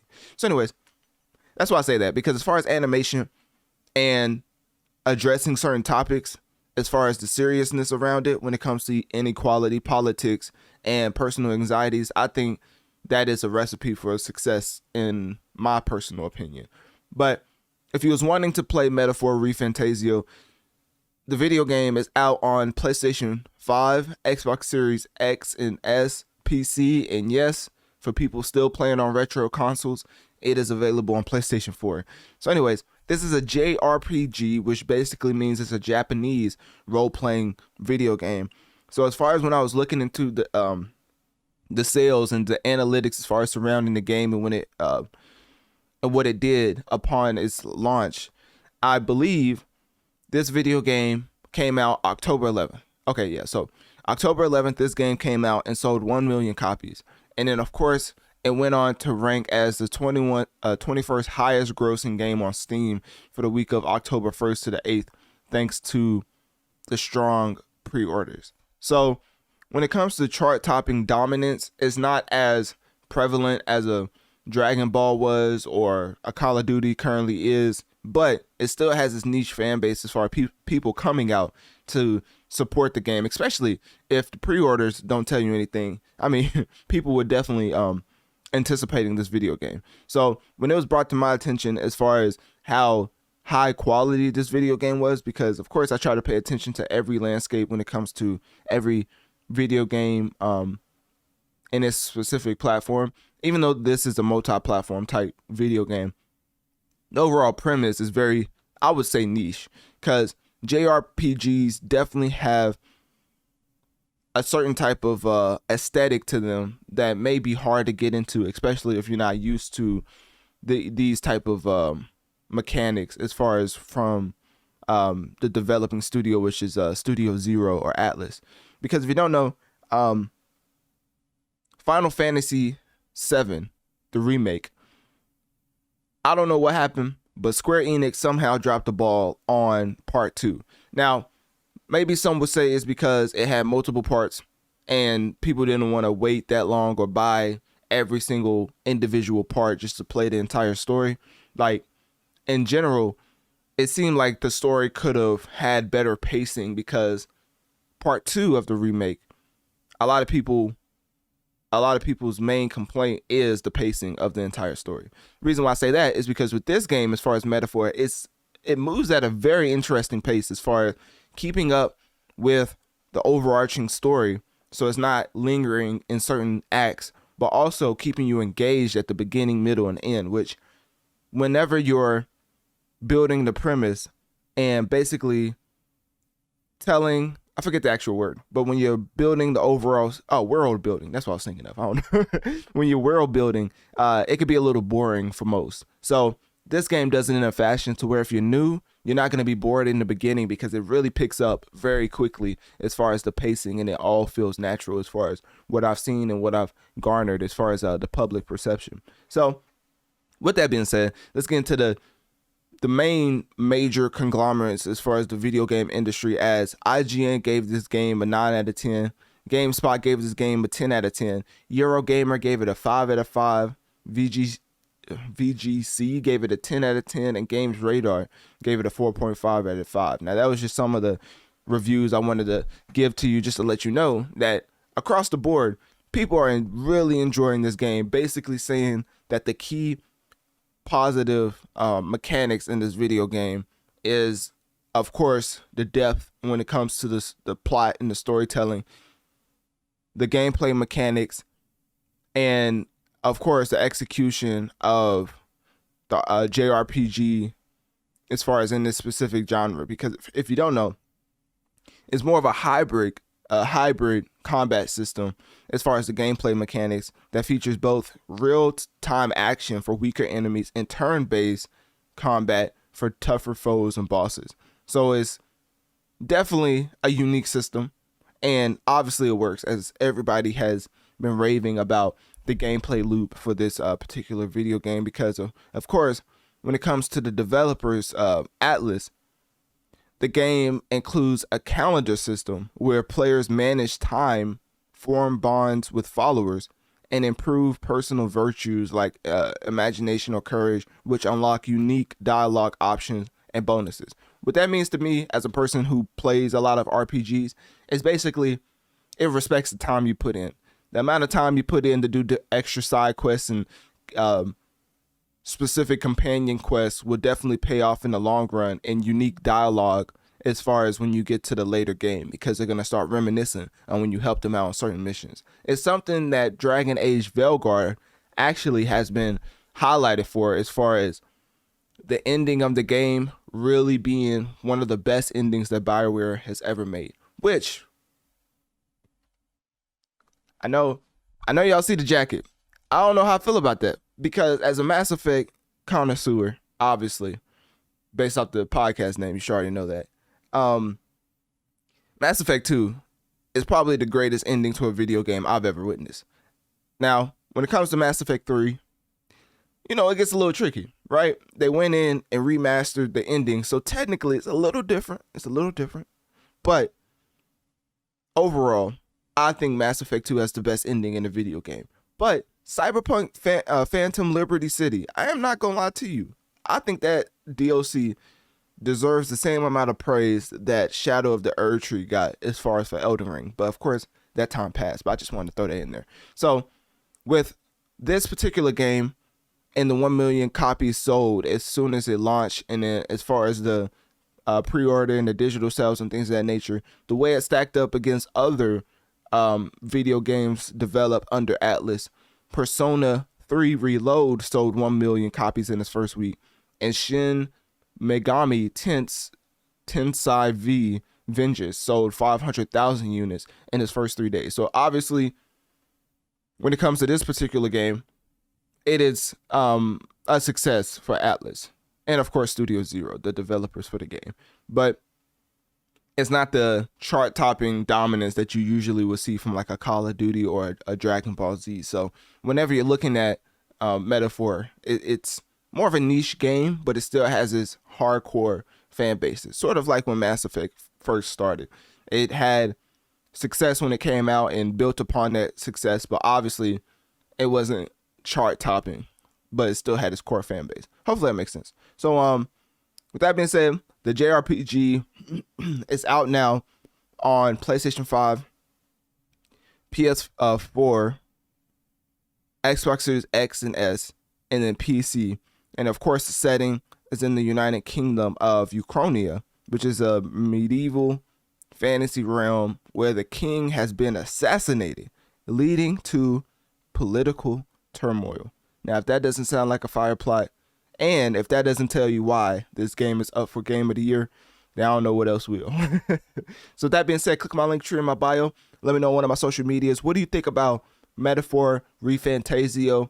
And if you haven't played the game, or if you haven't even played a JRPG, will you be willing to give this game a try?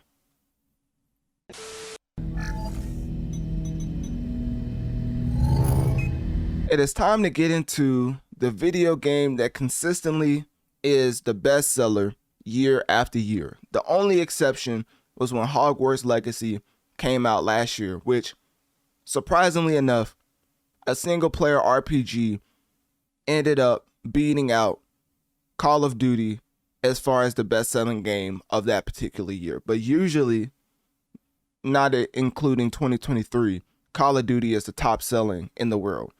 So I don't know if they took last year personal, like MJ in The Last Dance, but they came back with a vengeance. Now, of course, Hogwarts Legacy overtopping, well, I don't even know if that's a word, but basically achieving more as far as video game sales in 2023. I don't know if that lit a fire under them. I don't know if I forget the other Ubisoft shooter. That's how crazy I forgot. That's how relevant that game is. I totally forgot the competition Ubisoft shooter. X-Defiant. That's what it's called. I don't know if X-Defiant lit a fire under them, because if you don't know, X-Defiant had a lot of ex-Activision developers as far as them transferring into this video game, as far as X-Defiant, and calling it the Call of Duty killer. Now, of course, where have we heard that before? I swear every new first-person shooter that has just a glimpse at success as far as being a mainstream shooter calls itself a COD killer. Well, ladies and gentlemen, let's just say it wasn't.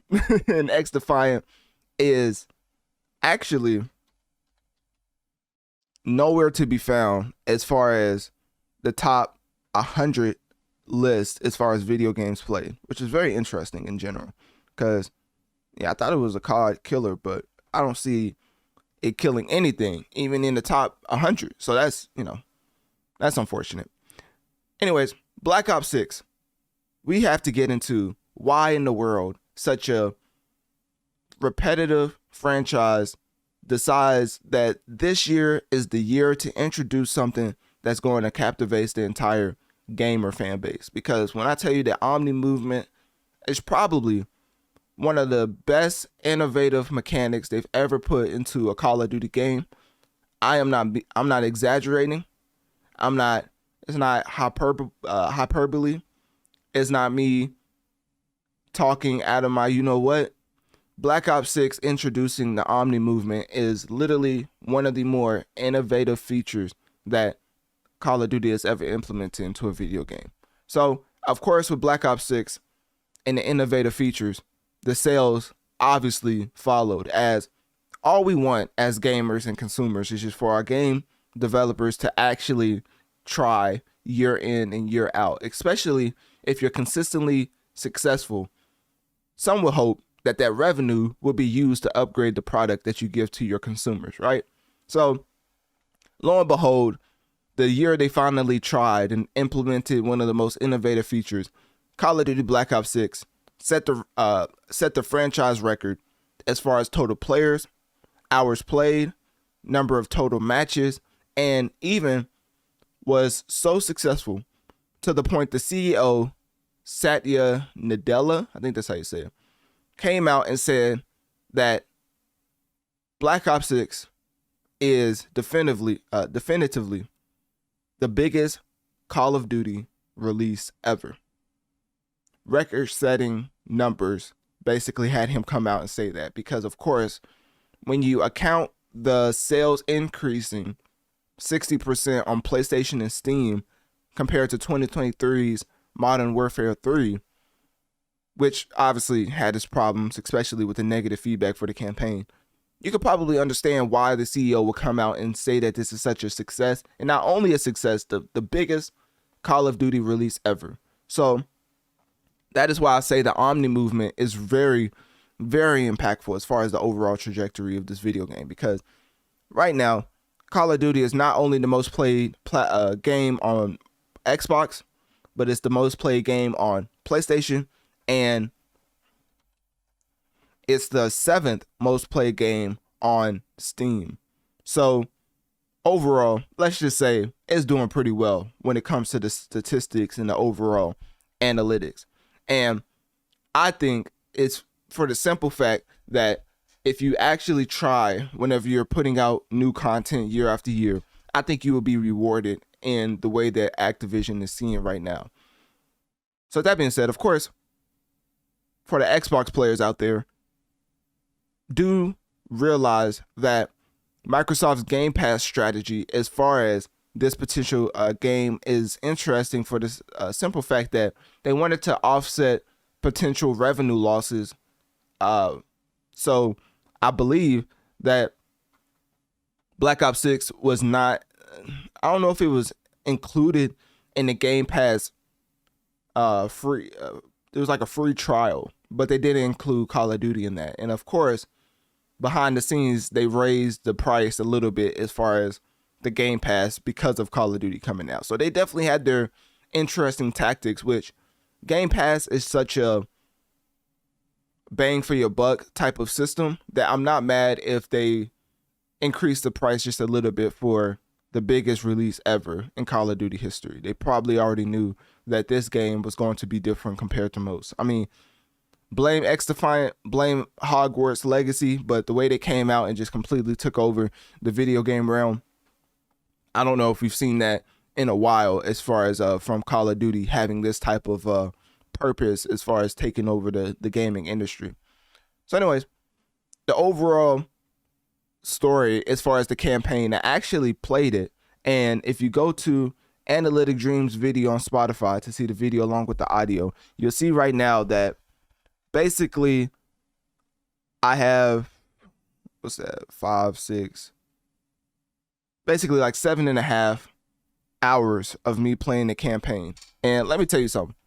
When I tell you that this is atrocious gameplay, just know you're coming for hilarious commentary, but as far as the actual gameplay is considered, they said this campaign takes you about 6 to 8 hours. Ladies and gentlemen, I'm running on 8, and I don't even know if I'm close to the end. So that should tell you the amount that I'm just yapping throughout the entire gameplay walkthrough, which I think y'all enjoy it, especially for people who just enjoy, you know, commentary throughout the campaign, because some people love to watch others experience the game before they end up purchasing it. And let me tell you, I was definitely having a lot of experiences throughout that campaign, to the point where I can now give my own review of the actual campaign. And I would say, I'm not going to spoil it, but there's a certain section that's more of the horror aspect, right?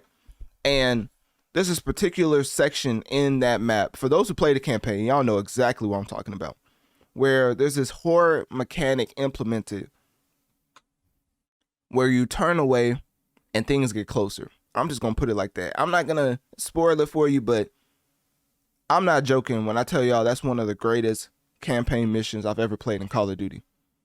So, along with the Omni movement, along with everybody enjoying the zombies, especially with the Easter eggs and just the different maps, I mean, sometimes you just have to sit back and realize that multiplayer, zombies, and well, I don't know about the campaign, but multiplayer and zombies could be its own video game, and it's all released in one package. The reason why I'm saying that is because whenever GTA comes out and they inevitably split up the story mode with the online mode, I just want y'all to know, Microsoft, Call of Duty gave it to you all in one package, no diddy. So that is why sometimes people complain about the file size, but honestly, this is the one time while I'm looking at Call of Duty and I'm just noticing that this is ultimately one of the best packages we've ever received as far as in totality. Multiplayer, campaign, zombies are all hitting on all cylinders. And I don't think that's a coincidence. I do believe that after they wasn't the top selling game of 2023, they was like, okay, let's stop pulling punches and actually put some effort into the game, right? So with that being said, I think Black Ops 6 will end up going down as one of the best Call of Duty games of all time. There's an extensive list of Call of Duty games, and when I tell you that Black Ops 6 beats out majority of those, it beats it out by a landslide, and it's probably up there with Black Ops 2. That's how good I think this campaign, zombies, and multiplayer package is in totality. So with that being said, of course, when it comes to the overall reception, everybody was giving us a 9 out of 10. Like, IGN gave Black Ops 6 a 9 out of 10, saying it's a stellar return with high praise for campaign and multiplayer. Pure Xbox gave it a 90 out of 100, praised the Game Pass availability and game content, and then Tech Radar gave it a 9 out of 10, citing its thrilling campaign and polished multiplayer.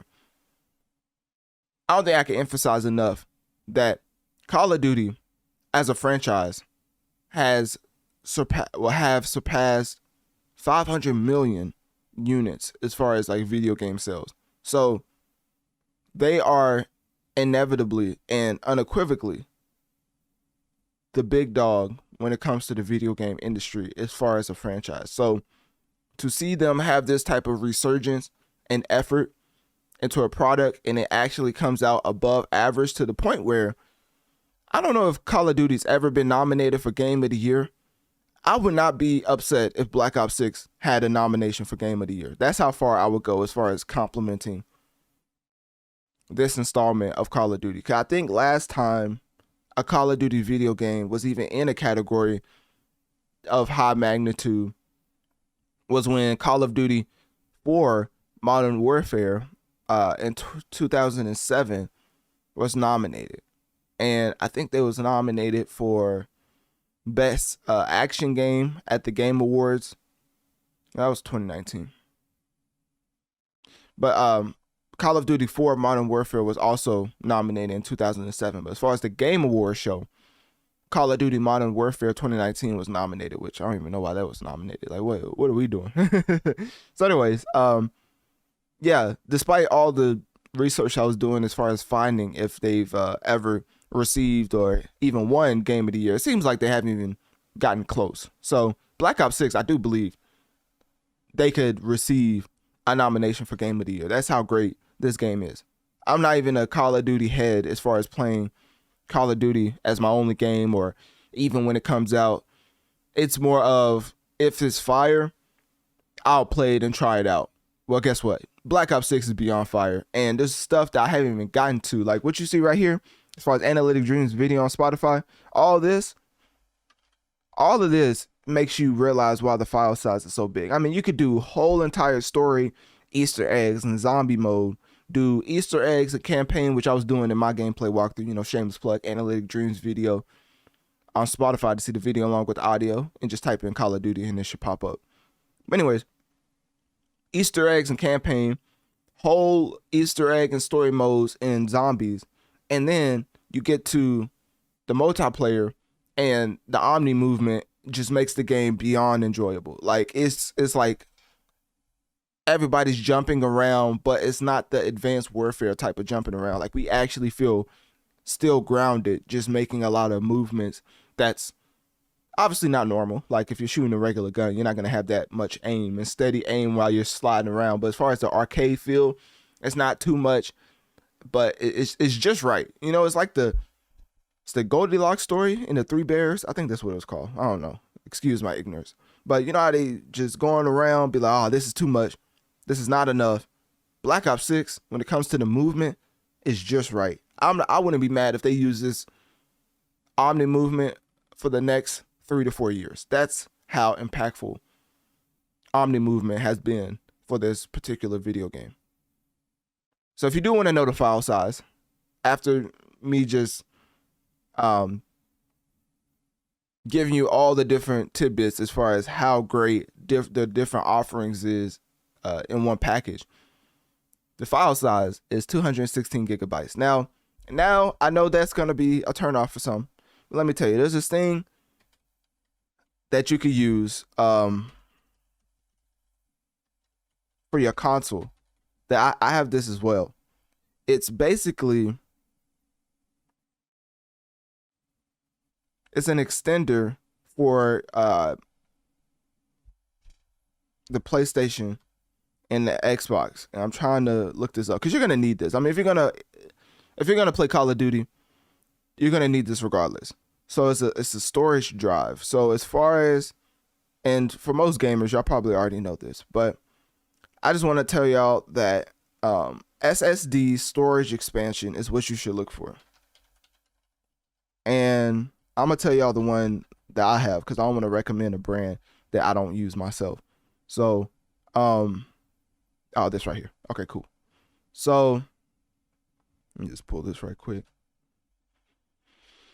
So basically, this is what I'm talking about. Now, for my gamers out there, you already know what, this is. But, for the average consumer out there, you may need this going into the future.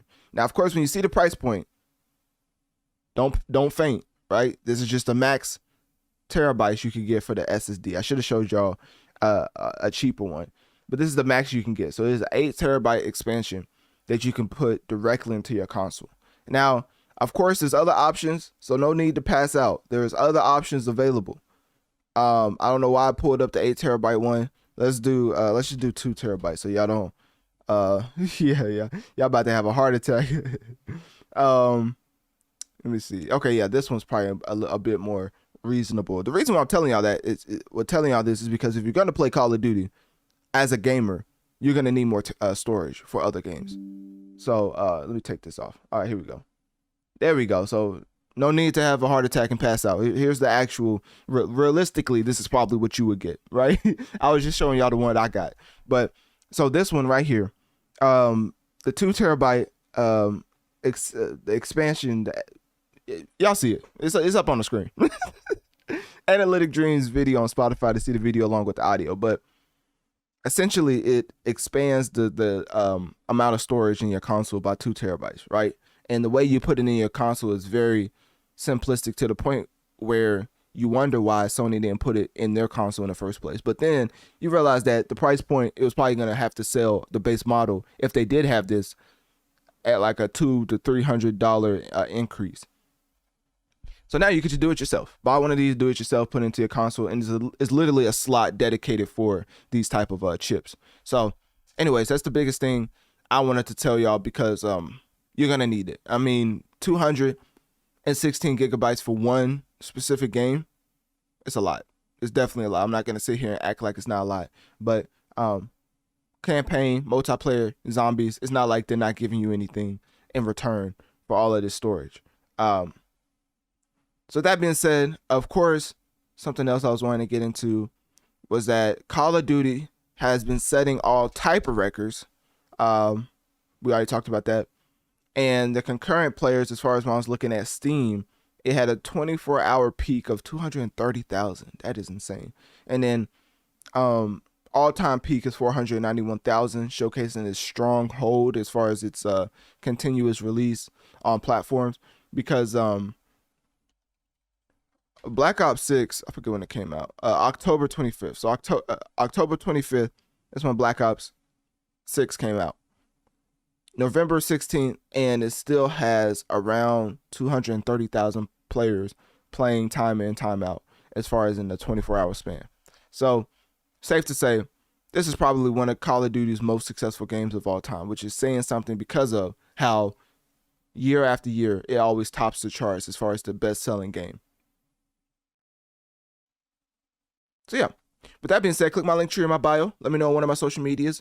What do you think about Call of Duty Black Ops 6? And at the end of the day, what is your favorite game mode when it comes to Black Ops 6? Is it campaign, multiplayer, or for people like me, zombies?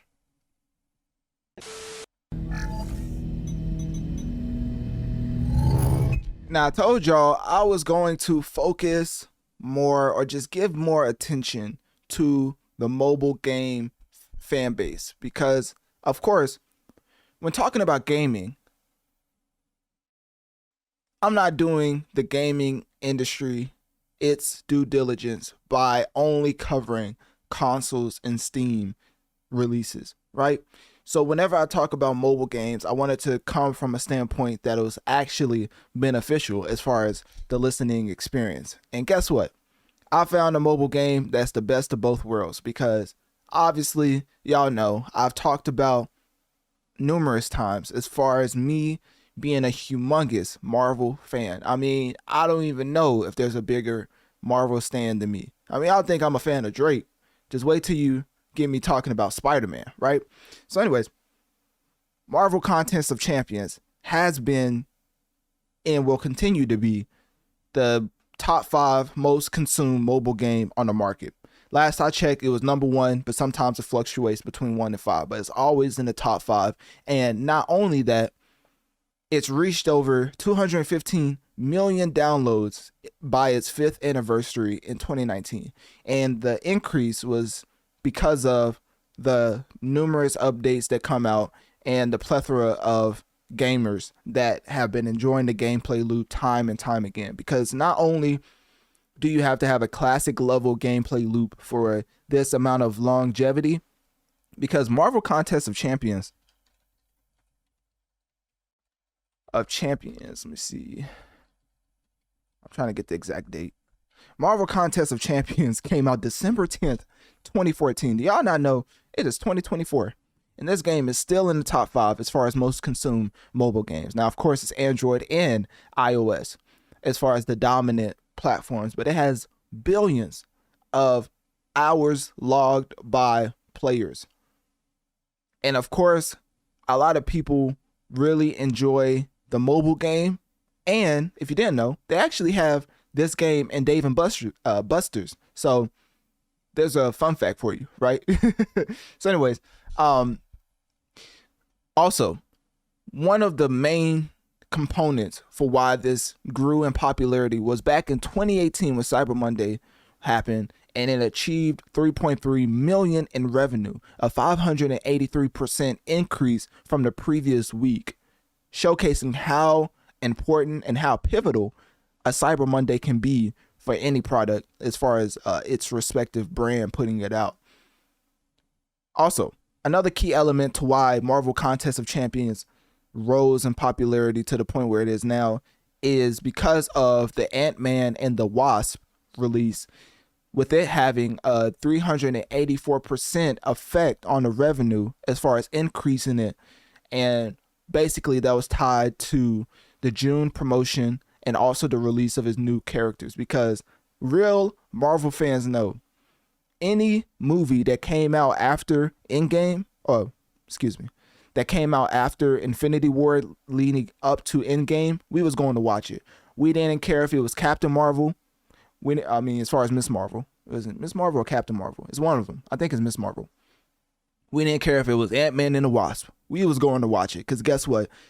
At some point, they was going to have to talk about the ending of Infinity War. And the ending they did touch on as far as Ant-Man and the Wasp. And of course, Miss Marvel was a little bit touched on the overall overarching story, but it was more of a origin story than anything else, because people talked about Captain Marvel having $1 billion outing as far as it being in the $1 billion club. But as far as the anticipation for Endgame, I think that had a huge effect on people coming out to see that movie. Now, I'm not saying that Captain Marvel is not a famous character, but obviously the sequel after Captain Marvel should have showed you that obviously people was just anticipating Endgame. That's why I received so many reviews and consumption. Hold on, okay, here we go.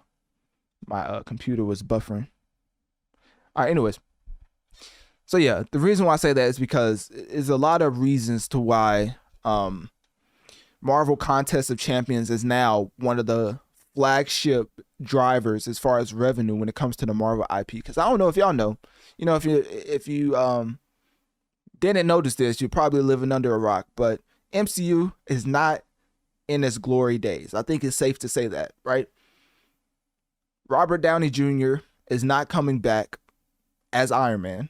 I don't care if he is coming back as Doctor Doom. He's not coming back as Iron Man. So the glory days are behind us, but it does not mean that we don't have great days ahead of us, because we still have the X-Men. I don't know when we're going to get our X-Men movies, but hey, they're taking their time with it. So we're taking our time going to the movie theaters, which is why the sales look like it does.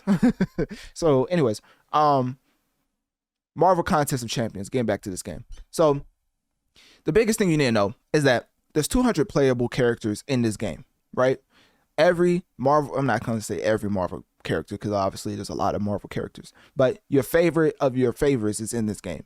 So of course, Spider-Man's in the game. I mean, come on now, what's a Marvel game without Spider? I mean, I make my what's the second most popular Marvel character besides Spider-Man? I think it's between either Wolverine or the Hulk, and recently it's definitely Wolverine because of the MCU once again ruining the Hulk's image, which I'm about to nerd out right now. But did y'all know that the reason that the Avengers was assembled, as far as the OG lineup, was simply to take out and neutralize the Hulk? That's how powerful the Hulk was. And the way that the MCU has just pacified this man is one of the biggest crimes in superhero history. That's what I wanted to say. I wanted to get that off my chest. It was weighing heavy on my heart, and I had to let y'all know. So anyways, what was his name that made all the directors and actors that he worked with upset? The original actor who was Bruce Banner. Bring him back, man. I don't care if he, well, I guess harassing his coworkers is kind of bad, but so I don't know. Bring that version of Hulk back. That's all I gotta say. Anyways, so yeah, you have Spider-Man, Wolverine, Hulk, and a lot of other players. I mean, Iron Man. You have everybody who's anybody in the MCU. I mean, there's over 200 playable characters. So almost like a Dragon Ball type Marvel game, the way that they included everybody and their mom in this video game. So anyways, it's a mobile fighting game for people who are not familiar with this. It's developed by Kabam, initially released December 10th, 2014 on iOS and Android platforms. And then of course, there's arcade versions that were released in 2019, like I said, with Dave & Buster's, by Raw Thrills. They was the handlers of the arcade version getting out. And then there's like cards you could assemble and stuff like that. I remember playing my dad in that game, and we did get cards after the fact. I was like, what is this? But I guess you can come back if you play the game enough with like iconic cards and start off with those instead of just starting off with the base or the base level or whatever. So one of the other things I want to get into, besides the massive effect it's had on just the video game industry, I wanted to talk about the market share, because of course, Analytic Dreamz, you know, we love to get into them dreamlike analytics. And with that, the top grossing game for Kabam and Netmarble for a quarter of 2022 was Marvel Contest of Champions, making its first time being Kabam and Netmarble's highest grossing product as far as the peak back in 2022. So now, fast forward to 2024, 10 years later, a decade later, it's consistently in the top 5 as far as most played Marvel game. So, most played mobile game, sorry. That's a significant accomplishment for the simple fact that MCU seems to be having a hard time putting out peak material as far as what it used to put out.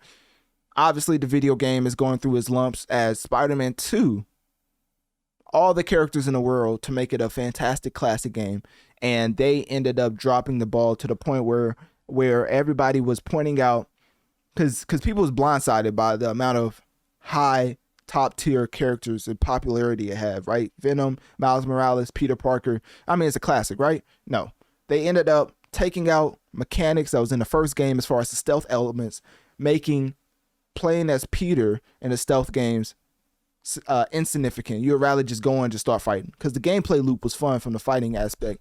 But for them to take a step back in any retrospect, when people thought this was going to be like Arkham City to Arkham Asylum type jump, it was as far as transversal, I think they made that jump. The web wings was probably by far the best addition to the game. But as far as the gameplay loop, seemed like they could care less, right? It just seemed like rinse and repeat as far as what the original game had.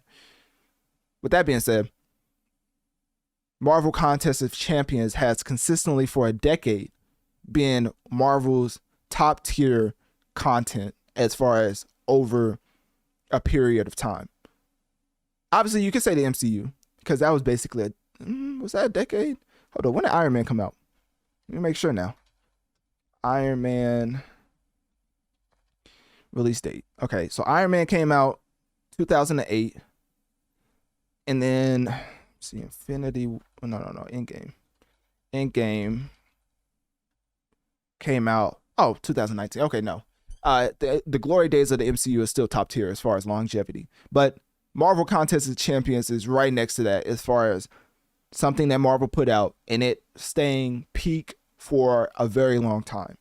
Very comparable to the MCU, which is why I literally pulled up the release dates, because I think people get twisted sometimes just because it's a mobile game. And best believe me, I had that happen to myself too, which is why I started to put more focus and emphasis on mobile games, because,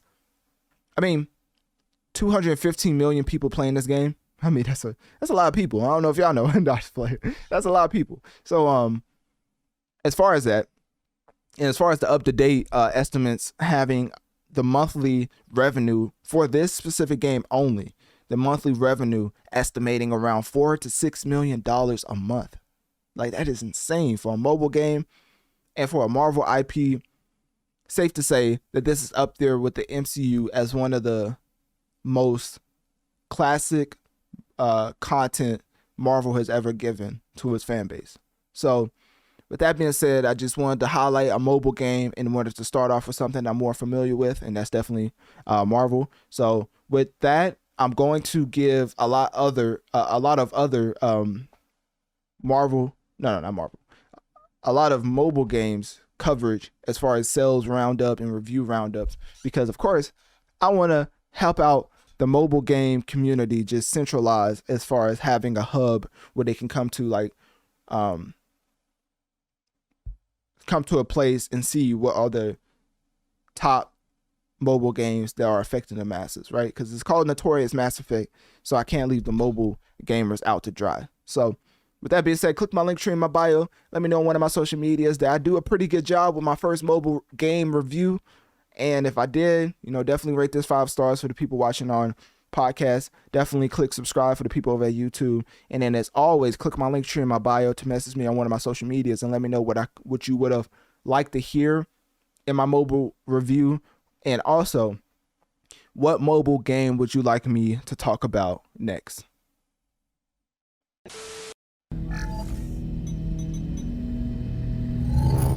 Boy, oh boy, is Ubisoft in trouble.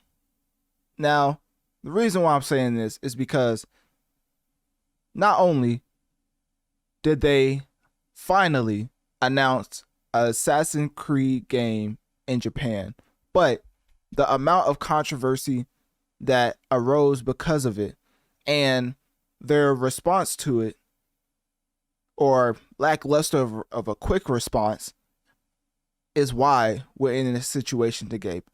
Because of course, this has happened time and time and time again, to the point where Ubisoft shares have fell by 54%. So with that being said, I don't even know how to say this, the Guillemot family, Ubisoft's founders, and Tencent, a key shareholder, are reportedly exploring options to take Ubisoft private after recent financial struggles and game flops. So what games have been flopping? That's probably the question you're asking yourself, because obviously not this game. The Assassin's Creed Shadows have not came out yet, which I've already reported on. If you look up Assassin's Creed Shadows Analytic Dreamz, it should pop up. But I've already talked about that game extensively and the problems that arose because of it. And also, Analytic Dreamz video on Spotify to see the video along with the audio, because I'm currently playing Upper Echelon's video about Ubisoft being a dying company. Now, of course, I like the background, so that's why I'm using it. But as far as the actual content in this video is very worth checking out. But anyways, Bloomberg's report on October 4th, 2024, said that Ubisoft stock surged over 31%, and that was the potential for stability through the privatization appeal to investors. So because of this being a fact, a lot of people was like, well, let's just go private. So the Goulmont family, Tencent, a key shareholder, is reportedly trying to explore a way to make Ubisoft private because of how it would bring the stock back up 31%. Because like I just said, Ubisoft shares have fell 54%. And the stock had previously hit a low of $10, its lowest since 2013. So ladies and gentlemen, this is a pretty big deal. Ubisoft has currently some IP that makes it flabbergasting and as far as how in the world could they mess it up, right? I mean, the first open world Star Wars game just automatically sounds like a monumental hit, right? Well, of course not. Assassin's Creed game set in Japan automatically sounds like a hit, right? Well, poor returns came back for Star Wars Outlaws. And then, of course, Assassin's Creed Shadows has been delayed to early 2025 because of not only the drop in share value, but because of the controversy surrounding one of the characters. And also, to be fair, some of the historical inaccuracies that they've publicly admitted that they was just overlooking, or they just didn't catch it, right? So all of that made them push the game back because, of course, they don't want to make this be a flop, because if Star Wars, the first open world Star Wars game ever, like of all time, if that flops, then no title is safe. I don't care if it is Assassin's Creed in Japan, because that's what people been wanting from the Assassin's Creed franchise. And shout out to Ghost of Tsushima actually pushing Ubisoft to give us this type of product, because if not, the world would have just never knew that people wanted Assassin's Creed in Japan. They would have not have known the popularity of wanting Assassin's Creed in Japan was so high, because when Ghost of Tsushima came out, everybody was looking at Ubisoft like, hey, see, tapping them on the shoulder like, hey, then we tell you, look, now Ghost of Tsushima is game of the year, and now you're following in the footsteps, and safe to say, probably won't be able to live up to the hype of and the quality of Ghost of Tsushima, because I don't want to just assume that Shadows is going to be a bad game, but it's definitely not going to live up to the hype of Ghost of Tsushima. But hey, I'm open to being wrong, right? I'm pretty confident in saying that the Ghost of Tsushima will end up being the best assassin game in Japan, right? So anyways, now that is Ubisoft's turn up and they're up to bat as far as this release. They have basically delayed the game because they know that they can't miss with this one. They've been missing time and time again, to the point where now they're reviewing their strategy execution as far as marketing strategies, and they're focusing on core areas like open world adventures and games as a service to boost performance. Now, everybody knows that Fortnite started a pandemic when it comes to live service games. Everybody thinks they are epic games in a way that they are going to put out a live service game and people are going to play that for 5 to 10 years. But what people are horrendously getting wrong is that the game they're making is not as fun as far as the gameplay loop like a Fortnite. So with that being said, another thing I wanted to get into was essentially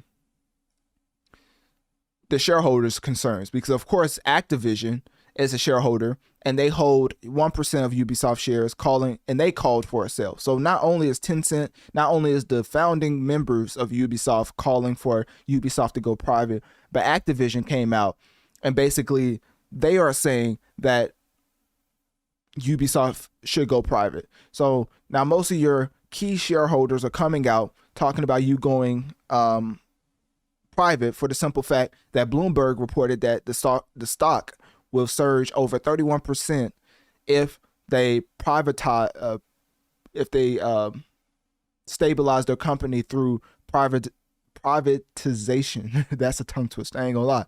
I was having trouble with that one. I had to sound it out. But anyways, So that appealed to a lot of its investors. So now they're telling them to go private. So with that being said, now they are in the early talks of going private, but Ubisoft is still being committed to putting out Assassin's Creed Shadows. Now, whether they will go private or stay open or stay public has not been confirmed. But of course, I wanted to report on this because this is a very interesting story, if I do say so myself. A company that has the first ever Star Wars open world game and an assassin game coming out in Japan that people been asking for, clamoring for, very hyped for, and you seemingly are dropping your perceived value to the point where it's been the lowest since 2013. I mean, what is going on with Ubisoft? Like, it is a real sticky situation that Ubisoft has found itself in. So, of course, other than that, Ubisoft has also acknowledged that the underwhelming launch and the announced plans of the game is why they pushed back Assassin's Creed Shadows. They talked about underperforming in their earnings call, basically citing how Star Wars Outlaws was a softer launch than they would have hoped, right? So that's basically code for Star Wars flop. Outlaws flop, and we don't know how in the world our IP, or not our, but we don't know how in the world the first ever open world Star Wars game that we had in our possession and we put out just ultimately flop. Even that would flabbergast me. That would leave me befuddled. I'm like, that's just a layup. That's kind of the same as Disney, what they're doing with Star Wars and Marvel. Like, how do you mess up so much classic material to the point where nobody checks it out? So that's unfortunate. that is very unfortunate. So anyways, I don't want to beat a dead horse. Y'all get what I'm saying about Ubisoft.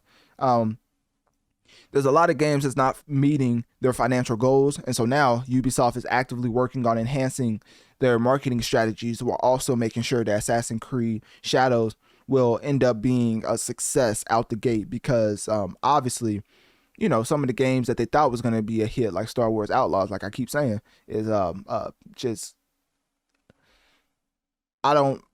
it's so confusing how it could be such a flop. Right? Because the game is not like completely garbage, but I guess a lot of people are not inspired to play the game. There could be other reasons. That's more of a deeper conversation. But in general, let's just say the choices Ubisoft has had for protagonists for these popular games, in light of flop after flop after flop, to be fair, or to be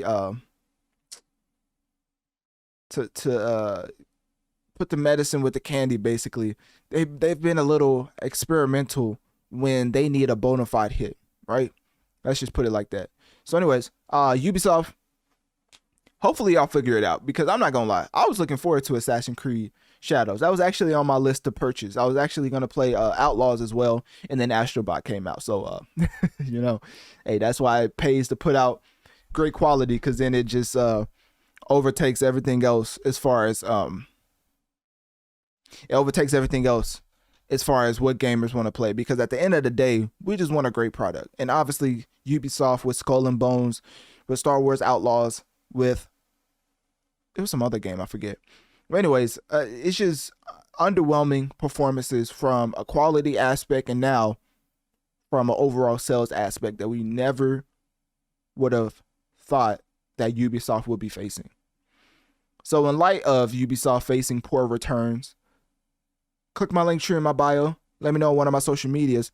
What do you think about Ubisoft's position as far as them having the lowest stock since 2013? And do you think that they could ultimately make a resurgence, or should they just privatize? What's that word again that I was messing up? Let's see if I can find it again. Or should they have a privatization to basically stabilize the company?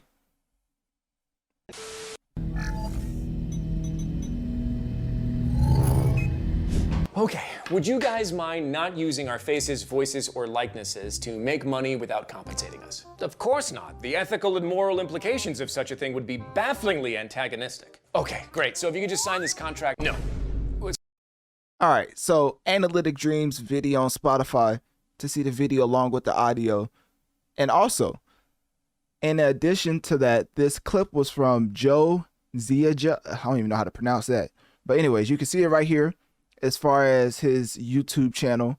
And I would definitely check out this video as it goes into what we're about to talk about today in this segment. But this specific skit I had to include because this nails it on the head. So with that being said, Analytic Dreamz video on Spotify to see the video along with the audio. So you do want to steal the method by which we make our livelihood and teach artificial intelligence to use them so you could replicate them without our permission or compensation? Well, that would be ridiculous. Nobody wants that. I certainly would be upset if a robot tried to take my job. Amazing. Then we're in agreement. If you could just put that in the contract, absolutely not. But you're promising that you won't do it? Yes, of course. So you could just put it in the... No. But we need it in writing if we're going to... Not going to happen. You realize that a promise in written form is just called a contract. Snowball's chance in hell. Well, I guess that means we're gonna have to go on strike. Now, why on earth would you be so unreasonable? The issue for the... And then, ladies and gentlemen, that's where we stand today as the biggest issue with this overall debacle is the use of artificial intelligence, which of course is AI. And of course, when it comes to employees not wanting to have their likeness just straight up ripped by AI to use on whatever project without getting proper compensation, you would think that the video game companies will obviously sign a contract saying that we won't steal your likeness and use AI to basically rip you off. But guess what? Obviously, that was not the case, as this started back in July 26, 2024, and it is still going on in November 2024. So as far as the actual statement that they put out, basically, SAG-AFTRA announced that interactive media agreement negotiations with employers would continue. So everybody was thinking that, of course, they'll just come to some type of middle ground. You know, they will basically understand that they are both very important to the process. So let's just come to some sort of a agreement and just meet in the middle. Well, ladies and gentlemen, that did not happen, as they said that the negotiations would continue. And of course, it includes Activision Productions, Blind Light LLC, Disney Character Voices, Electronic Art Productions, Formosa Interactive, Insomniac Games. That was the big one for me. I mean, maybe this is tied to the reason why we're probably not going to get any DLC for Spider-Man 2. But anyways, let's keep going.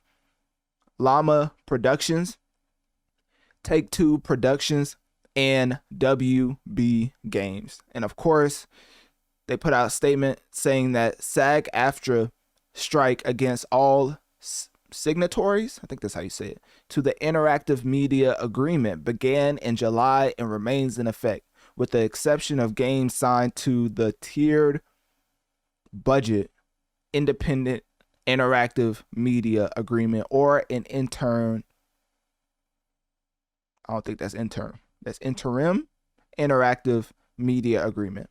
And they basically said no further comment at this time. So obviously, this strike is nearing the 100-day mark.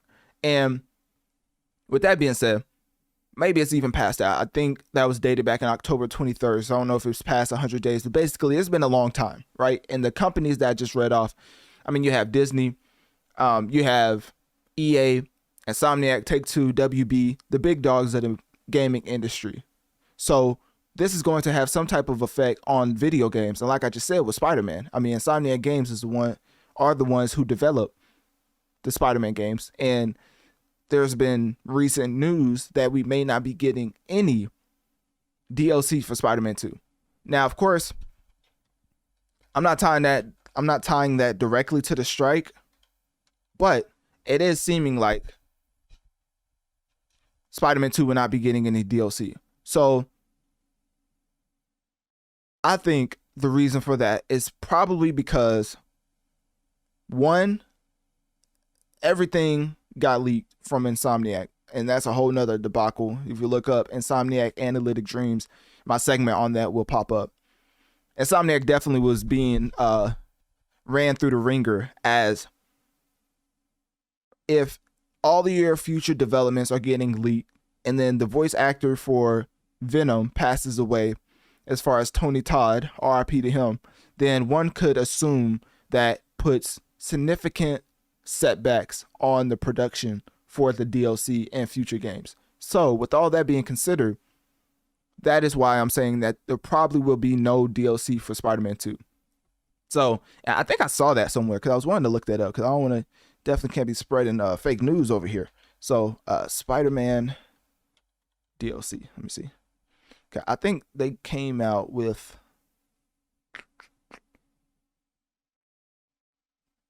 okay. So yeah, they said they're not putting out any DLC on Spider-Man 2 because they want to focus on Wolverine and then Spider-Man 3. So yeah, I didn't just make that up because I was just making sure that people wasn't just yeah, okay. I was just making sure. All right, because that's a pretty big deal. I don't know if people actually know that, but why is this not replaying?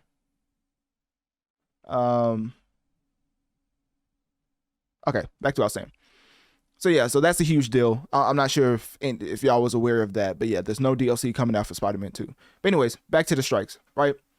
So all of the companies that I just stated, they essentially are acting the same way as far as the skit that I played at the beginning of the segment. The proposal is basically centered around AI and sticking to the point that AI's role in creating voice and motion capture replicas without enforceable protections cannot happen, right?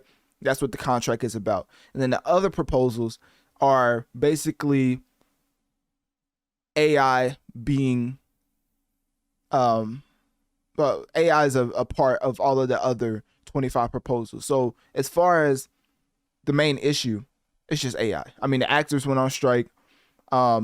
That's why a lot of the movies was pushed back. And now when we're seeing the video game actors and voice actors going on strike, we're basically seeing that a lot of people are going to be affected with this type of stoppage of work. And that is the main point of going on strike, because even though they said that interim employees can still work, that is basically over the independent side of gaming, I would say, because it's like 120 games from 49 companies that is signed to the interim agreements because they basically were proceeding under SAG-AFTRA's preferred terms. So that means that they are good to go as far as people working for them. Because if you don't know, if you go on strike and then somebody in the club ends up getting some big role or whatever, and that's essentially because everybody's going on strike, but you're the one that branched out to get the bag, forgetting the reason that y'all going on strike in the first place. Whenever they do negotiate and come to a sort of come to an agreement, I'm not going to say you're going to be outcasted, but essentially you're going to be looked at and outcast by your peers, which may be even worse than being outcast by the industry, because then a big name actor could look at your name, say, this person tried to step out while we was going on strike. I don't want to work with him. And guess what? Now you can't find a job. That happens all the time. So anyways, with the strike, 98.32% of SAG-AFTRA members have authorized this strike. And then when it comes to the union, there has been some pushback, as 98% is not 100. Critics have argued that SAG-AFTRA's handling has isolated workers by approving deals in secrecy and not enforcing contract terms. So, of course, when it comes to a union, not everybody is going to agree. If that was the case, then we would have world peace. But obviously, that is not the case.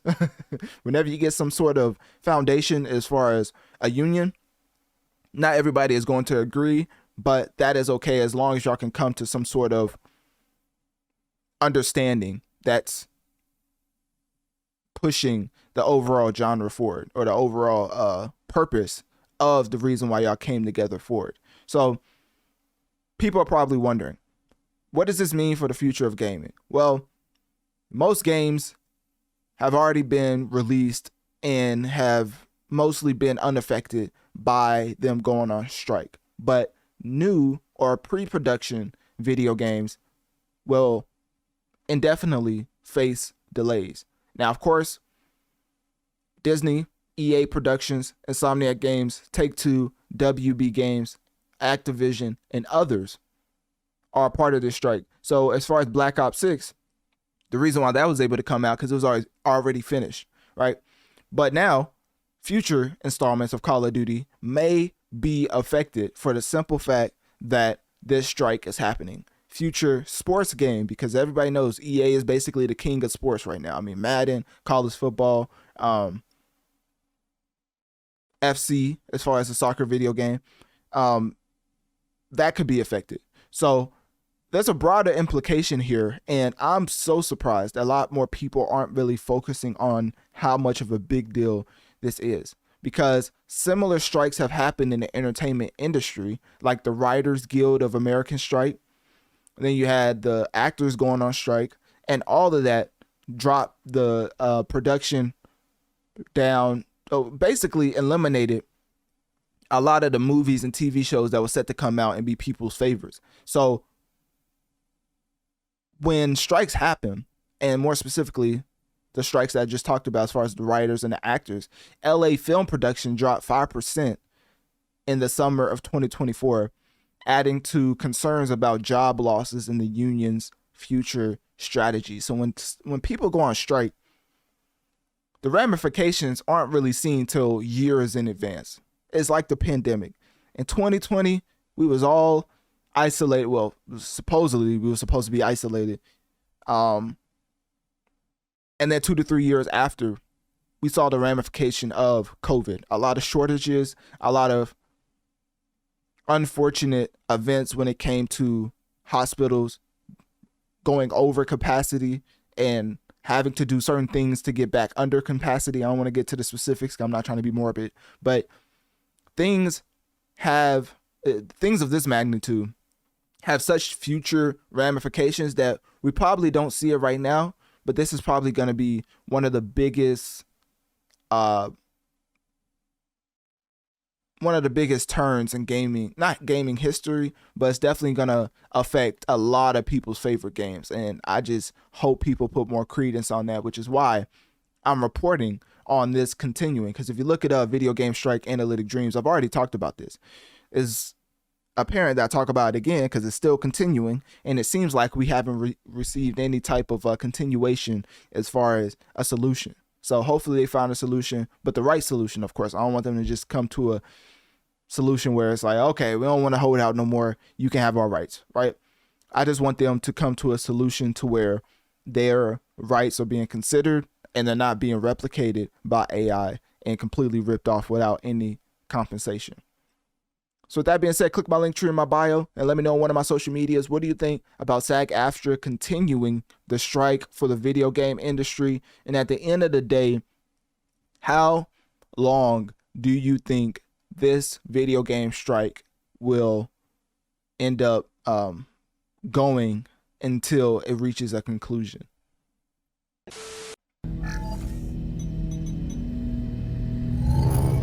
$12 million to not talk about this relationship that you posted on Instagram that was so beautiful and you had so much love for me. What the are you hiding, dude? What are you scared of?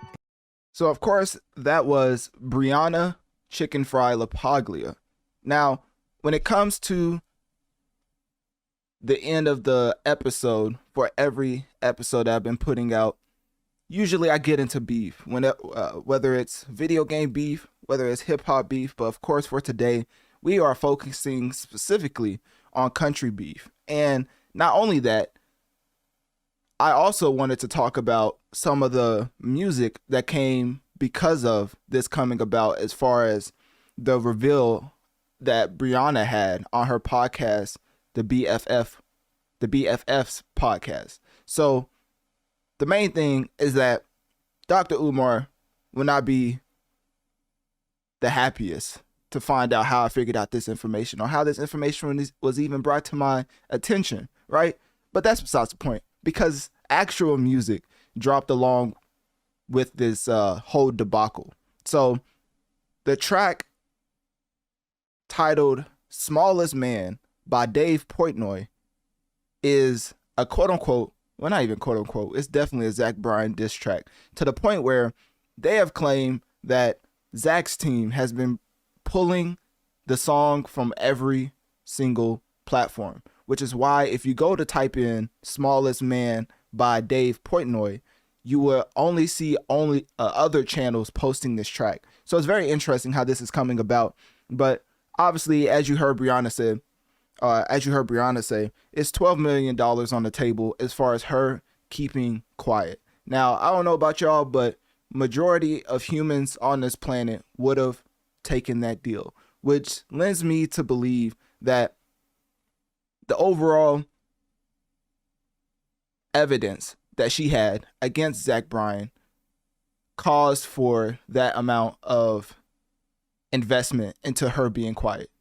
Reminds me of, and I'm not accusing Zach Bryan of this, but it reminds me of the P. Diddy Cassie situation where Cassie came out and essentially put out a lawsuit, but even before that was asking Diddy's team behind the scenes for a certain amount for her not to come forth with certain claims and accusations. But lo and behold, Diddy did not care what Cassie had to say. So now here we are. So with this situation between Brianna and Zach, I think there's a lot of similarities.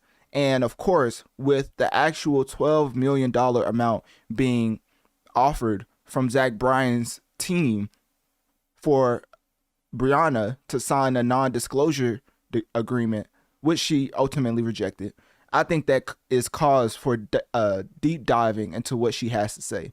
So obviously, there's a whole podcast you can listen to right now, and, you know, doing my journalistic due diligence, right? I listened to the entire podcast, and let me tell you, I'm not going to say she didn't really dive into the details, but whatever the $12 million was trying to keep quiet, I don't think it was said in that podcast, because of course she said a lot of things about mental abuse that she went through, and of course physical abuse. But as far as the specific sentiments that $12 million would keep quiet, I don't think she revealed that on the podcast. I felt like she was holding it close to the chest. And the reason why I say that is because, of course, when Cassie first came out, as far as the accusations and detailed certain things was very vague, a lot of people was like, oh, we don't care, right? And then the 2016 video of Cassie getting assaulted by P. Diddy came out. And then guess what? Now, currently, P. Diddy is incarcerated and Cassie's the main witness. So whenever millions of dollars is put up for somebody to be quiet via a non-disclosure agreement, there's something deeper beneath the surface that has to be revealed.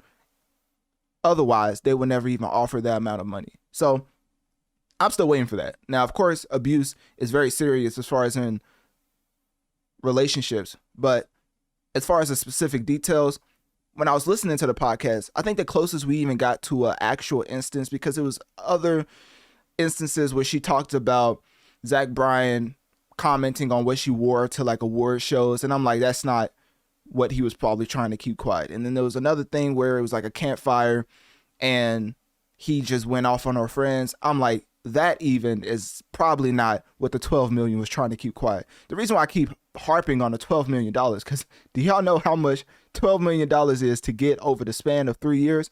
And if you don't know, let's just listen to Brianna talk about it for herself, as she even said why she didn't end up taking the 12 million right here.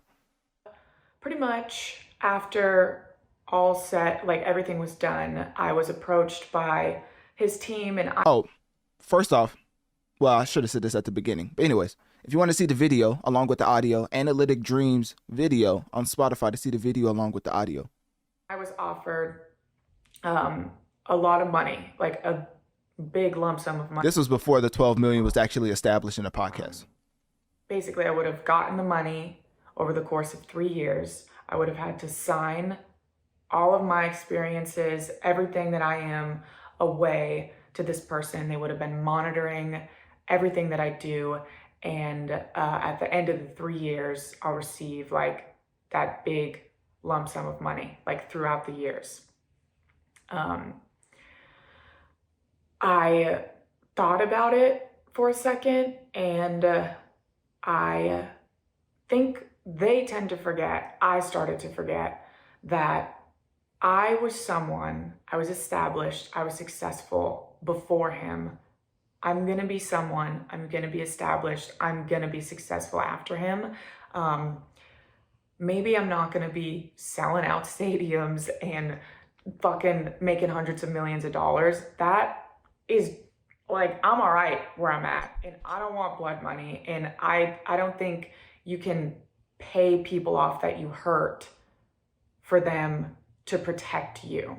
All right, so we're gonna pause it right there. So of course she goes on to talk about other things in this hour and 23-minute long podcast. I'm gonna come back to that in a second because I also want to pinpoint something else. But one of the bigger elements of this entire situation is that Zach Bryan seems to not be liked by a lot of people. Apparently he has beef with Taylor Swift. I didn't know this. Apparently he has beef with Post Malone. Now, of course, I've covered Zach Bryan extensively on the podcast because I cover the people who have, you know, pun intended, a mass effect on the music industry. So that whenever I get into Zach Bryan, he's had a plethora of tracks that have charted. And currently, like as of today, he has 3 albums that's in the top 30 as far as most played albums in the world. He has The Greatest American Bar Scene, that's the 22nd most played album in the world. The self-titled Zach Bryan album, that's the 24th most played album in the world. And then you have then you have American Heartbreak, which is the 28th most played album in the world.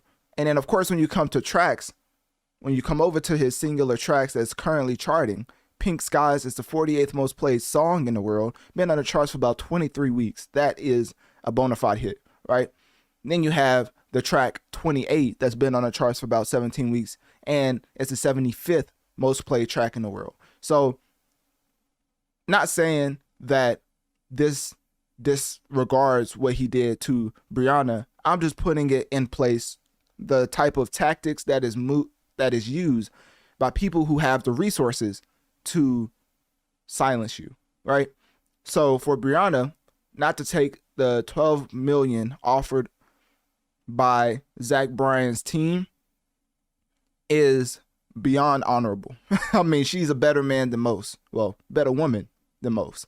So in that instance, I had to listen to the podcast because I was like, I have to know what he was trying to hide. And of course, she kind of hinted towards it, but I don't know if she's coming out with a book. I don't know if she's coming out with a video, like a documentary style type video, because if you don't know, the Zach Bryan and Brianna relationship started back in July 2023, 2 months after they met at the Academy of Country Music Awards. And the split, of course, came just last month of this year. So not the longest relationship, but obviously throughout that time span, something happened. And I believe that we should get the details if they want to continue with the whole anti-Zach Bryan wave. Because obviously, as a music connoisseur, I'm going to pay more attention to actual details into what people say about their side of the relationship. We've heard Zach Bryan response, not directly. I mean, he basically posts a lot of cryptic messages on his Instagram. And even after the podcast aired, he put out a track titled High Road that, lo and behold, went number 10 on the daily US Spotify chart and had 1.2 million streams as far as up to November 8th. So this was Zach Bryan's 19th song to reach the US top 10 on Spotify. The reason why I'm reading off all of these stats for Zach Bryan is because the Cassie playbook has to be replicated if you want people to care about what Zach Bryan did to you. Because obviously, when I talked about the Cassie versus Diddy situation, I just plainly came out and said that people don't have compassion for certain abuse until they see it. Y'all remember when Ray Rice hit his girlfriend or whatever, and the perception of Ray Rice before that video came out and the perception of Ray Rice after that video came out. I'm not saying that, actually I am saying Brianna will have to release something for Zach Bryan fans to care about what he did to her. Now, of course, what he did to her was wrong, but as far as giving the ultimate overview of what she's going against, I just think that's the best route to take.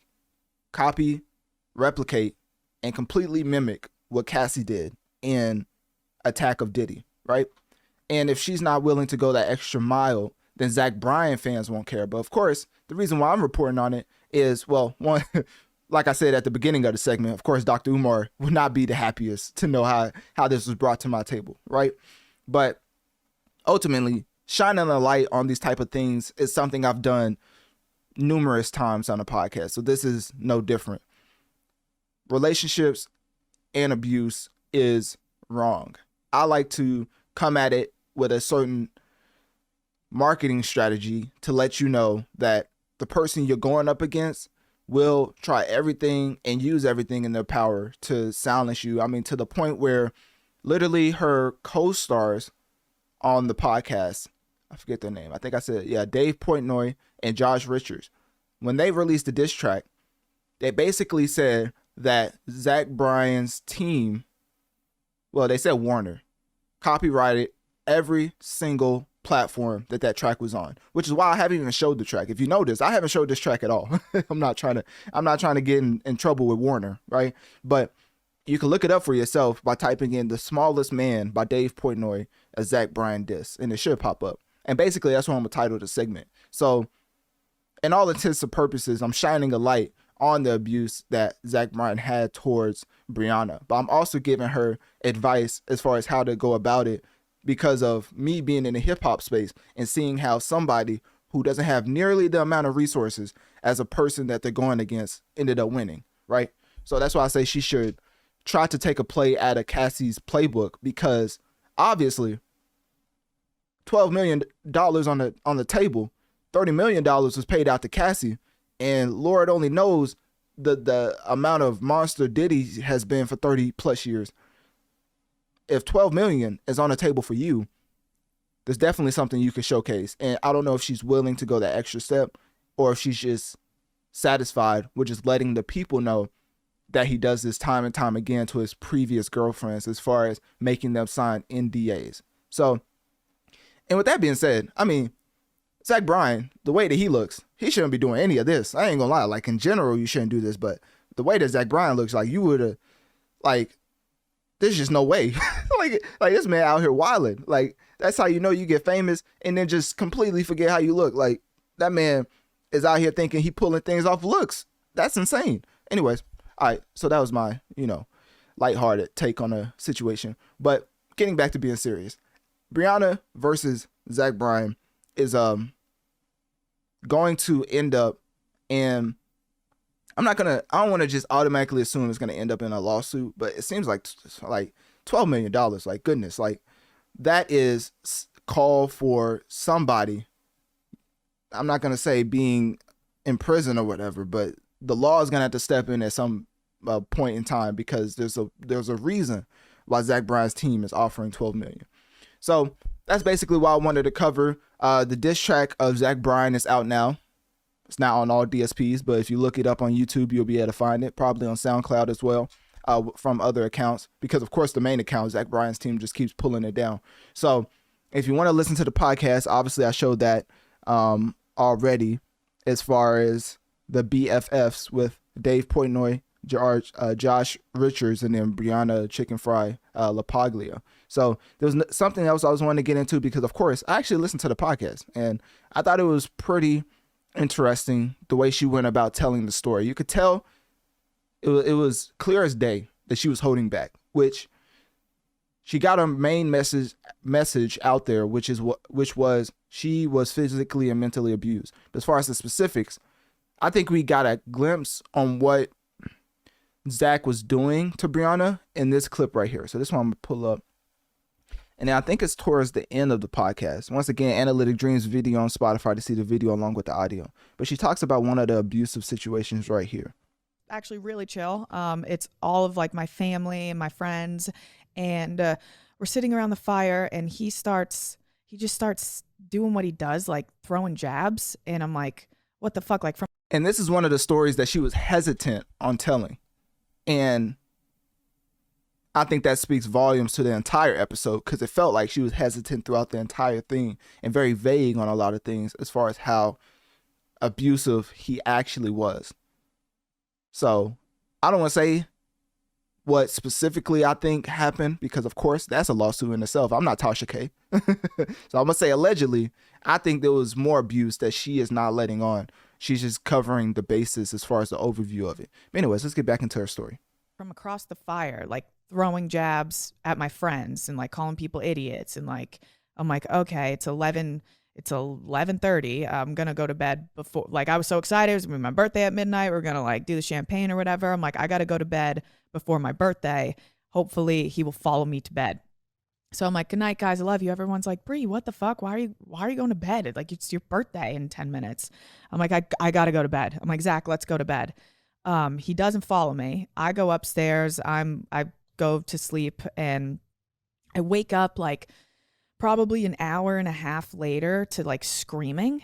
And I'm like, what the fuck is going on? So I go downstairs into the basement of this house, and it's like all my girlfriends crying, and they're all like in it. So I'm like, what the fuck happened? What's going on? And then I look outside, and I have my aunt like trying to control Zach. And there's a recording of all of this that can never be out. Basically, Zach we're all hanging around the fire, and I guess he stood. Key phrase, recording of this that can never come out. And let me replay that just in case y'all forgot or just missed that part. This is why I keep bringing up Cassie versus Diddy. Recording of all of this that can trying to control Zach. And there's a recording of all of this that can never be out. Basically, Zach we're all hanging around the fire, and I guess he stood up at the fire and just starts screaming at my friends, you're not going to be anything, you're a fucking loser, like just the most horrible shit, like you're never going to make it, like you live off of other people, like just crazy out of nowhere. And I'm like, what the fuck? But when Zach's in this zone, there's no containing it. So my aunt's trying to figure it out, whatever. I bring him up to bed, he smashes glass, wake up in the morning, I'm like, you have to leave. All right, so the main thing that I want y'all to know is that she said the key words, recording that can never be out. And once he gets into this mood, there's no stopping him. I think that is why there's $12 million on the table, because, of course, when she said there's a recording that can never be out, safe to assume she's the one that doesn't want it to come out because of it putting Zach Bryan in such a negative light, and allegedly may be legal ramifications if that footage ever came out. Which is why I am saying that if she wants to continue and wholeheartedly wants to see Zach Bryan basically face consequences for what he did, she should follow the playbook of Cassie. Because it doesn't seem like she's lying. It seems like she's telling the truth, and ultimately it's up to her if she wants to continue that message or not. So, as always, abuse in relationships is, I mean, I don't have to tell y'all it's bad, right? I mean, you should already know it's bad. So, as far as listening to this episode and podcast, I think it's a great depiction of people, male or female, who go through an abusive relationship and stay in the reason for why they stay. I think it's a great episode for that, because I think a lot of the questions come up like, oh, you stayed, so you was okay with it. I mean, they were dating they started dating in July 2023, and they just ended October 2024. Not the longest relationship. So that argument is out the window. But as far as listening to what she has to say about why she stayed in the abusive relationship, it's very much a teaching moment for a lot of people out there who may be going through the same thing. And this is exactly why she even did this in the first place as far as taking it public. So there's something else I was wanting to get into. Oh, I had the clip of Zach Bryan talking about, the dress she wore at the Golden Globes. I'm not going to get into that. That's more of the surface level. Let me see. And then the diss track, of course, Smallest Man by Dave Portnoy. Who knows what Warner's going to do after I put this up, right? But anyways, as always, I love to shine the light on things I think deserve it, because if this was somebody you knew, you would want people to treat this with importance as well. So that's why I highlighted it. That's why I'm talking about it the way I am, as far as giving certain advice. And then obviously there's only so much of playing devil's advocate before you just realize that if she wants to continue with her sentiments, ultimately the true way of Zach Bryan facing the consequences for what he did to her is by her providing video evidence. So of course we believe her, but of course the reason why I kept saying throughout this entire segment, the P. Diddy Cassie situation, the Ray Rice situation, people heard about it. They was like, she'll be all right. Then they saw the video and they got up in arms to the point where the legal ramifications came because of it. So that's why I say that. So with that being said, click my link tree in my bio. Let me know on one of my social medias. What do you think about Brianna versus Zach Bryan? And as far as the solution, the outcome of this, do you think this will have any effect on Zach Bryan's future projects or even singles as far as making it onto the charts?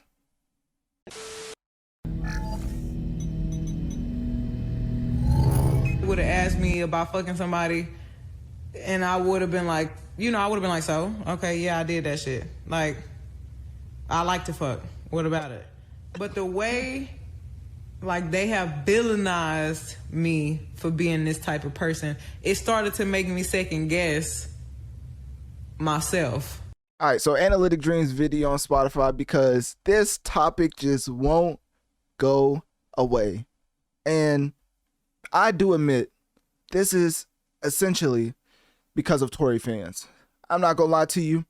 I was once misguided and I did not see the light of Megan Thee Stallion versus Tory Lanez. Here I am, just being straight up brainwashed by some of the outlets I was watching and following, to the point where I was thinking, why is Megan Thee Stallion complaining about Tory Lanez when it seems like he didn't shoot her, right?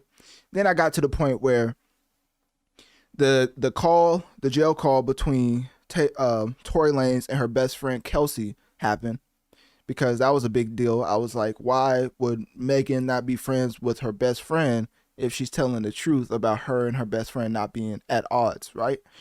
Then the jail call made all the sense in the world as far as Tory and her best friend conspiring against her, and then them not being, as far as Megan and Kelsey, them not being the closest because of her doing that. And then it made all the sense in the world to me, because now you double back to the point that we originally was focused on, as far as Tory being the one who fired the firearm, which ended up making him guilty in the actual trial that they went through. So now that I've seen the light, and of course I've covered this ever since the trial ended, because I don't know how many times I've talked about Megan Thee Stallion. It's been extensive, to the point where some would call me, in my part of I don't know what Megan Thee Stallion's hive is called, but y'all get what I'm saying, right? I am a supporter of Megan Thee Stallion for the simple fact that there's been a lot of talk around Megan Thee Stallion and her undeserved status in the music industry, for the simple fact that Desiree Perez, via Roc Nation, via Jay-Z, is a big component to her overall image. So, with that being stated, come to the evidence that Tory's first lawyer that was trying to lead him to a plea deal ended up taking herself off of the case, and now has an entire TV show. Well, guess what?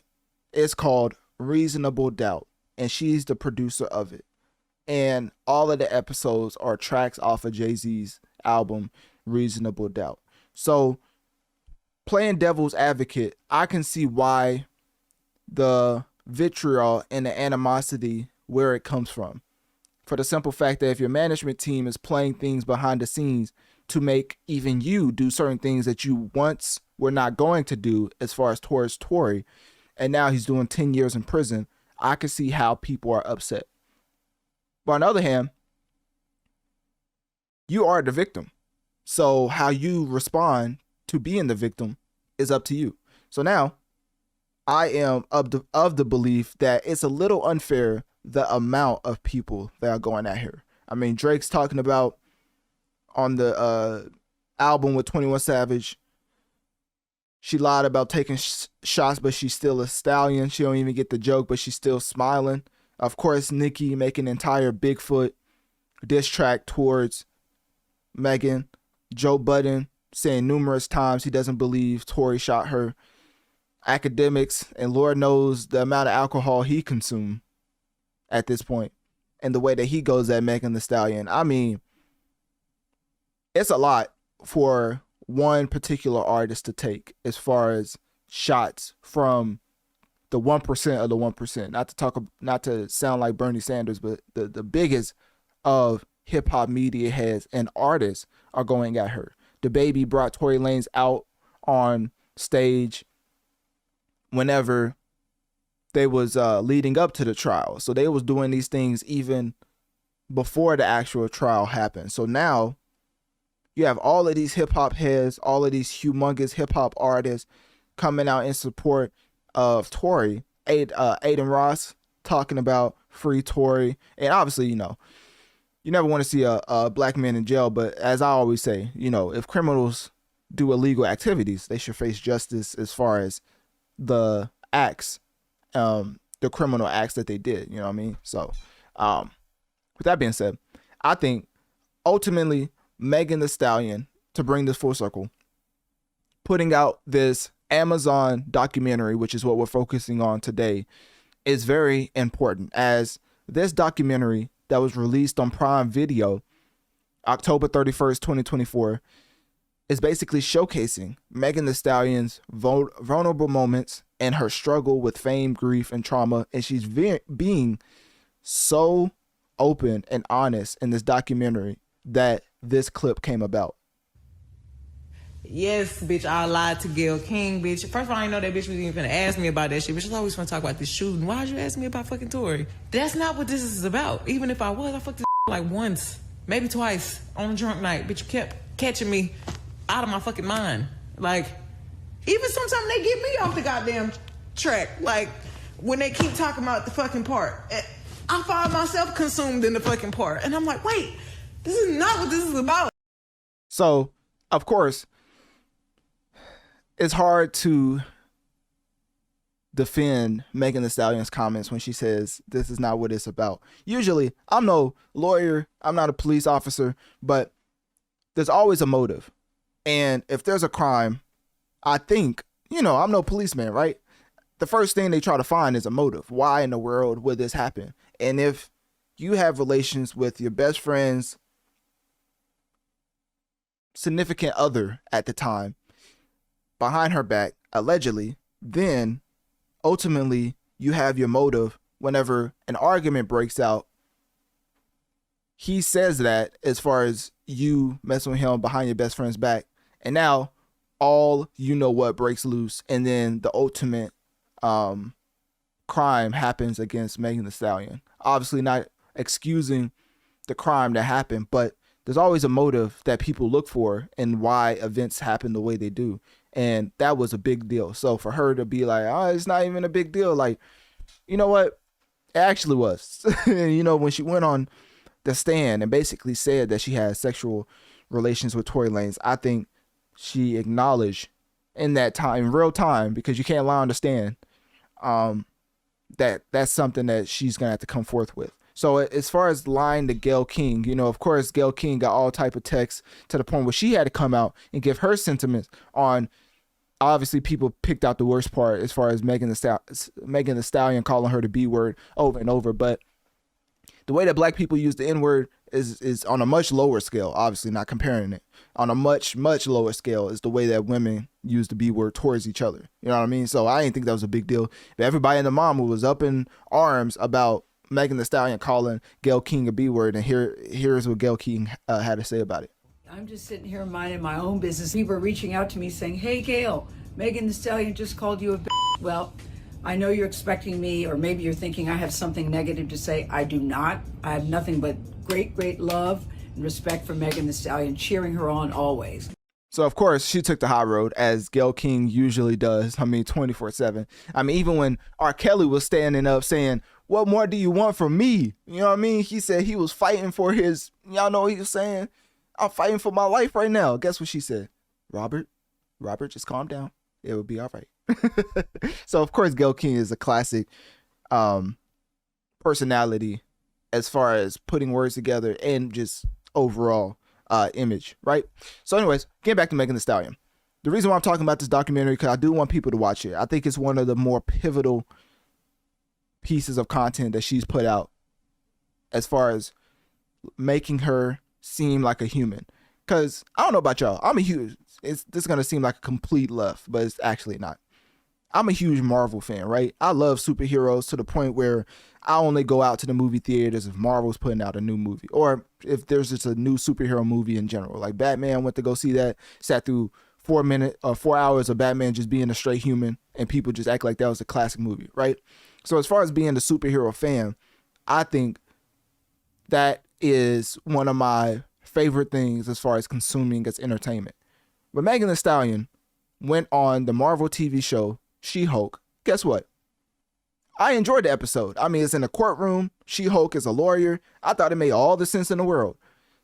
Won't you know that that was one of the most trashed episodes ever in Marvel TV history? You would have thought Megan Thee Stallion just went up there and just went on a Kanye rant on She-Hulk, the way that people just hated her involvement in that episode. It was one episode, mind you. And it was so fitting in the way that Megan Thee Stallion looks. And then, of course, She-Hulk, not trying to make any jokes. Obviously, Megan Thee Stallion looks great. I'm just saying, as far as physical stature, she's bigger than most women, right? So as far as her next to She-Hulk, I mean, it made all the sense in the world. You're in a courtroom, you make up a fake trial for Megan Thee Stallion, playing off the fact that Megan Thee Stallion and the Tory Lanez trial, I mean, it all just matched up, right? It's not just some random throw her in the scene and with She-Hulk and it makes no sense. And then at the end of the episode, which is what people got up in arms about, is they were twerking to Megan Thee Stallion music, which maybe I'm mistaken, but I thought we liked that. I don't know, man. I just, at some point, you got to call a spade a spade. Like, some people lying out here. Like, y'all really not y'all not that upset, right? Let's be for real.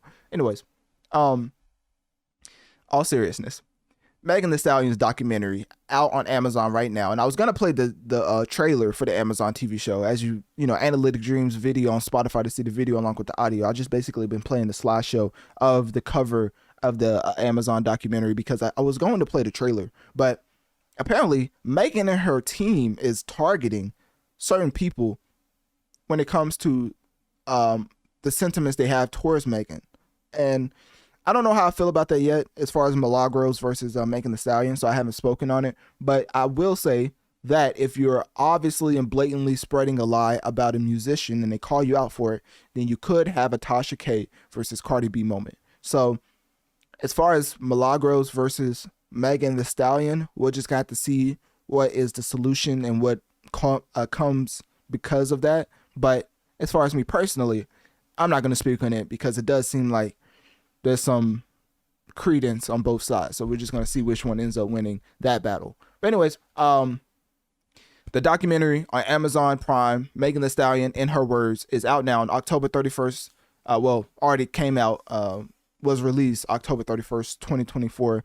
On Halloween is very interesting. Tory Lanez, that man's still in jail. He has, a 10-year prison sentence, so he's not getting out anytime soon. But I think that was basically it. So yeah, Megan Thee Stallion has been through a lot and has continued to go through a lot.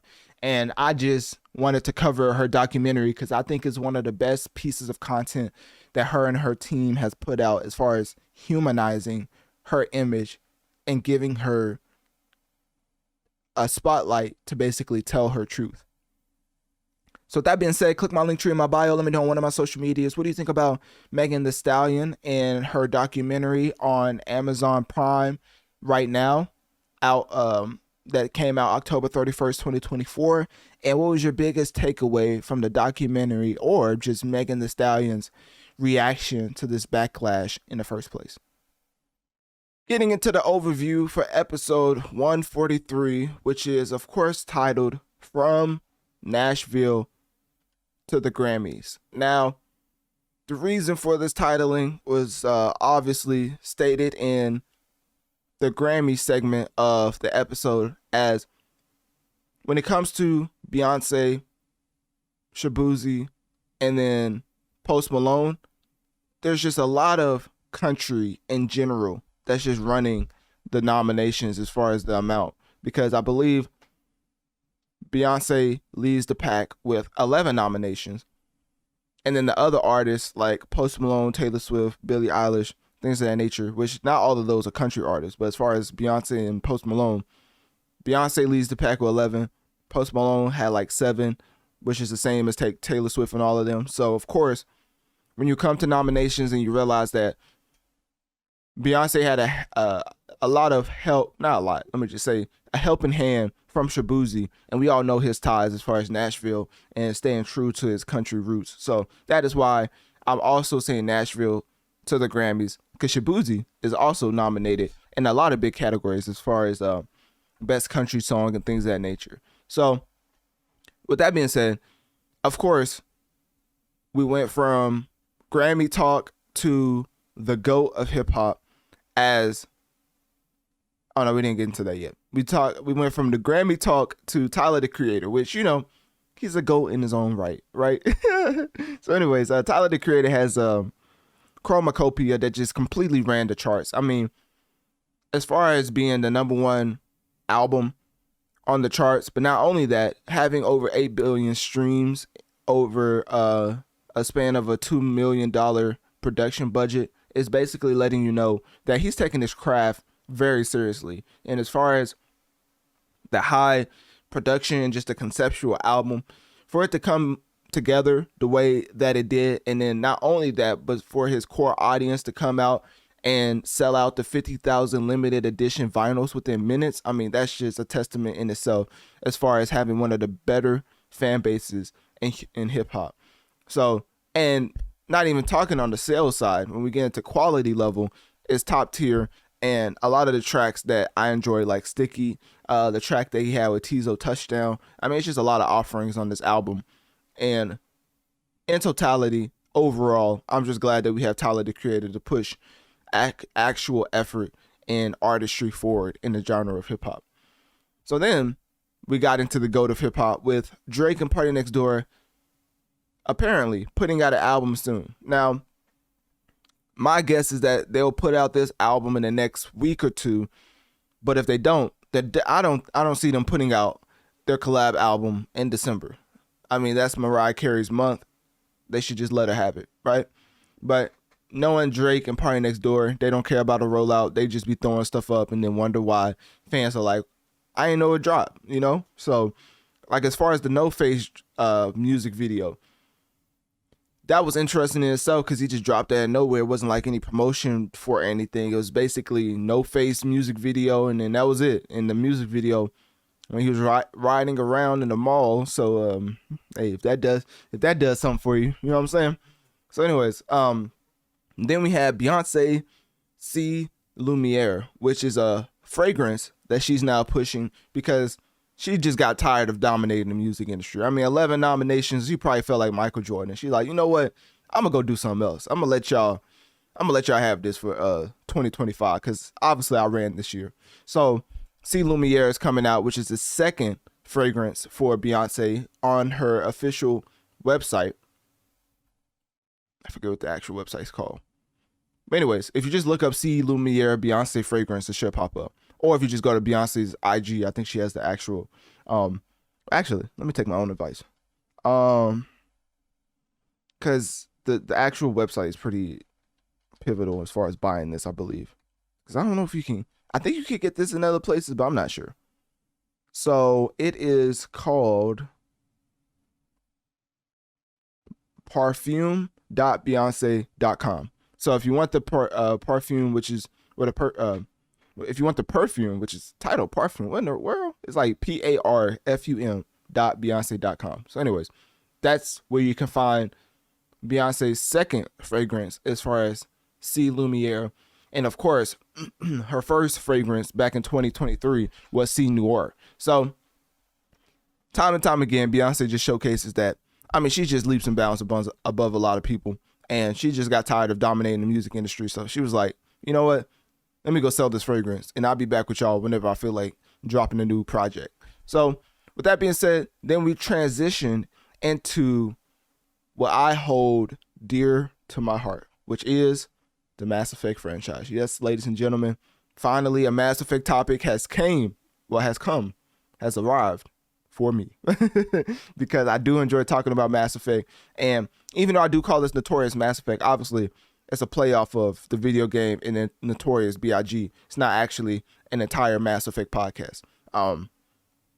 So that being said, when we do get specifically into Mass Effect, it always brings a warmth to my heart. I mean, y'all know that video game that introduced you to just enlightenment as far as how much joy you could find in the video game. And when I tell you that Mass Effect is one of the greatest joys you could have as a gamer, I don't know how else to put it, man. So anyways, so I was excited to hear that BioWare, shout out to the Veilguard fans out there, but BioWare basically told them that, hey, we're not putting out no DLC for y'all. We moving on to Mass Effect 5. And to that, I'm not going to lie to you. I had to look at my calendar and just start clapping. Like, I don't think y'all understand. We're going to have Mass Effect 5 soon in our hands. The amount of joy I have right now is through the roof. Just a happy day. A happy day, man. Anyway, so Veilguard fans probably aren't the greatest, probably aren't the most excited to hear that news. But hey, neither are Spider-Man 2 fans. How you think we feel? Insomniac came out and said we putting out no DLC for Spider-Man 2. Y'all got on our last nerve. Y'all had one more time to talk about Spider-Man 2. And they came out and it was like, hey, no more DLC. Y'all want to complain about us half and putting out Spider-Man 2? Well, guess what? Now we just really don't care. We're not putting out no DLC. Which I hope they're lying. I hope they just come out and just surprise us with DLC. Which would be a pretty interesting marketing move. Because it lowers the expectation and just blows it out of the water if you just surprisingly give us DLC out of the blue, right? But I do believe they probably won't give us DLC. They're pretty upset. I mean, people hacking them. We calling Spider-Man 2 underwhelming. I mean, they tired of us. That's all I got to say. So anyways, yeah, Veilguard, hey, it was a great game while it lasts, but y'all not receiving any DLC because it's on to the let me not say real franchise before people get upset. It's on to my favorite franchise, which is Mass Effect 5. Well, Mass Effect in general, but, onto Mass Effect 5. Y'all get what I'm saying. Anyways, Mass Effect TV series. Also, that's what we got into in this segment, as Amazon is adapting a Mass Effect TV adaptation is happening via Amazon MGM Studios, and it's officially underway with Daniel Casey, the writer of Fast and Furious 9. Now, let me tell y'all something. If I hear Commander Shepard come onto the scene, if they even do a story about him, if he comes onto the Citadel or he comes onto the Normandy, it would have to be the Citadel. And he's like, I'm Commander Shepard, and this is my favorite family on the Citadel. I'm going to lose it. I'm just going to lose it. I'm just going to turn it off and just walk away, man. It's kind of like when Sony had the rights to the Spider-Man movies and they was putting out all that garbage with Andrew Garfield just acting his heart out, right? I don't want that to happen as far as my favorite character getting disrespected by the production team and by the writers. So anyways, and I gave a lot of actual solutions in that segment as far as the direction they could go. And, I mean, based off the jacket, you know what I mean? I'm a little invested, you know what I mean? I would say that I'm pretty much a fan, not even a fan, a hardcore fan of Mass Effect. So as far as the advice that I have, I think it could be helpful. I think, you know, like, what do I know, right? Anyways, let's keep going. So after that, we got into Dragon Age Veilguard. Even though it's not receiving any DLC, it could receive Game of the Year nominations for the simple fact that it's a very high quality game. I mean, it's very enticing when you hear people say the ending of the game is the best BioWare's ever created, because Mass Effect is under their belt. So if they're saying that, then they're taking into account the suicide mission, they're taking into account Andor, they're taking into account a lot of different developments that BioWare had a hand in, and they are saying Dragon Age Veilguard is the best. So that's high praise. And essentially, whenever I was prodding a little bit and picking people's brains, the main thing was that throughout the entire game, you're building relationships. And essentially, the dialogue options you make comes up at the end as far as frequently talking about and reminiscing about your past experiences. Not to spoil anything, I'm just giving you it in general. So it really pays off. It reminds me of when I played Cyberpunk, got to the Phantom Liberty DLC, and just was completely blown away by the attention to detail. That's what it reminds me of, but obviously I haven't played Dragon Age Veilguard. I'm just letting y'all know what the people are saying, you know, what the digital streets are saying. So anyways, also, it had around 151 to 480,000 copies. That's a huge gap. I don't know if that's week after week. But anyways, right now it has 89,000 concurrent players. And obviously not the biggest game in the world, but definitely has its core audience, and they came out in droves to support this game. So with that being said, and also it was like EA's top single player game launch on Steam. So hopefully it's not an ESPN stat. I think that's a pretty significant stat. But nonetheless, then we went from Dragon Age Veilguard to Mario and Luigi Brothership as Player 2 and Player 1, the skit by I can't even say his name because it's a PG podcast. But there's this video, right? I'm gonna pull it up. It's a classic gem. I'm about to put you on right now because I don't know if this guy still puts out I don't know if he still puts out music videos. Or not music videos. I don't know if he just puts out videos in general. Okay, they said his channel got hacked. What in the world? Well, that's unfortunate. All right, well, anyways, the actual video is right here. It's titled Brotherly Love. And obviously you can see why I didn't say his name because this is a PG podcast. I'm not saying his full name. But right here, this is what hold up, y'all can't see it. Brotherly Love, watch this video and thank me later. Let me tell you actually let me just keep it on there for a minute so y'all can see. This video is one of the greatest pieces of content Mario and Luigi has ever had. And I say that wholeheartedly because the Player 2 jokes after this just flew exponentially after this video. Like, you just Player 2. You will always be Player 2. It's very funny. Anyways, check that out. But as far as the video game, of course, turn-based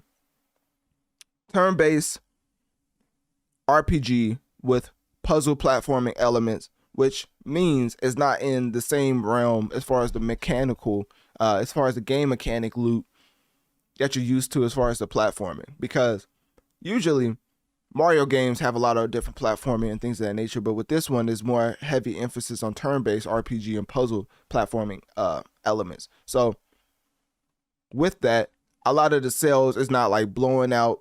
It's not like chart topping or anything like that. It's more of a regular lukewarm release. But the thing about that is, I don't know if y'all can tell by my banner, but we're not used to lukewarm releases by Mario. Mario is one of the greatest characters of all time. one of the greatest video game characters of all time, if not the greatest video game character. So for Mario and Luigi Brothership to come out and have lukewarm type of reception, and not only that, but for the sales to be underwhelming as far as when they compared it to the Peach video game, when they compared it to Paper Mario or Origami King or The Legend of Zelda, I think the similar mechanics are there, but there's not similar sales. And obviously it's not all about sales, but for Mario, it's like when Drake drops, we hold them to their self as far as the bar. And let's just say it didn't actually meet that. But it wasn't just a flop. It just didn't meet the bar that usually Mario games sell.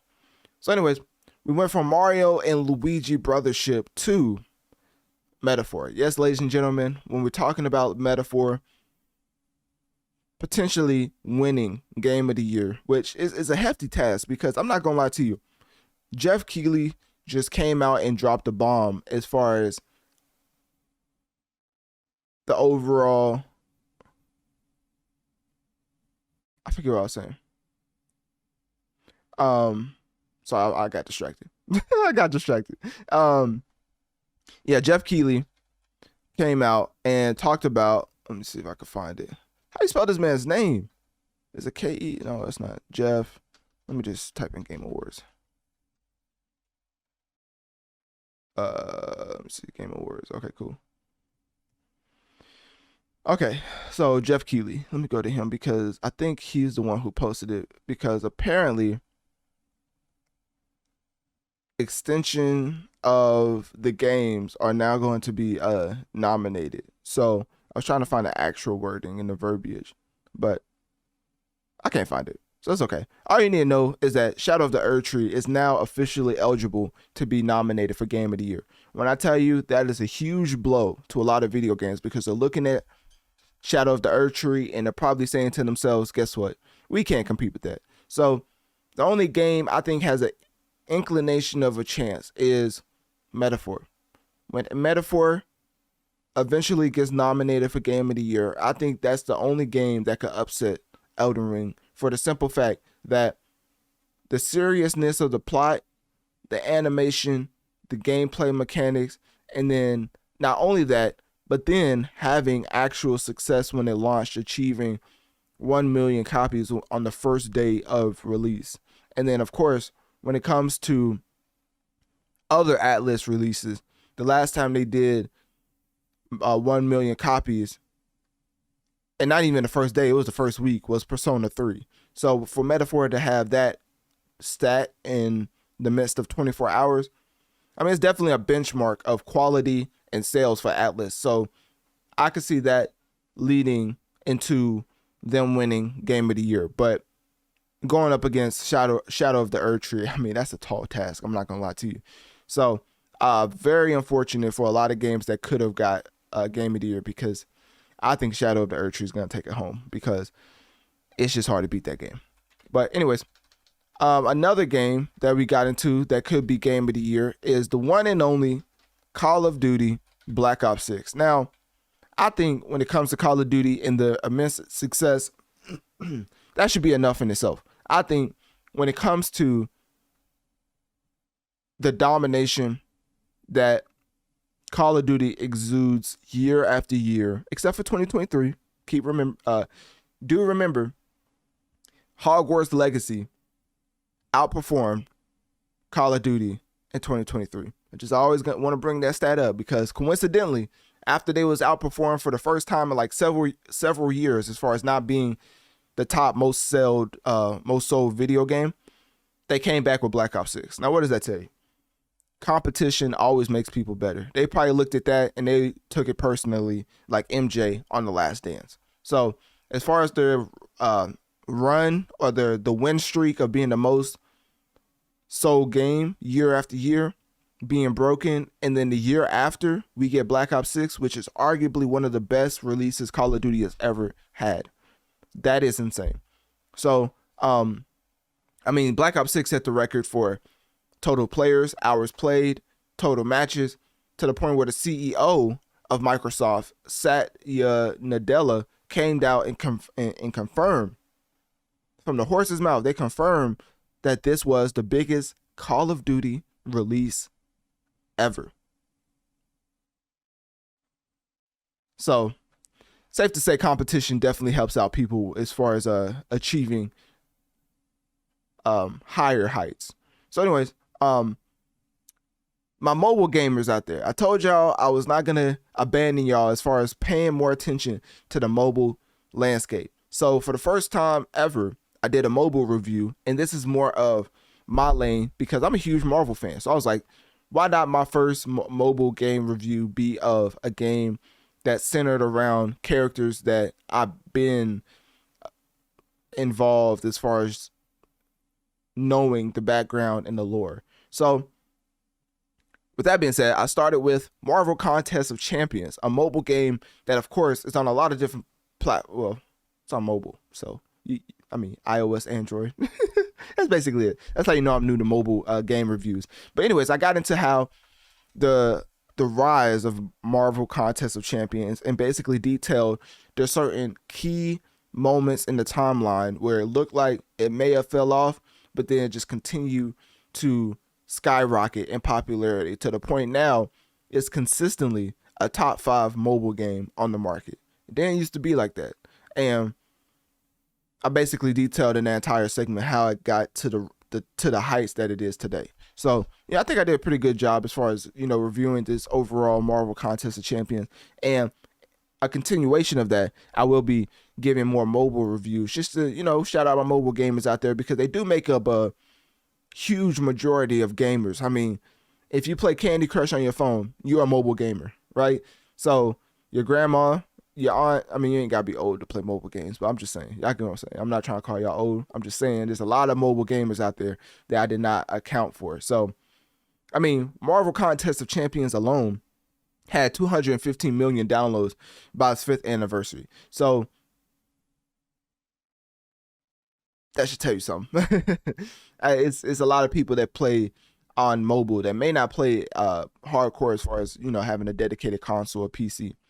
So anyways, then we got into the SAG-AFTRA strike. It's hard for me to say that because, of course, we switched gears a little bit, getting into the back and forths in as far as beef. This was the end of the end of the episode where I get more into beef and how people approach their beefs. And let me just tell you, SAG-AFTRA and the overall union members in the video game industry, there are very key issues that needs to be resolved when it comes to artificial intelligence just completely being able to mimic other people's production and companies using that to save a dollar. So there's an argument to be had that if you can cut production cost, but increase the amount of production, wouldn't you do it? Now, that is a very anti-consumer statement for the simple fact that these conglomerates have found a way to do exactly that. Cut production cost, but increase production. Where have you ever seen that happen? Exactly. So for the evolution of AI is very scary, and a lot of people are going to lose their jobs for the simple fact that they can have a robot do what you do now.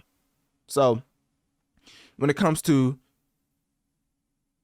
Activision, Disney, EA, Insomniac, Take-Two, WB Games, those are just some of the big major conglomerates in the video game space that have been involved as far as this ongoing video game industry strike. And I would be interested to see what games this actually affects, because this strike has been going on for 100+ days, but I haven't seen any postponements or any video games. Maybe, honestly, I don't know. Maybe that's why we're not getting any DLC for Spider-Man 2.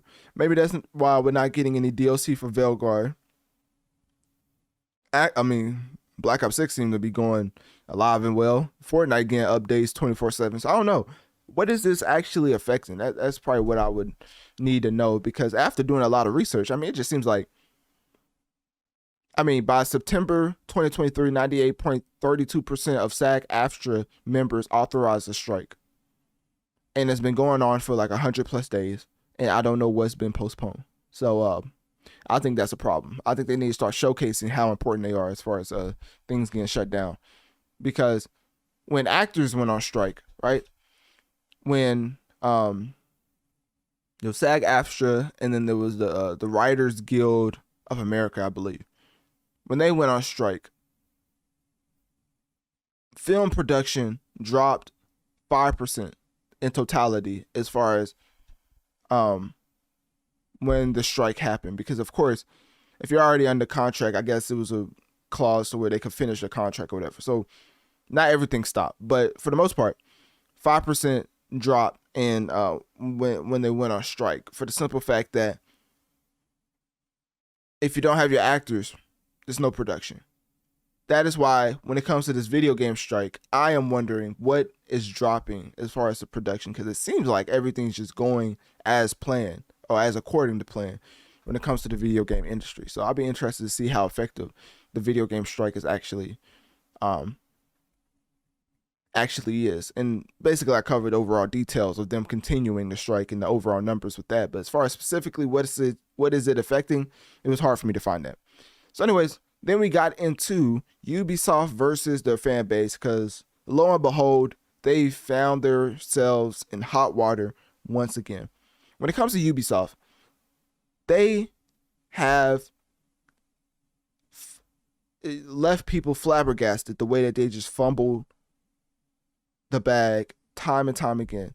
How in the world do you have the first ever open world Star Wars game and you flop? My brother, it seems like a you problem. Like, you have an open world game set in the Star Wars universe and you're reporting that Star Wars didn't meet up to expectations. I'm not gonna lie, that seems like a you problem.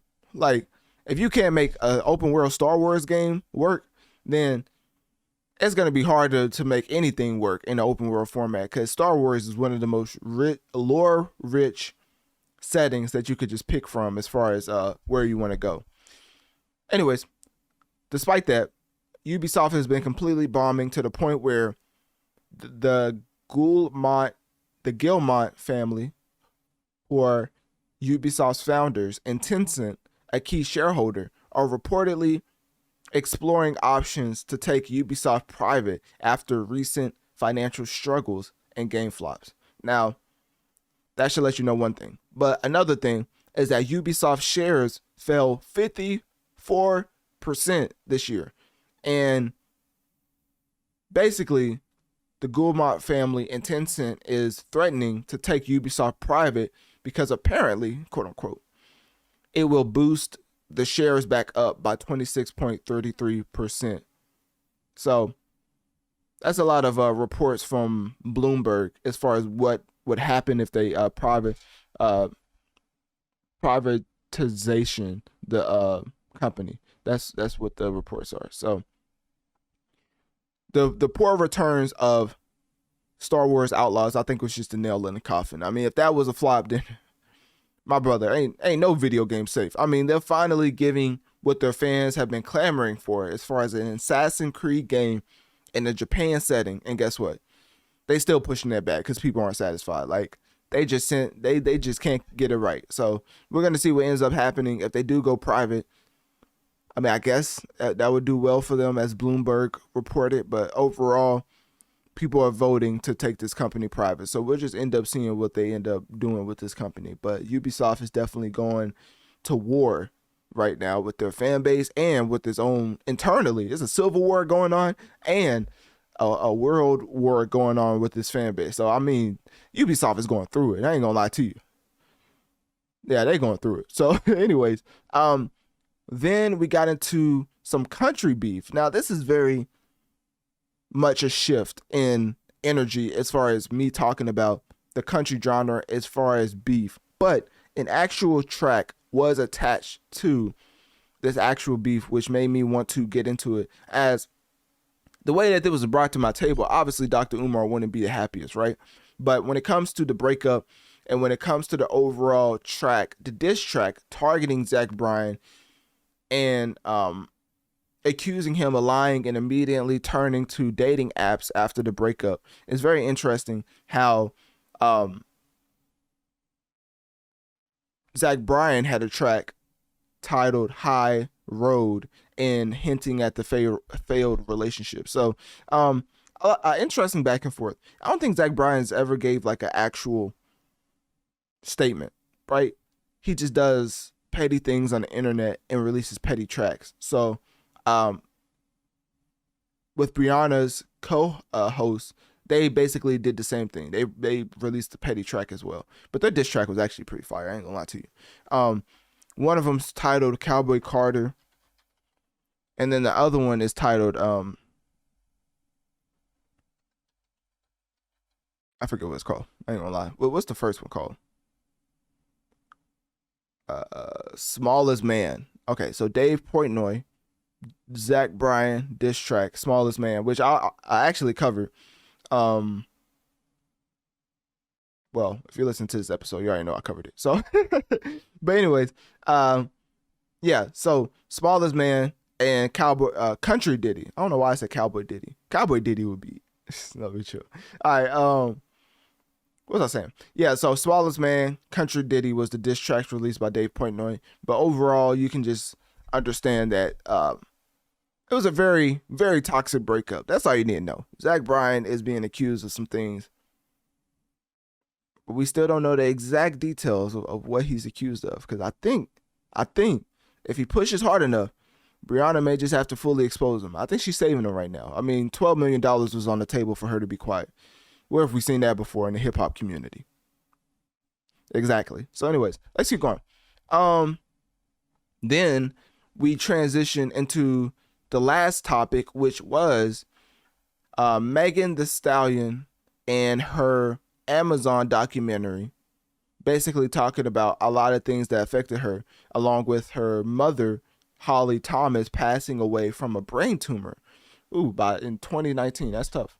And then, of course, Megan's father died when she was in 9th grade, and she's been struggling to cope with her mother's death and her father's death, especially the difficult decision to take her mother off life support. Some pretty heavy stuff. I ain't gonna lie to you.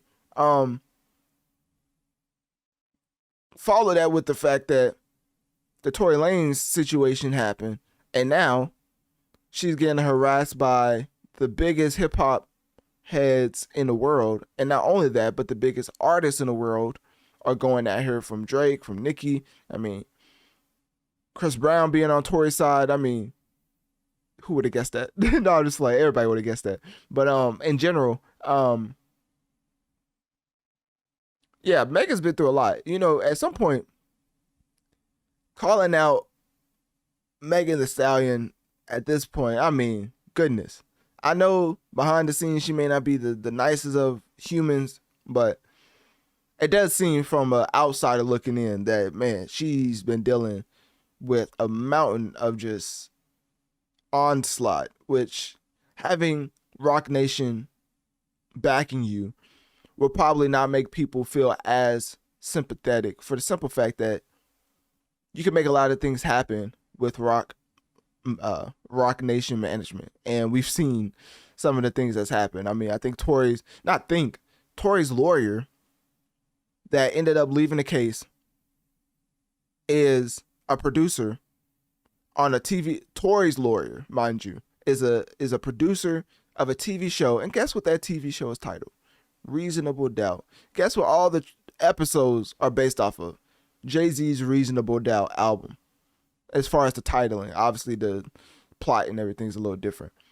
But if your lawyer is producing a TV show for one of Jay-Z's, it's producing a TV show based off of Jay-Z's album, and you're going against one of his most premier acts, don't y'all think that's a conflict of interest, or am I tripping?